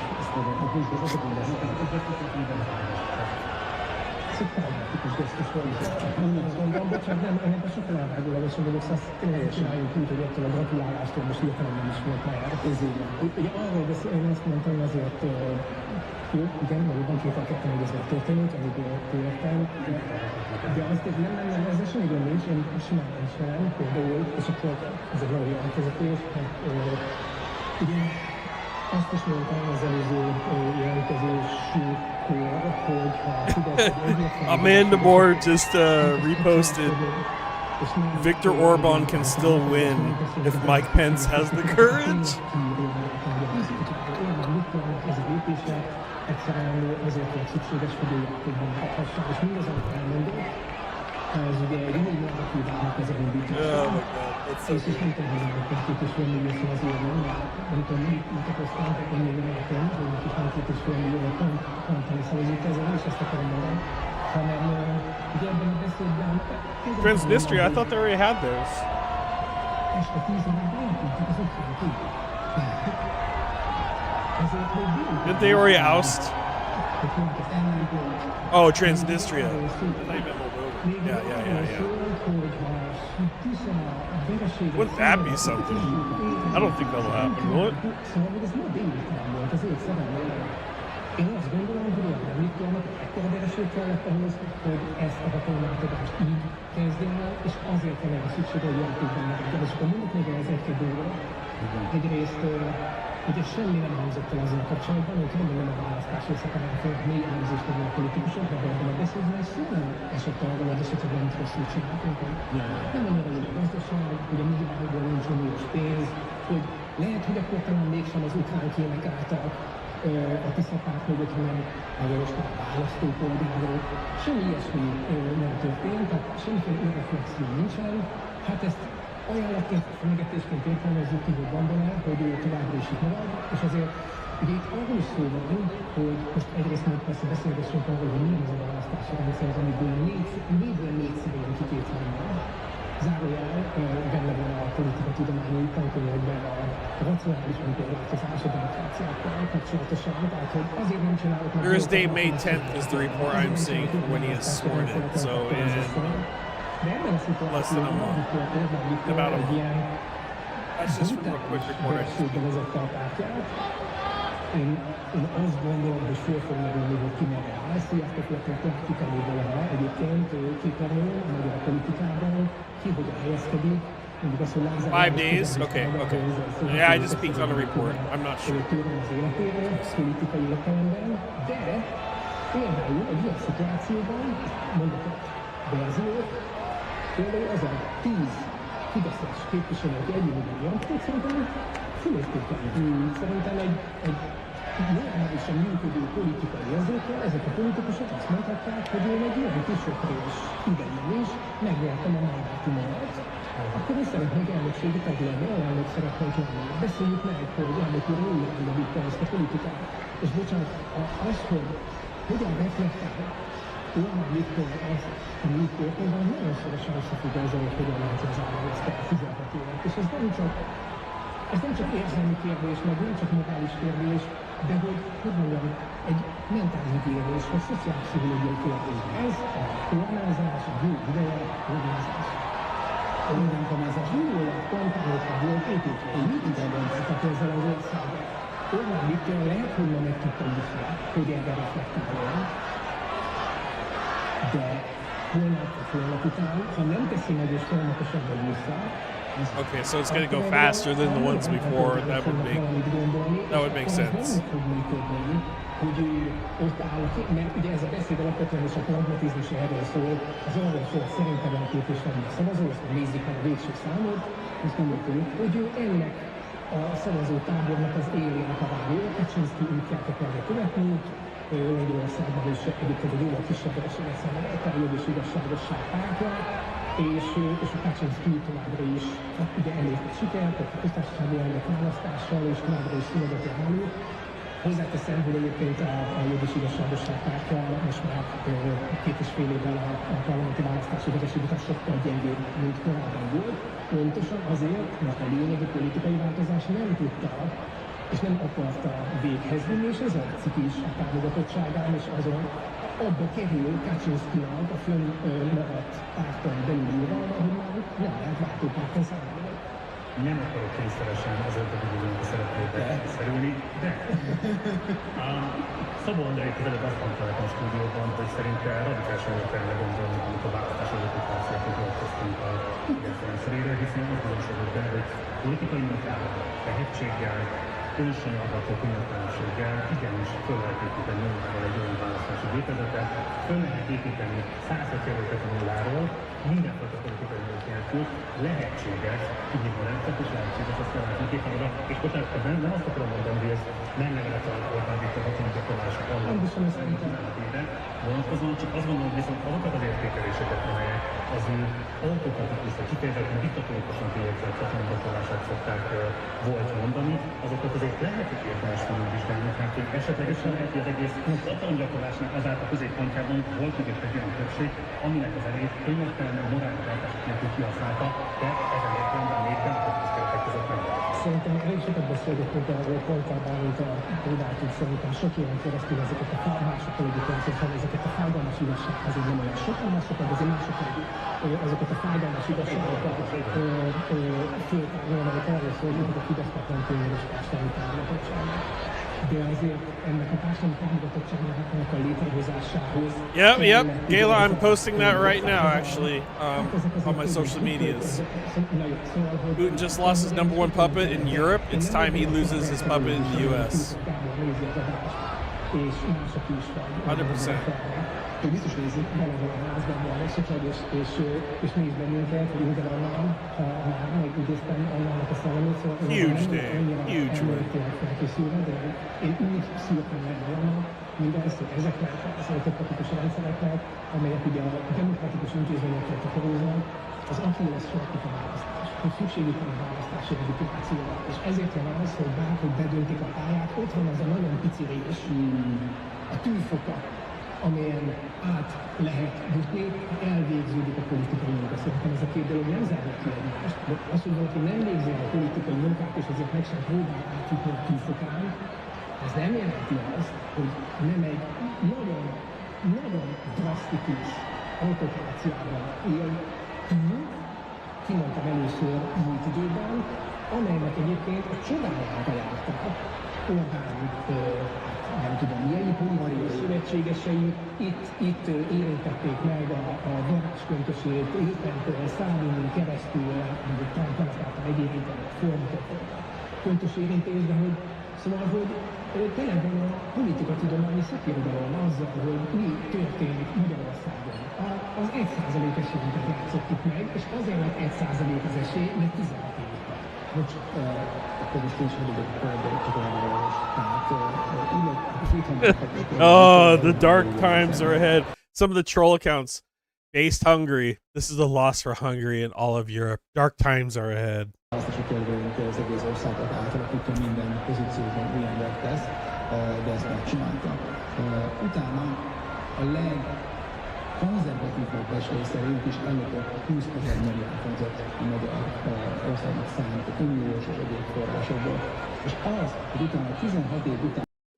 Dude, they're all coming out.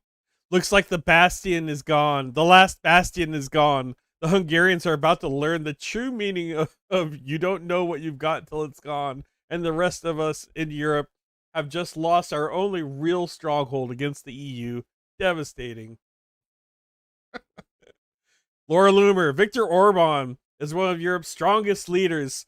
Facing the 2015 migrant crisis, he built a border fence, enforced real laws, and rejected EU quotas on mass migration. As a result, Hungary under Orban's leadership has stopped over 1.1 million illegal migrants from entering Europe.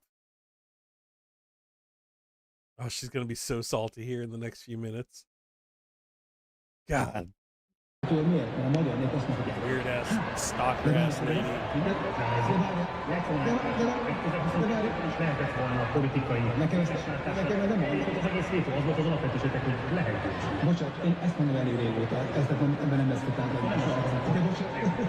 Ilya Ponomarenko.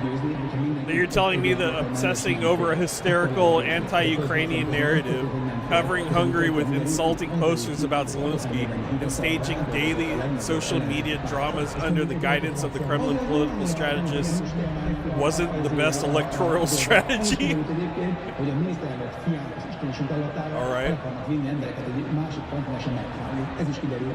Az is kiderül, hogy a miniszterelnök belehazudta a kamerára, hogy más emberek ukrán zsoldba hazárulásra készülnek. Ezt csinálta tavaly nyáron, semmi nem tudjuk belőle. Hamisan vállalta meg az legnagyobb ellenzéki párt vezetői. Egyébként hamisan vállalta meg a nem tudom hány millió Bag is crying like crazy. The entire city center of Budapest erupted in screams of celebration on the news of Orban conceding. Kollektív mentális épségében, de egyébként meg nem akadályozta a magyar népet abban, hogy kifejezze a politikai akaratát, és Bocsánat, tehát én 14 óta itt nézzük meg egy 7 múlva azt, amit Ezért 14 óta azt gondolom, hogy 14 óta azt gondolom, hogy ezt a hatalmat meg lehet választásokon verni, és meg kell csinálni ezt a munkát, amivel fel lehet készíteni egy többséget arra, ez a többség legyen. Álmomban nem gondoltam azt, hogy olyan határokat lép át, 14 éves alatt, olyan határokat lép át, amit egyébként semmifajta demokratikus feltámadás. Michael Knowles, dreadful news for Hungary and the West. És a magyar államok a saját Katie Vance is like, can you remind us? Only the opposite? A végén már éppen egybe beszélt magáról a magyar állam. Egyes szám első szemben mondta, hogy adok nekik fizetésem, egy önökük béremelést megcsinálom, adok nekik ezt meg azt adom azt. Egy demokratikus vezető nem beszélhet magyar államról egy per egy saját magatért. És emlékeztek arra, együtt is néztük, beszéltük róla, hogy Köcsén azt mondta a miniszterelnök tele élővel kamerában, hogy a nemzeti konzultáció Adam Moxar olyan dolgot csinált, amit addig is példátlan, hogy bevallotta azt, Germany's Chancellor Friedrich Merz and NATO Secretary General have also phoned to congratulate us on our victory. Ez az történt, hogy a magyar államnak a mostani alaptörvényében is benne van, hogy senki sem történhet kizárólag a hatalom gyakorlására, benne van olyan betűk, tényleg miközben Szállán József és Strasbourgban, Brüsszelben megírtálgálta ezt a dolgot, ő ezt csinálta, kizárólagosan azt akarta, hogy ő azt gondolta, azt élte, és azt mondta, hogy I don't know, you think this should, yeah, dude, okay, let me do a poll real quick.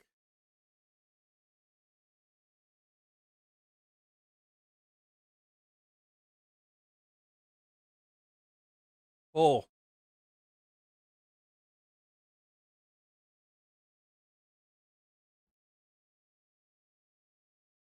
What time will Trump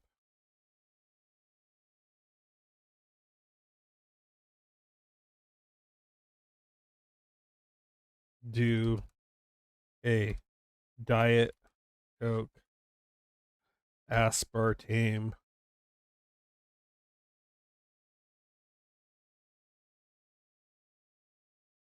truth about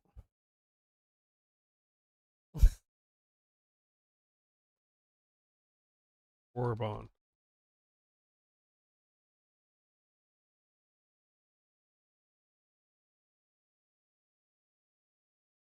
Two a.m.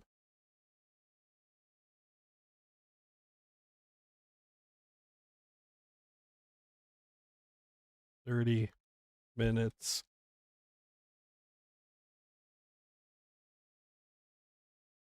Midnight.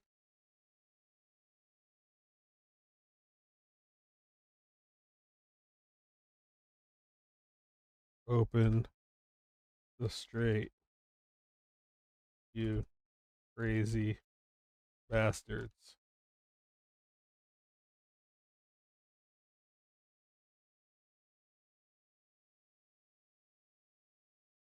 There, we got a poll in the chat. There.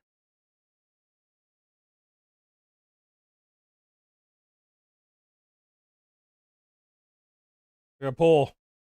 Poll in the chat.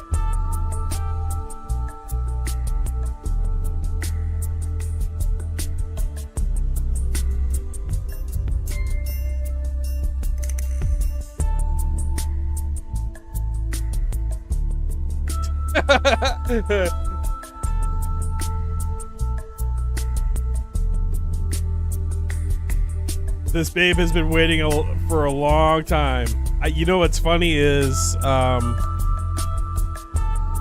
got gifted a bottle of that. It's on the way for, I'm going to save it for definitely Victory Day. Not today though.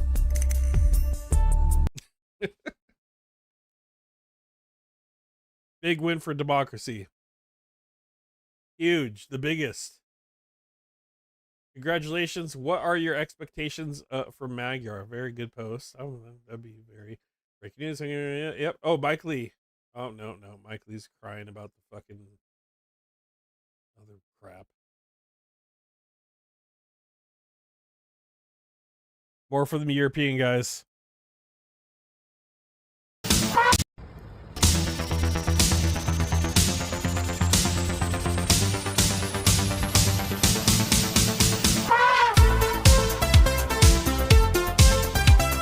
celebrating.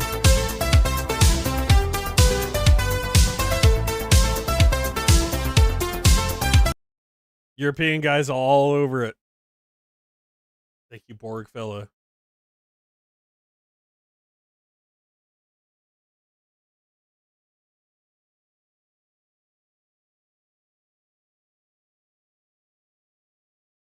Hank Seth is drunk. Trump is throwing ketchup. Vance is fondling a leather couch, and MAGA is raging.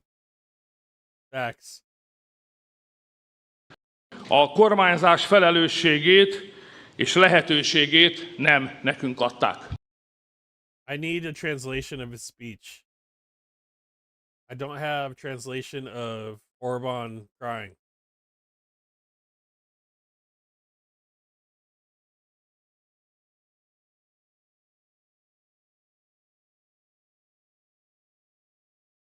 Kate from Kharkiv, ugly Russian toad lost. Orban lost. Amazing day. Turns out blaming Zelensky for everything isn't a winning strategy. Turns out being a Russian puppet isn't a good idea. Turns out the Hungarian people can see through his lies. I'm going to open a bottle of wine and celebrate. Man, that's bottle of wine sounds good for my birthday. I want to see if I can find some on the ground. I wish someone was live streaming the partying going on right now. That's what I want. I want to see. Are we down there? Is this down there? I've had a few.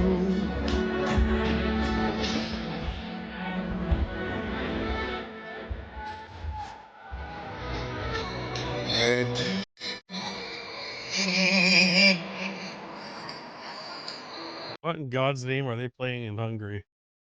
All right, we're close to BBC. BBC closed.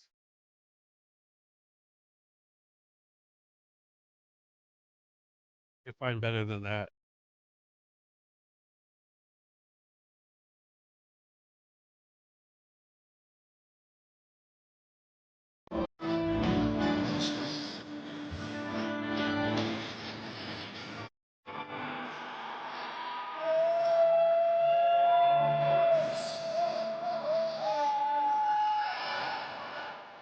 They got torches.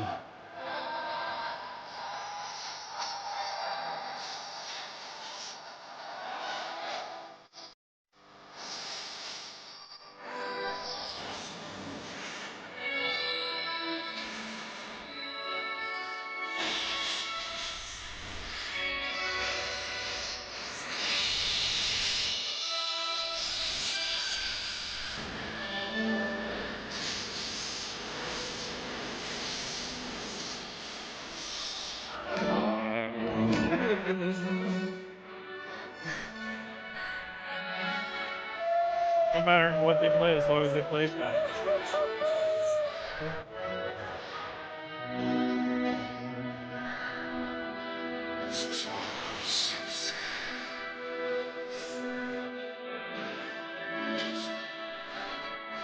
New York, next would be fucking big. That would be big.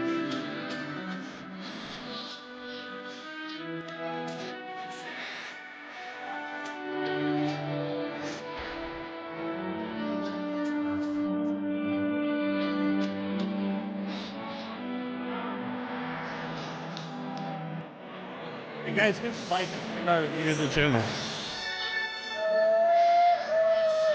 What's up?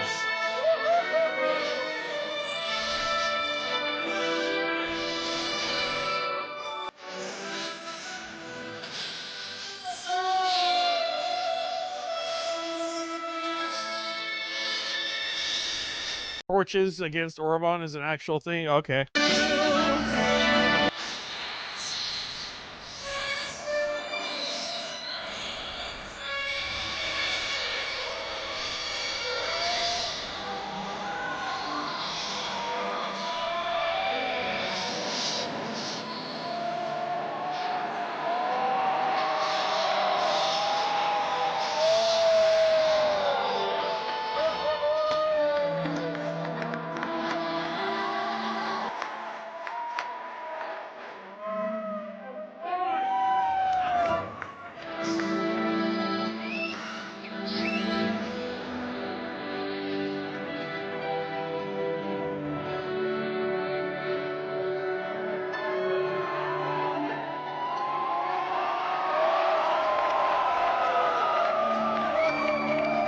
89.97% of the national processing is complete. 138 seats of parliament, well beyond the supermajority.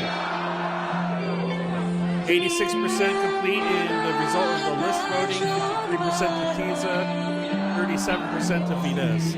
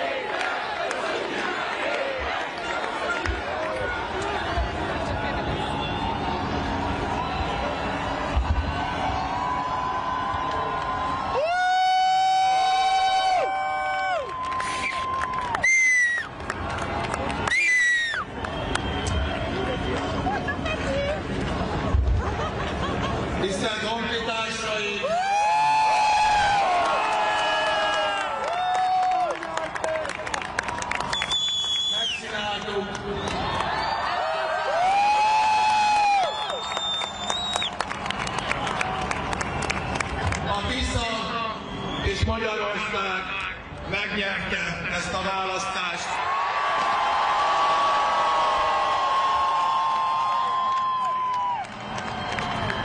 Nem kicsit, hanem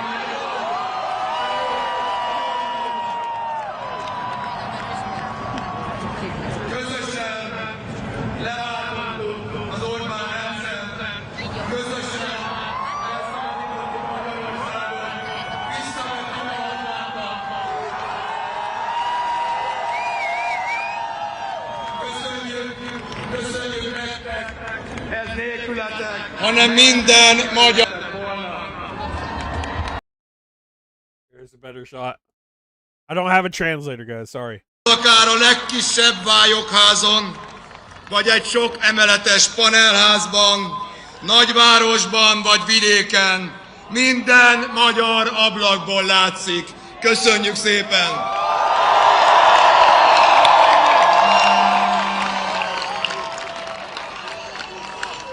Yeah, we'll play this one. This one's good.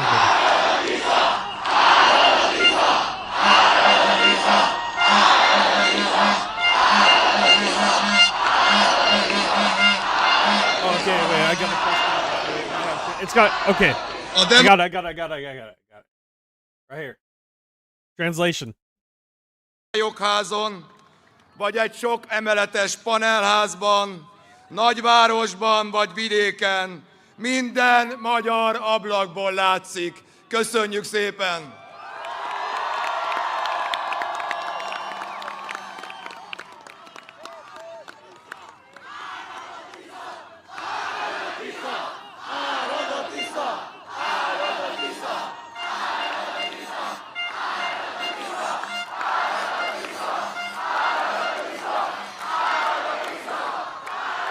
A demokratikus Magyarország történetében ennyien még soha nem szavaztak, és ilyen erős felhatalmazást még soha egyetlen párt sem kapott, mint a Tisza.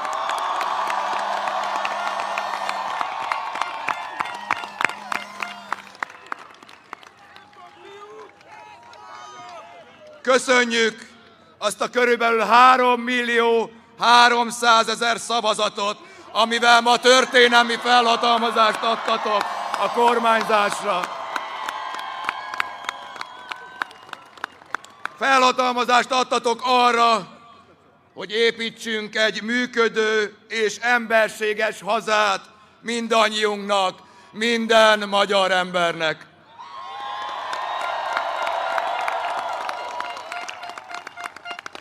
A Tisza nem csak megnyerte ezt a választást, de minden jel arra utal, hogy erős, kétharmados többségünk lesz az új országgyűlésben.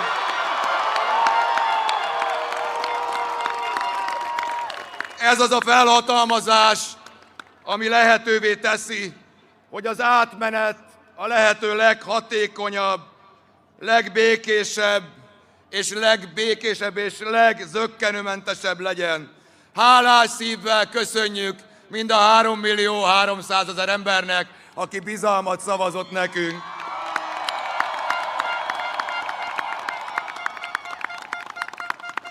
Szeretnék köszönetet mondani a családomnak, a fiaimnak, köszönöm a munkatársaimnak, köszönjük a több mint 50 000 önkéntesünknek a 2 év alatt végzett emberfeletti munkáját.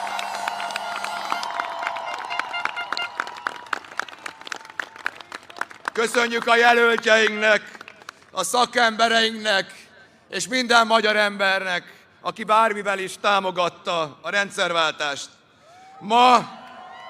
Ma kedves barátaim, csodát csináltatok, ma Magyarország történelmet írt.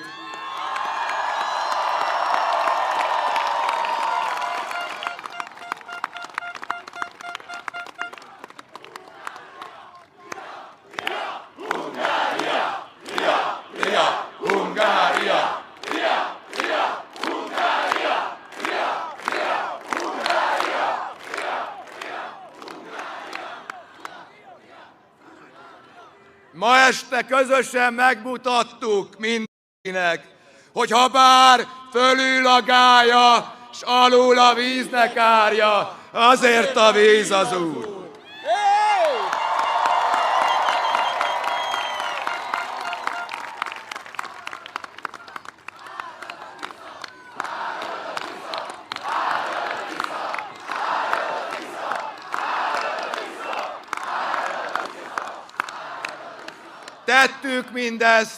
Tettük mindezt teljes ellenszélben. Ahogy annyiszor elmondtuk, sok millió ludas matyiként. Győztünk, pedig az állampárt az állampárt a teljes apparátusát bevetette ellenünk. Oh, come on, baby. Hold up.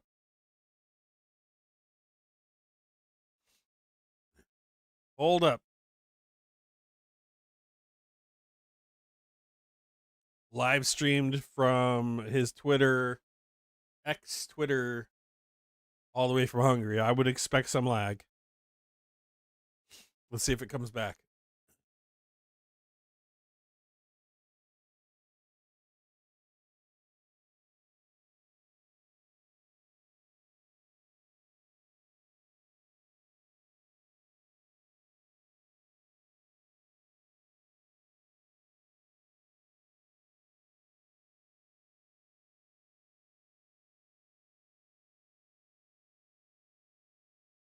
A magyar emberek nem azt kérdezték, hogy a hazájuk mit tehet értük, hanem azt kérdeztétek, hogy ti mit tehettek a hazátokért.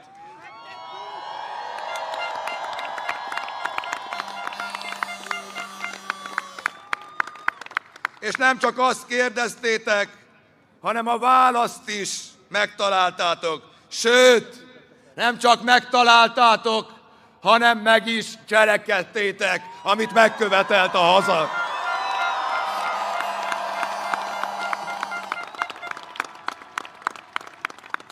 A magyarok ma nemet mondtak az ámításra, nemet mondtak a hazugságra, nemet mondtak a félrevezetésre, és nemet mondtak az árulásra. Kedves barátaim, 2 éve néhány ember elindult, és végül Dávid és Góliát harcában a szeretet győzedelmeskedett, mert végül mindig a szeretet győzedelmeskedik.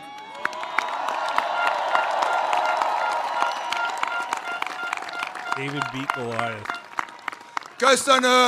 Köszönöm mindannyiótoknak, hogy megfogadtátok a bibliai tanácsot, hogy ne féljetek.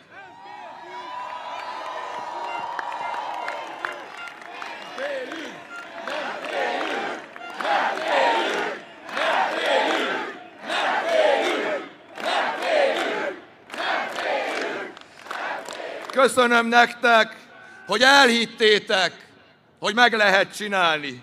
Köszönöm, hogy elhittétek, hogy megváltoztathatjuk a sorsunkat. Köszönöm, hogy elhittétek, hogy a saját történelmünket mi magunk, a magyar emberek írjuk. Köszönöm, köszönöm, köszönöm.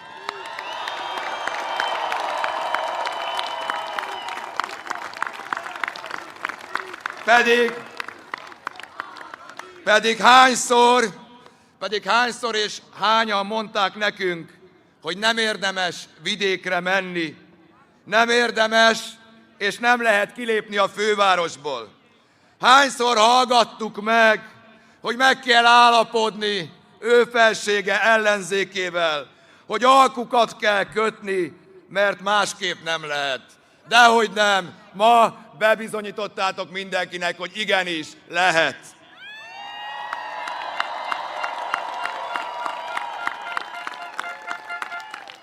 Barátaim, ahogy szintén Kossuth Lajos fogalmazott, a történelem logikája néha soká vesztegel, néha egy perc alatt századokat lép.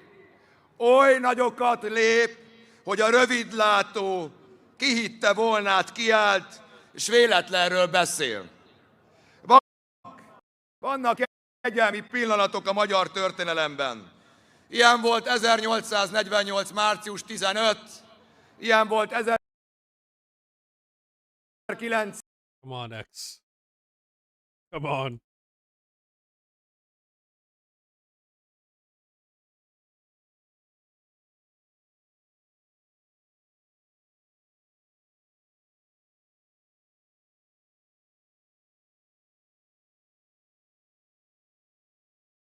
It is indeed frozen. Stand by.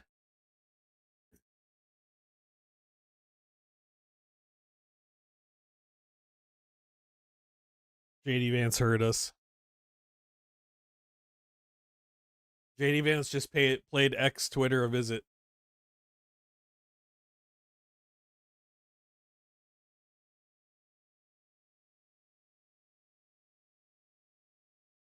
Okay. And we go.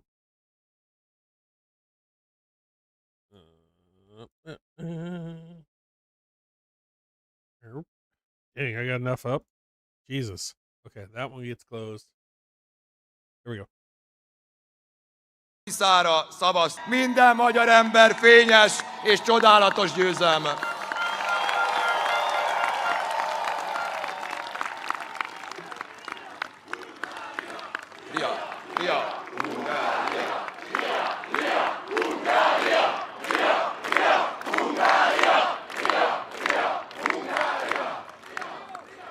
Minden magyar a szívében érzi, hogy ez egy csodálatos, közös győzelem.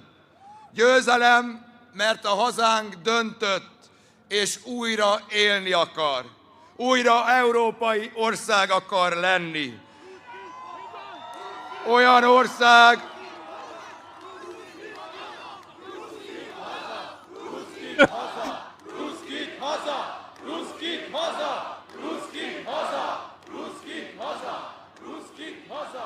olyan ország akar lenni, amely nem vazallusa senkinek. Olyan ország, ahol a teljesítmény számít. Olyan ország, ahol mindenki lehet magyar polgár. Olyan ország, amelyben a polgárai számíthatnak a kormányukra. Olyan ország, ahol mindenkinek jár a megfelelő egészségügy, jár a minőségi oktatás, a felnőttlen gyerekkor és a tisztességes időskor.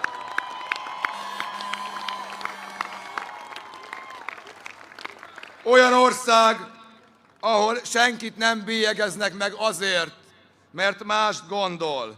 Mást gondol, mint a többség. Senkit nem bélyegeznek meg azért, ha mást és máshogyan szeret, mint a többség.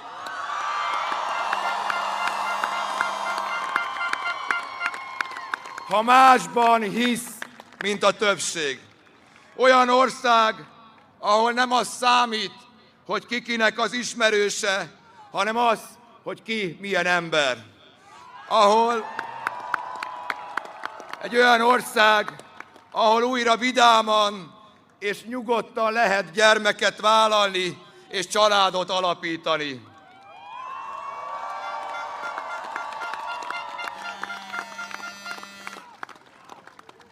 Olyan ország, ahova végre haza lehet jönni.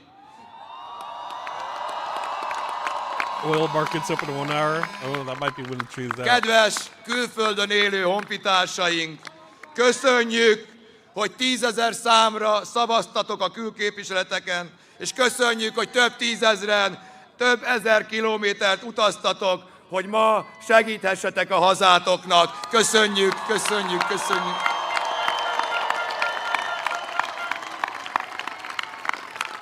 Azt kérem tőletek, hogy gyertek haza, költözzetek haza minél többen, mert minden magyarra szükség van. A feladat óriási, de mi magyarok szeretjük a nagy feladatokat. Olyan ország, ahol a rendőrség, a honvédség és a titkosszolgálat kizárólag a magyar embereket szolgálja.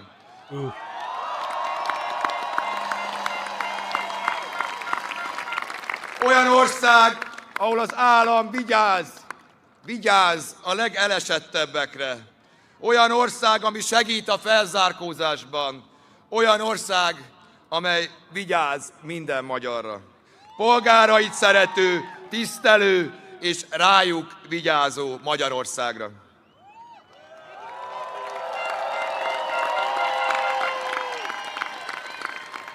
Tisztelt honfitársaim! 1100 éve élünk itt, ebben a csodálatos Kárpát-medencében. Ezen a helyen, ami számunkra a legszebb a földgolyón. A legszebb hegyek, a legszebb folyók, a legszebb tavak, az Alföld, a Bakony, a Börzsöny, a Bükk, a Somló, a Homokhátság, az Alpokalja, a Mátra és a Fertőhanság. A hazánk, az otthonunk, a mindenünk. Őseink sírja, gyermekeink, unokáink jövője, álmaink, meséink, imáink, anyánk nyelve, minden, ami emberré tesz minket, innen ered, szeretet hazánkból.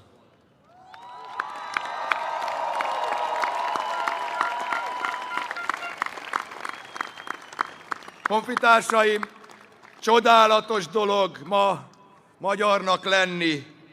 Mindenki a békére, a nemzeti újraegyesítésre, egy működő és emberséges Magyarországra vágyik. Ezen az úton indulunk ma el. A Tisza kormány minden magyart képviselni fog, mert, és most lassan mondom, ez a mindenkori magyar kormány dolga, kötelessége. Nem szabad különbséget tenni magyar és magyar között, megosztani és hergelni, mert az bűn.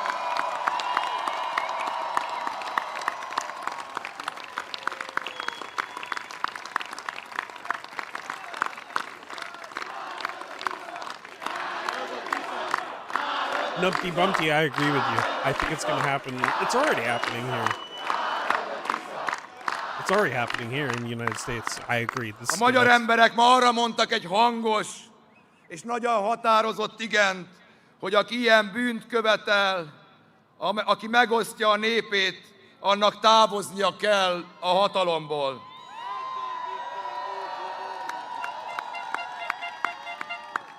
A magyar emberek ma igent mondtak Európára, igent mondtak a szabad Magyarországra, igent mondtak arra, hogy képviseljük őket, hogy segítsük őket, hogy rendbe tegyük az országot, mert ez egy magyar kormány, a mindenkori magyar kormány feladata.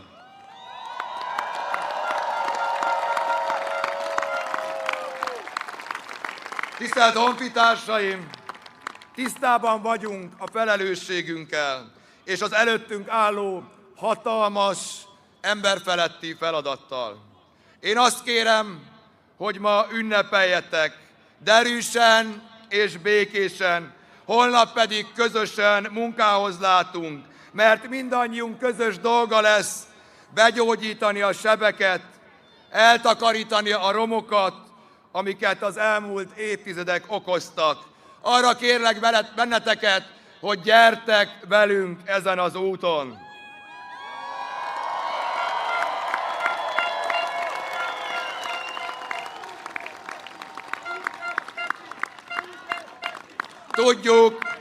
Tudjuk, hogy ez a felhatalmazás, amit ma kaptunk, az példátlan. Tudjuk, hogy olyanok is szavaztak ma ránk, akik soha nem hitték volna magukról, hogy mellénk állnak. Tudjuk, és egyet ígérhetek, hogy minden nap azon fogunk dolgozni, hogy megszolgáljuk ezt a megelőlegezett bizalmat. Minden percben, minden órában, minden nap meg fogjuk szolgálni a bizalmatokat.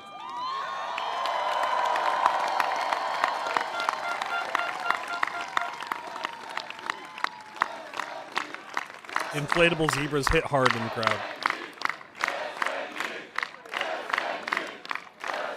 Olyan kormányunk lesz, amiben minden magyar látni fogja, hogy komolyan vesszük a felhatalmazást.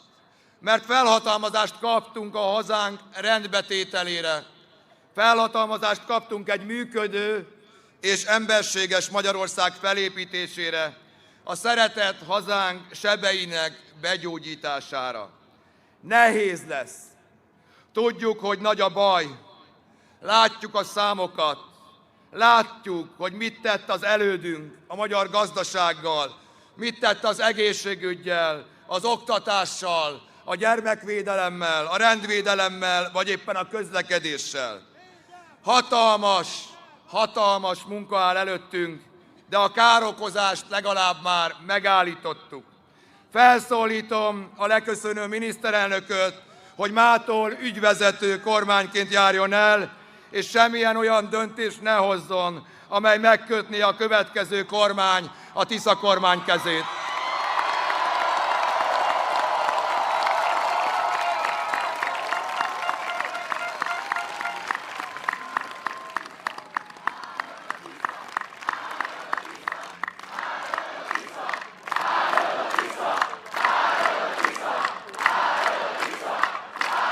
93% in, 138 still for parliament. Amennyiben az átmenet reményeink szerint rövid időszakában a nemzetünket érintő komoly döntés vagy kérdés felmerül, akkor keressenek nyugodtan, tudják a telefonszámomat. Ma a magyar nép a rendszerváltás mellett döntött. Ezért azoknak, akik a rendszer részei, tartóoszlopai, bábjai voltak, távozniuk kell a közéletből.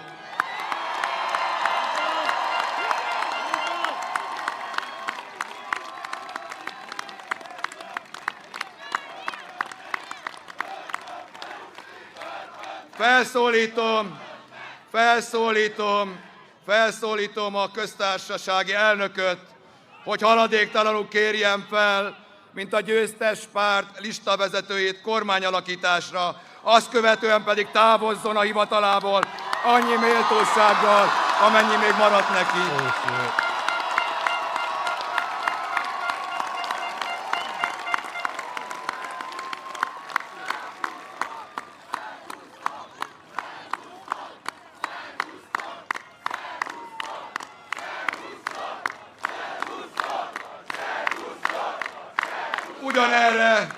Ugyanerre szólítom fel az összes bábot, akit az elmúlt 16 évben az Orbán kormány a nép nyakára ültetett. Felszólítom, hogy távozzon a kúria elnöke, távozzon az országos bírói hivatal elnöke, a legfőbb ügyész, az alkotmánybíróság elnöke, az állami számvevőszék elnöke, a gazdasági versenyhivatal elnöke és a médiahatóság vezetője is.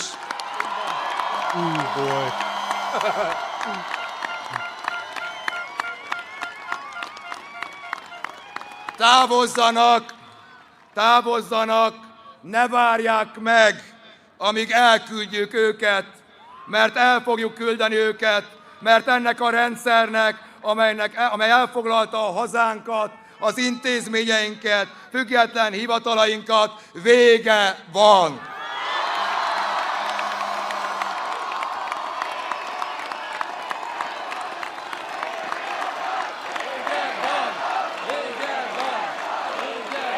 Wow, man.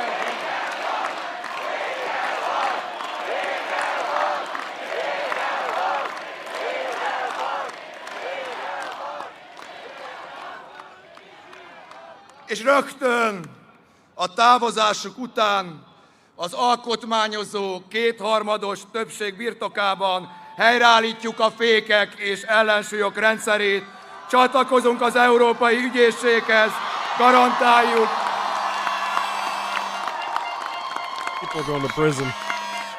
garantáljuk a hazánk demokratikus működését. Soha többet nem fogjuk engedni, hogy bárki rabul ejtse, vagy cserben hagyja a szabad Magyarországot. Helyreállítjuk a demokráciát biztosító intézmények működését és függetlenségét.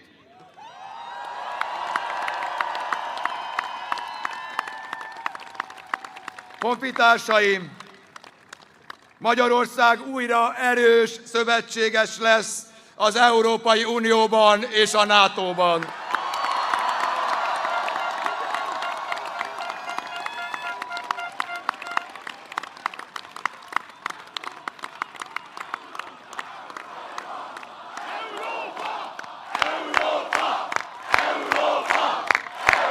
Dance for Europe.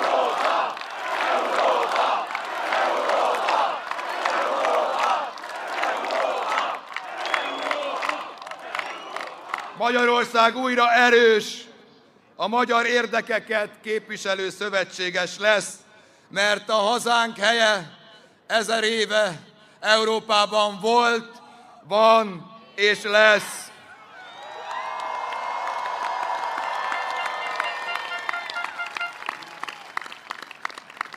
Újjáépítjük és erős alapokra helyezzük, és lehetőség szerint ki is bővítjük a visegrádi négyek együttműködését.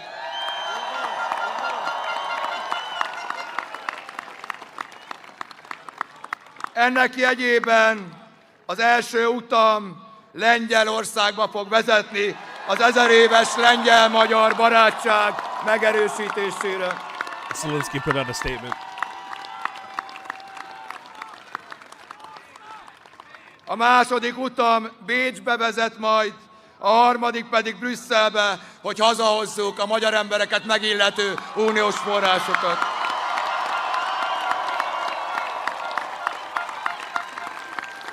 De ami a legfontosabb, hogy Batthyány Lajos székében ülve, miniszterelnökként minden magyar embert képviselni fogok a Kárpát-medencében és szerte a nagyvilágban. A külhoni magyar testvéreink épp úgy számíthatnak mindenben a Tisza kormányra, mint az anyaországiak.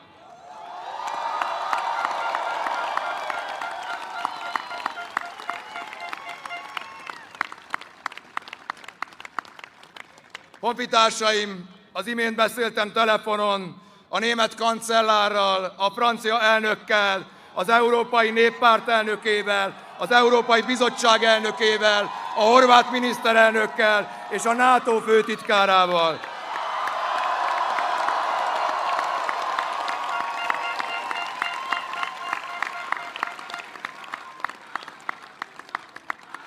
A visszahívásomra vár több tucat európai és más vezető, és ígéretem, hogy holnap megkezdjük velük a közös munkát, újraépítjük a szövetségi kapcsolatainkat, a szomszédainkkal pedig rendezzük a vitás kérdéseket.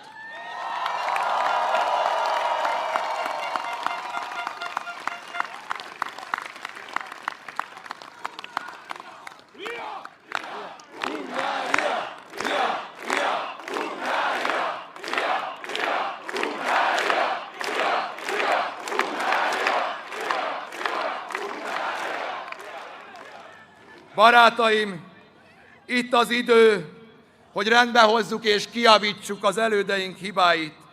Itt az idő, hogy végre ne kelljen apró, de gyilkos kompromisszumokat kötni. Kijavítjuk a hibákat, betemetjük a mesterségesen ásott árkokat, meggyógyítjuk a történelmi sebeket. Sebeket, amelyek bűnök miatt keletkeztek. Megkezdjük az elmaradt megbékélést, és felelősségre vonjuk a bűnösöket. Oh yeah. Yeah, people go to prison. De van egy másik dolog is.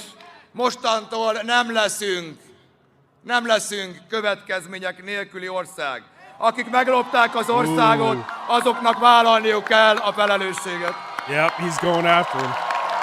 People are going to flee to Russia now.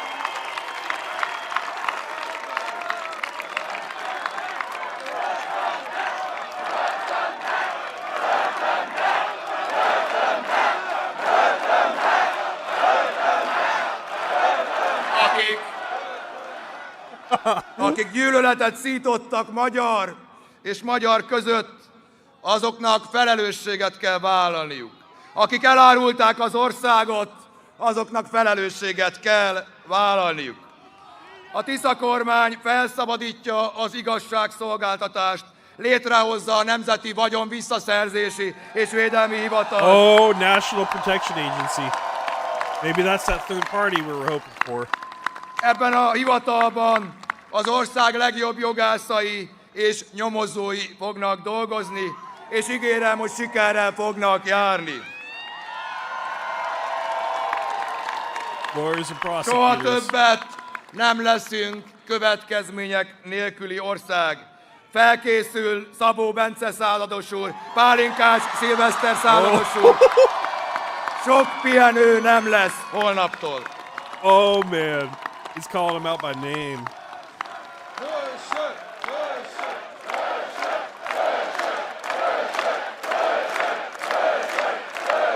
You get busy.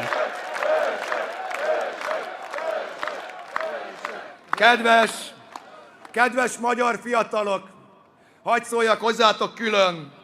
Köszönjük nektek, hogy visszahoztátok a reményt a változásra, reményt egy emberséges, egy bátor Magyarországra. Megmozdultatok, és megmutattátok, hogy mit jelent nem félni, mit jelent egy félelem nélküli Magyarország építésébe belekezdeni. Köszönjük nektek!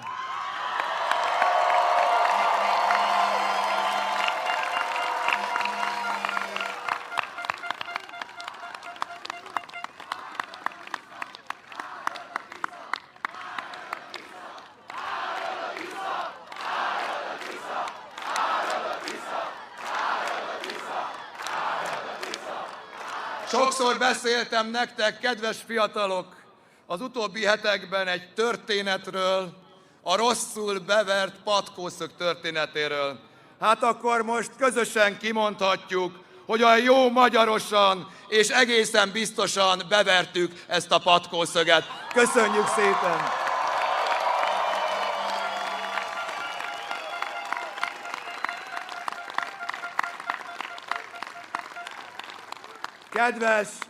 Kedves szépkorú honfitársaim, köszönjük nektek, hogy nem hittétek el a rólunk terjesztett hazugságokat, hanem tudtátok, hogy számíthattok ránk, tudtátok, hogy nem fogjuk hagyni a nyugdíjasainkat tovább elszegényedni, nem fogjuk hagyni, hogy a családokat a gyűlölet szétszakítsa.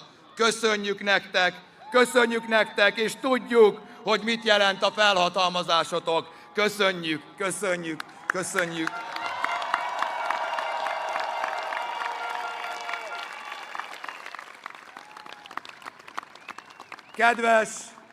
Kedves fideszes honfitársaink! Speaking to the opposition now. Tudom, hogy csalódottak vagytok ma. Tudom, hogy nehéz megélni a vereséget, főleg egy nagy és megérdemelt vereséget. Tudom, hogy haragszotok is ránk talán, személyesen rám is, mert ellenzékben lenni nehéz. Nehéz olyan politikusokat hatalmon látni, akiket nem szívleltek. Tudom, nehéz. De én ma itt, Magyar Péter, ígérem nektek, hogy a ti miniszterelnökötök is leszek, minden magyar ember miniszterelnöke leszek, és azért fogok dolgozni a hét minden napján, a nap 24 órájában, hogy begyógyítsuk a sebeket, hogy el tudjuk fogadni egymást, még akkor is, ha különbözőek a politikai nézeteink. Én titeket is képviselni foglak.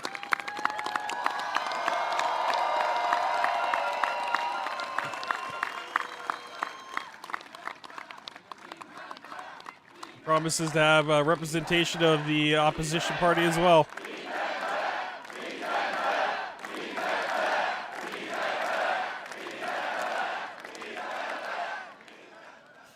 Kicsit több mint egy órája felhívott a leköszönő miniszterelnök telefonon Orbán Viktor.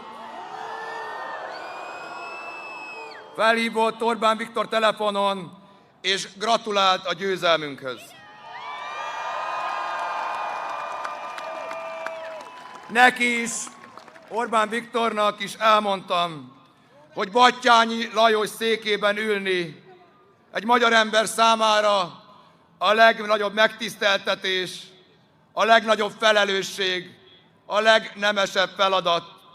És azt is elmondtam neki, hogy mostantól közösen viseljük a felelősséget azért, hogy holnaptól újra egyesítsük a szeretett hazánkat, Magyarországot. So he's at 137 seats. It was at 138, 95% complete, so one seat would fall. Tisza szavazók, kedves 3.300.000 Tisza szavazó!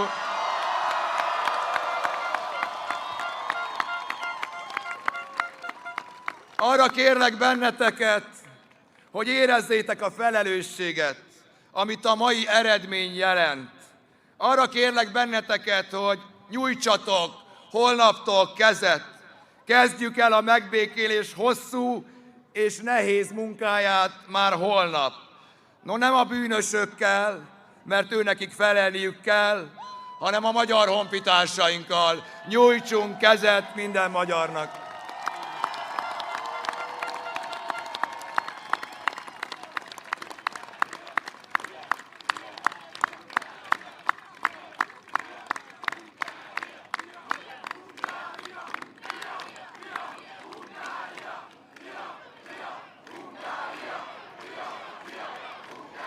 Honfitársaim, magyarok, ez az ország Bibó István, Kossuth Lajos, Görgei, Deák Ferenc országa. A Hunyadiak, Kétli Anna, Zrínyi Ilona és Nagy Imre országa. Rákóczi Ferenc, Szentgyörgyi Albert, Márai Sándor hazája. Puskás öcsi, Szabó Magda, Hajós Alfréd és Eszterházy Péter közös hazája, a mi közös hazánk. És ez a közös hazánk mától újra minden magyar emberé, mert nincs jobb vagy rosszabb magyar, csak magyar, és mától ez az ország újra él.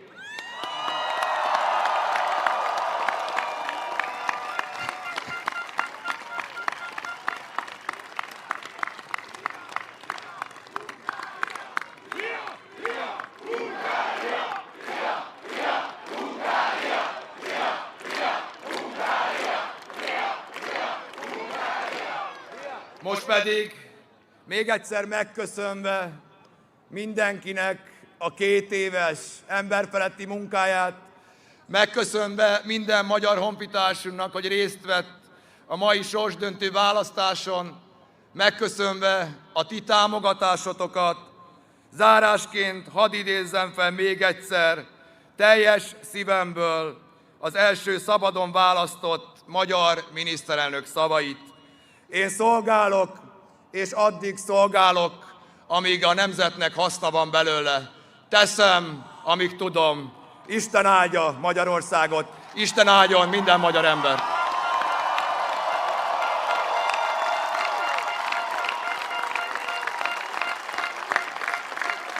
That's a big crowd, boy. Woo.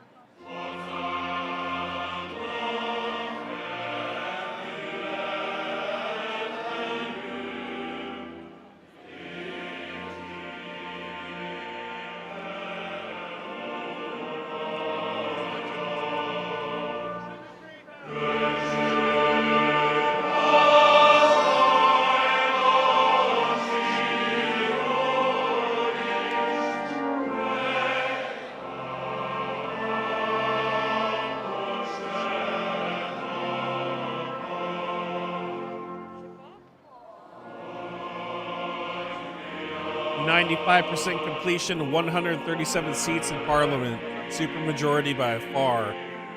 It did. They were at 138. Looks like it went to 137. Results of the list voting: 94% completion. Tiza 2.9 million. Fidesz 2 million.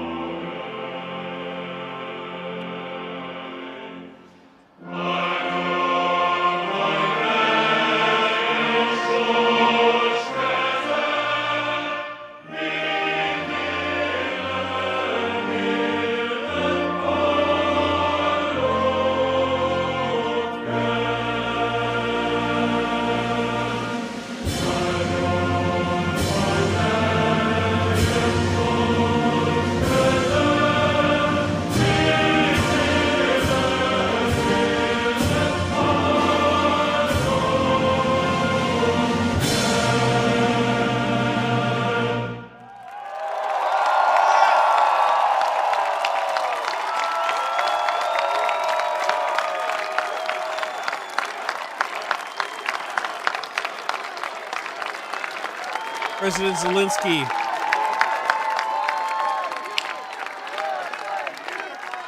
President Zelensky, congratulations to Magyar and the TISA party on their resounding victory. It is important when constructive approach prevails. Ukraine has always sought good neighborly relations with everyone in Europe, and we are ready to advance our cooperation with Hungary.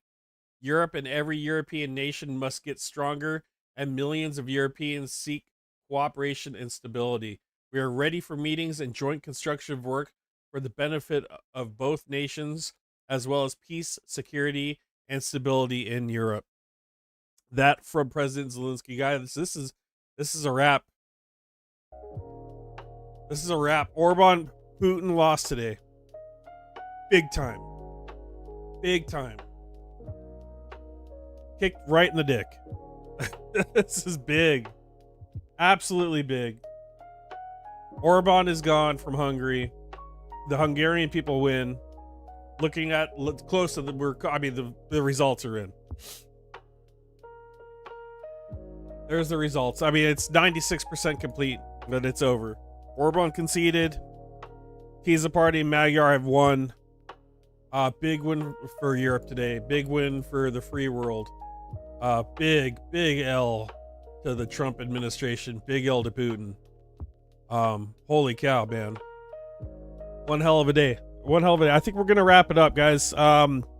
Before I go, a few things, if you could. I've got a gaming channel I've been trying to boost. It's going slowly. I haven't played in a few days. I'm probably going to play tonight.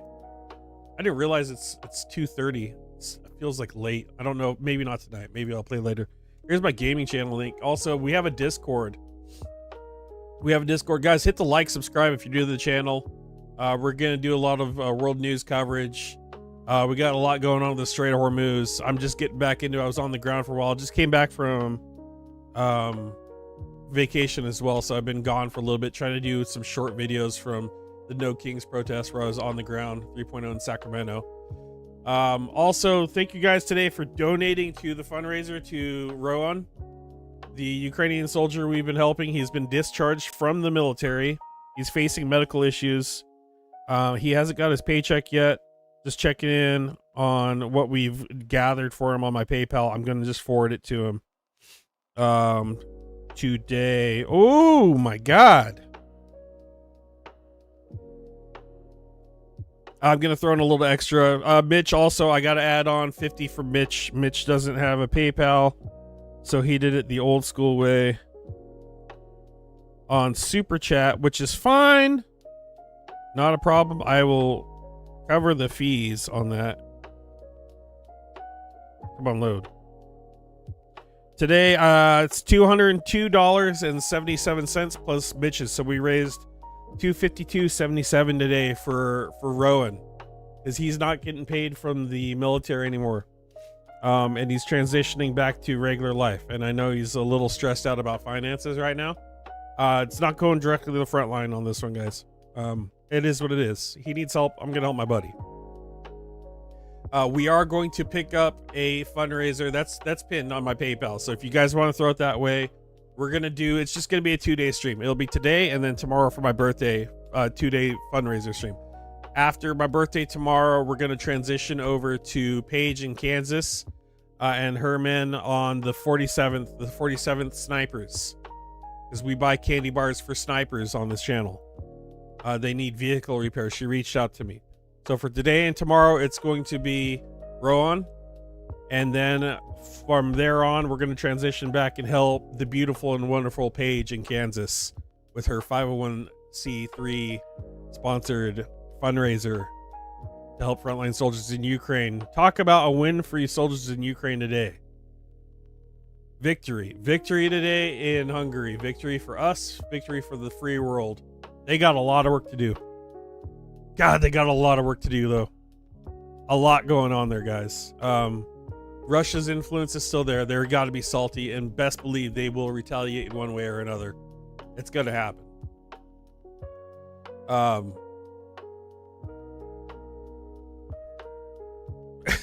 Gavin Newsom puts out, JD Vance proves he's a lightweight twice in 48 hours. Congratulations to the people of Hungary. Democracy, free press, and human rights win. There is hope. Hillary Clinton, the end of Viktor Orban's autocratic regime. is a victory not just for Hungary, but for the people who value democracy around the world. Congratulations to TISA and to incoming leader Peter Magyar and Hungarians everywhere.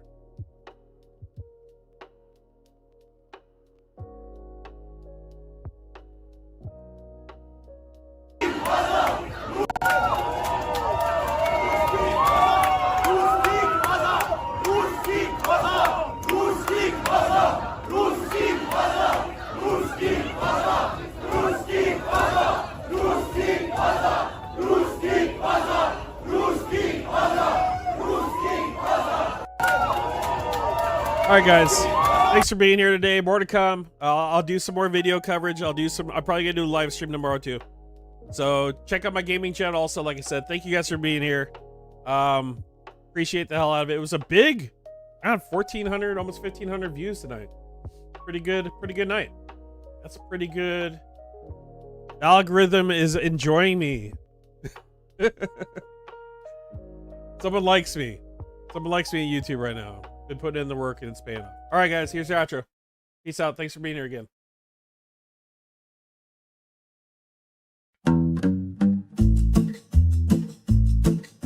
They wave their flags like they own the sky, shouting loud, but they don't know why. Books untouched, their minds run dry. Truth's a stranger, they pass right by.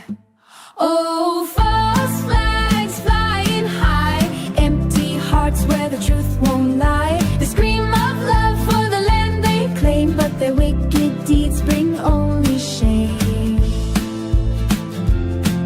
But their wicked deeds bring only shame. But their wicked deeds bring only shame.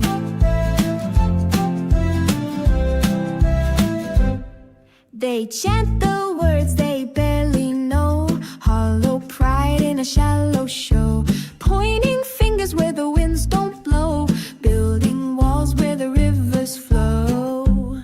Oh, false flags flying high, empty hearts where the truth won't lie. They scream of love for the land they claim, but their wicked deeds bring only shame. But their wicked deeds bring only shame. But their wicked deeds bring only shame.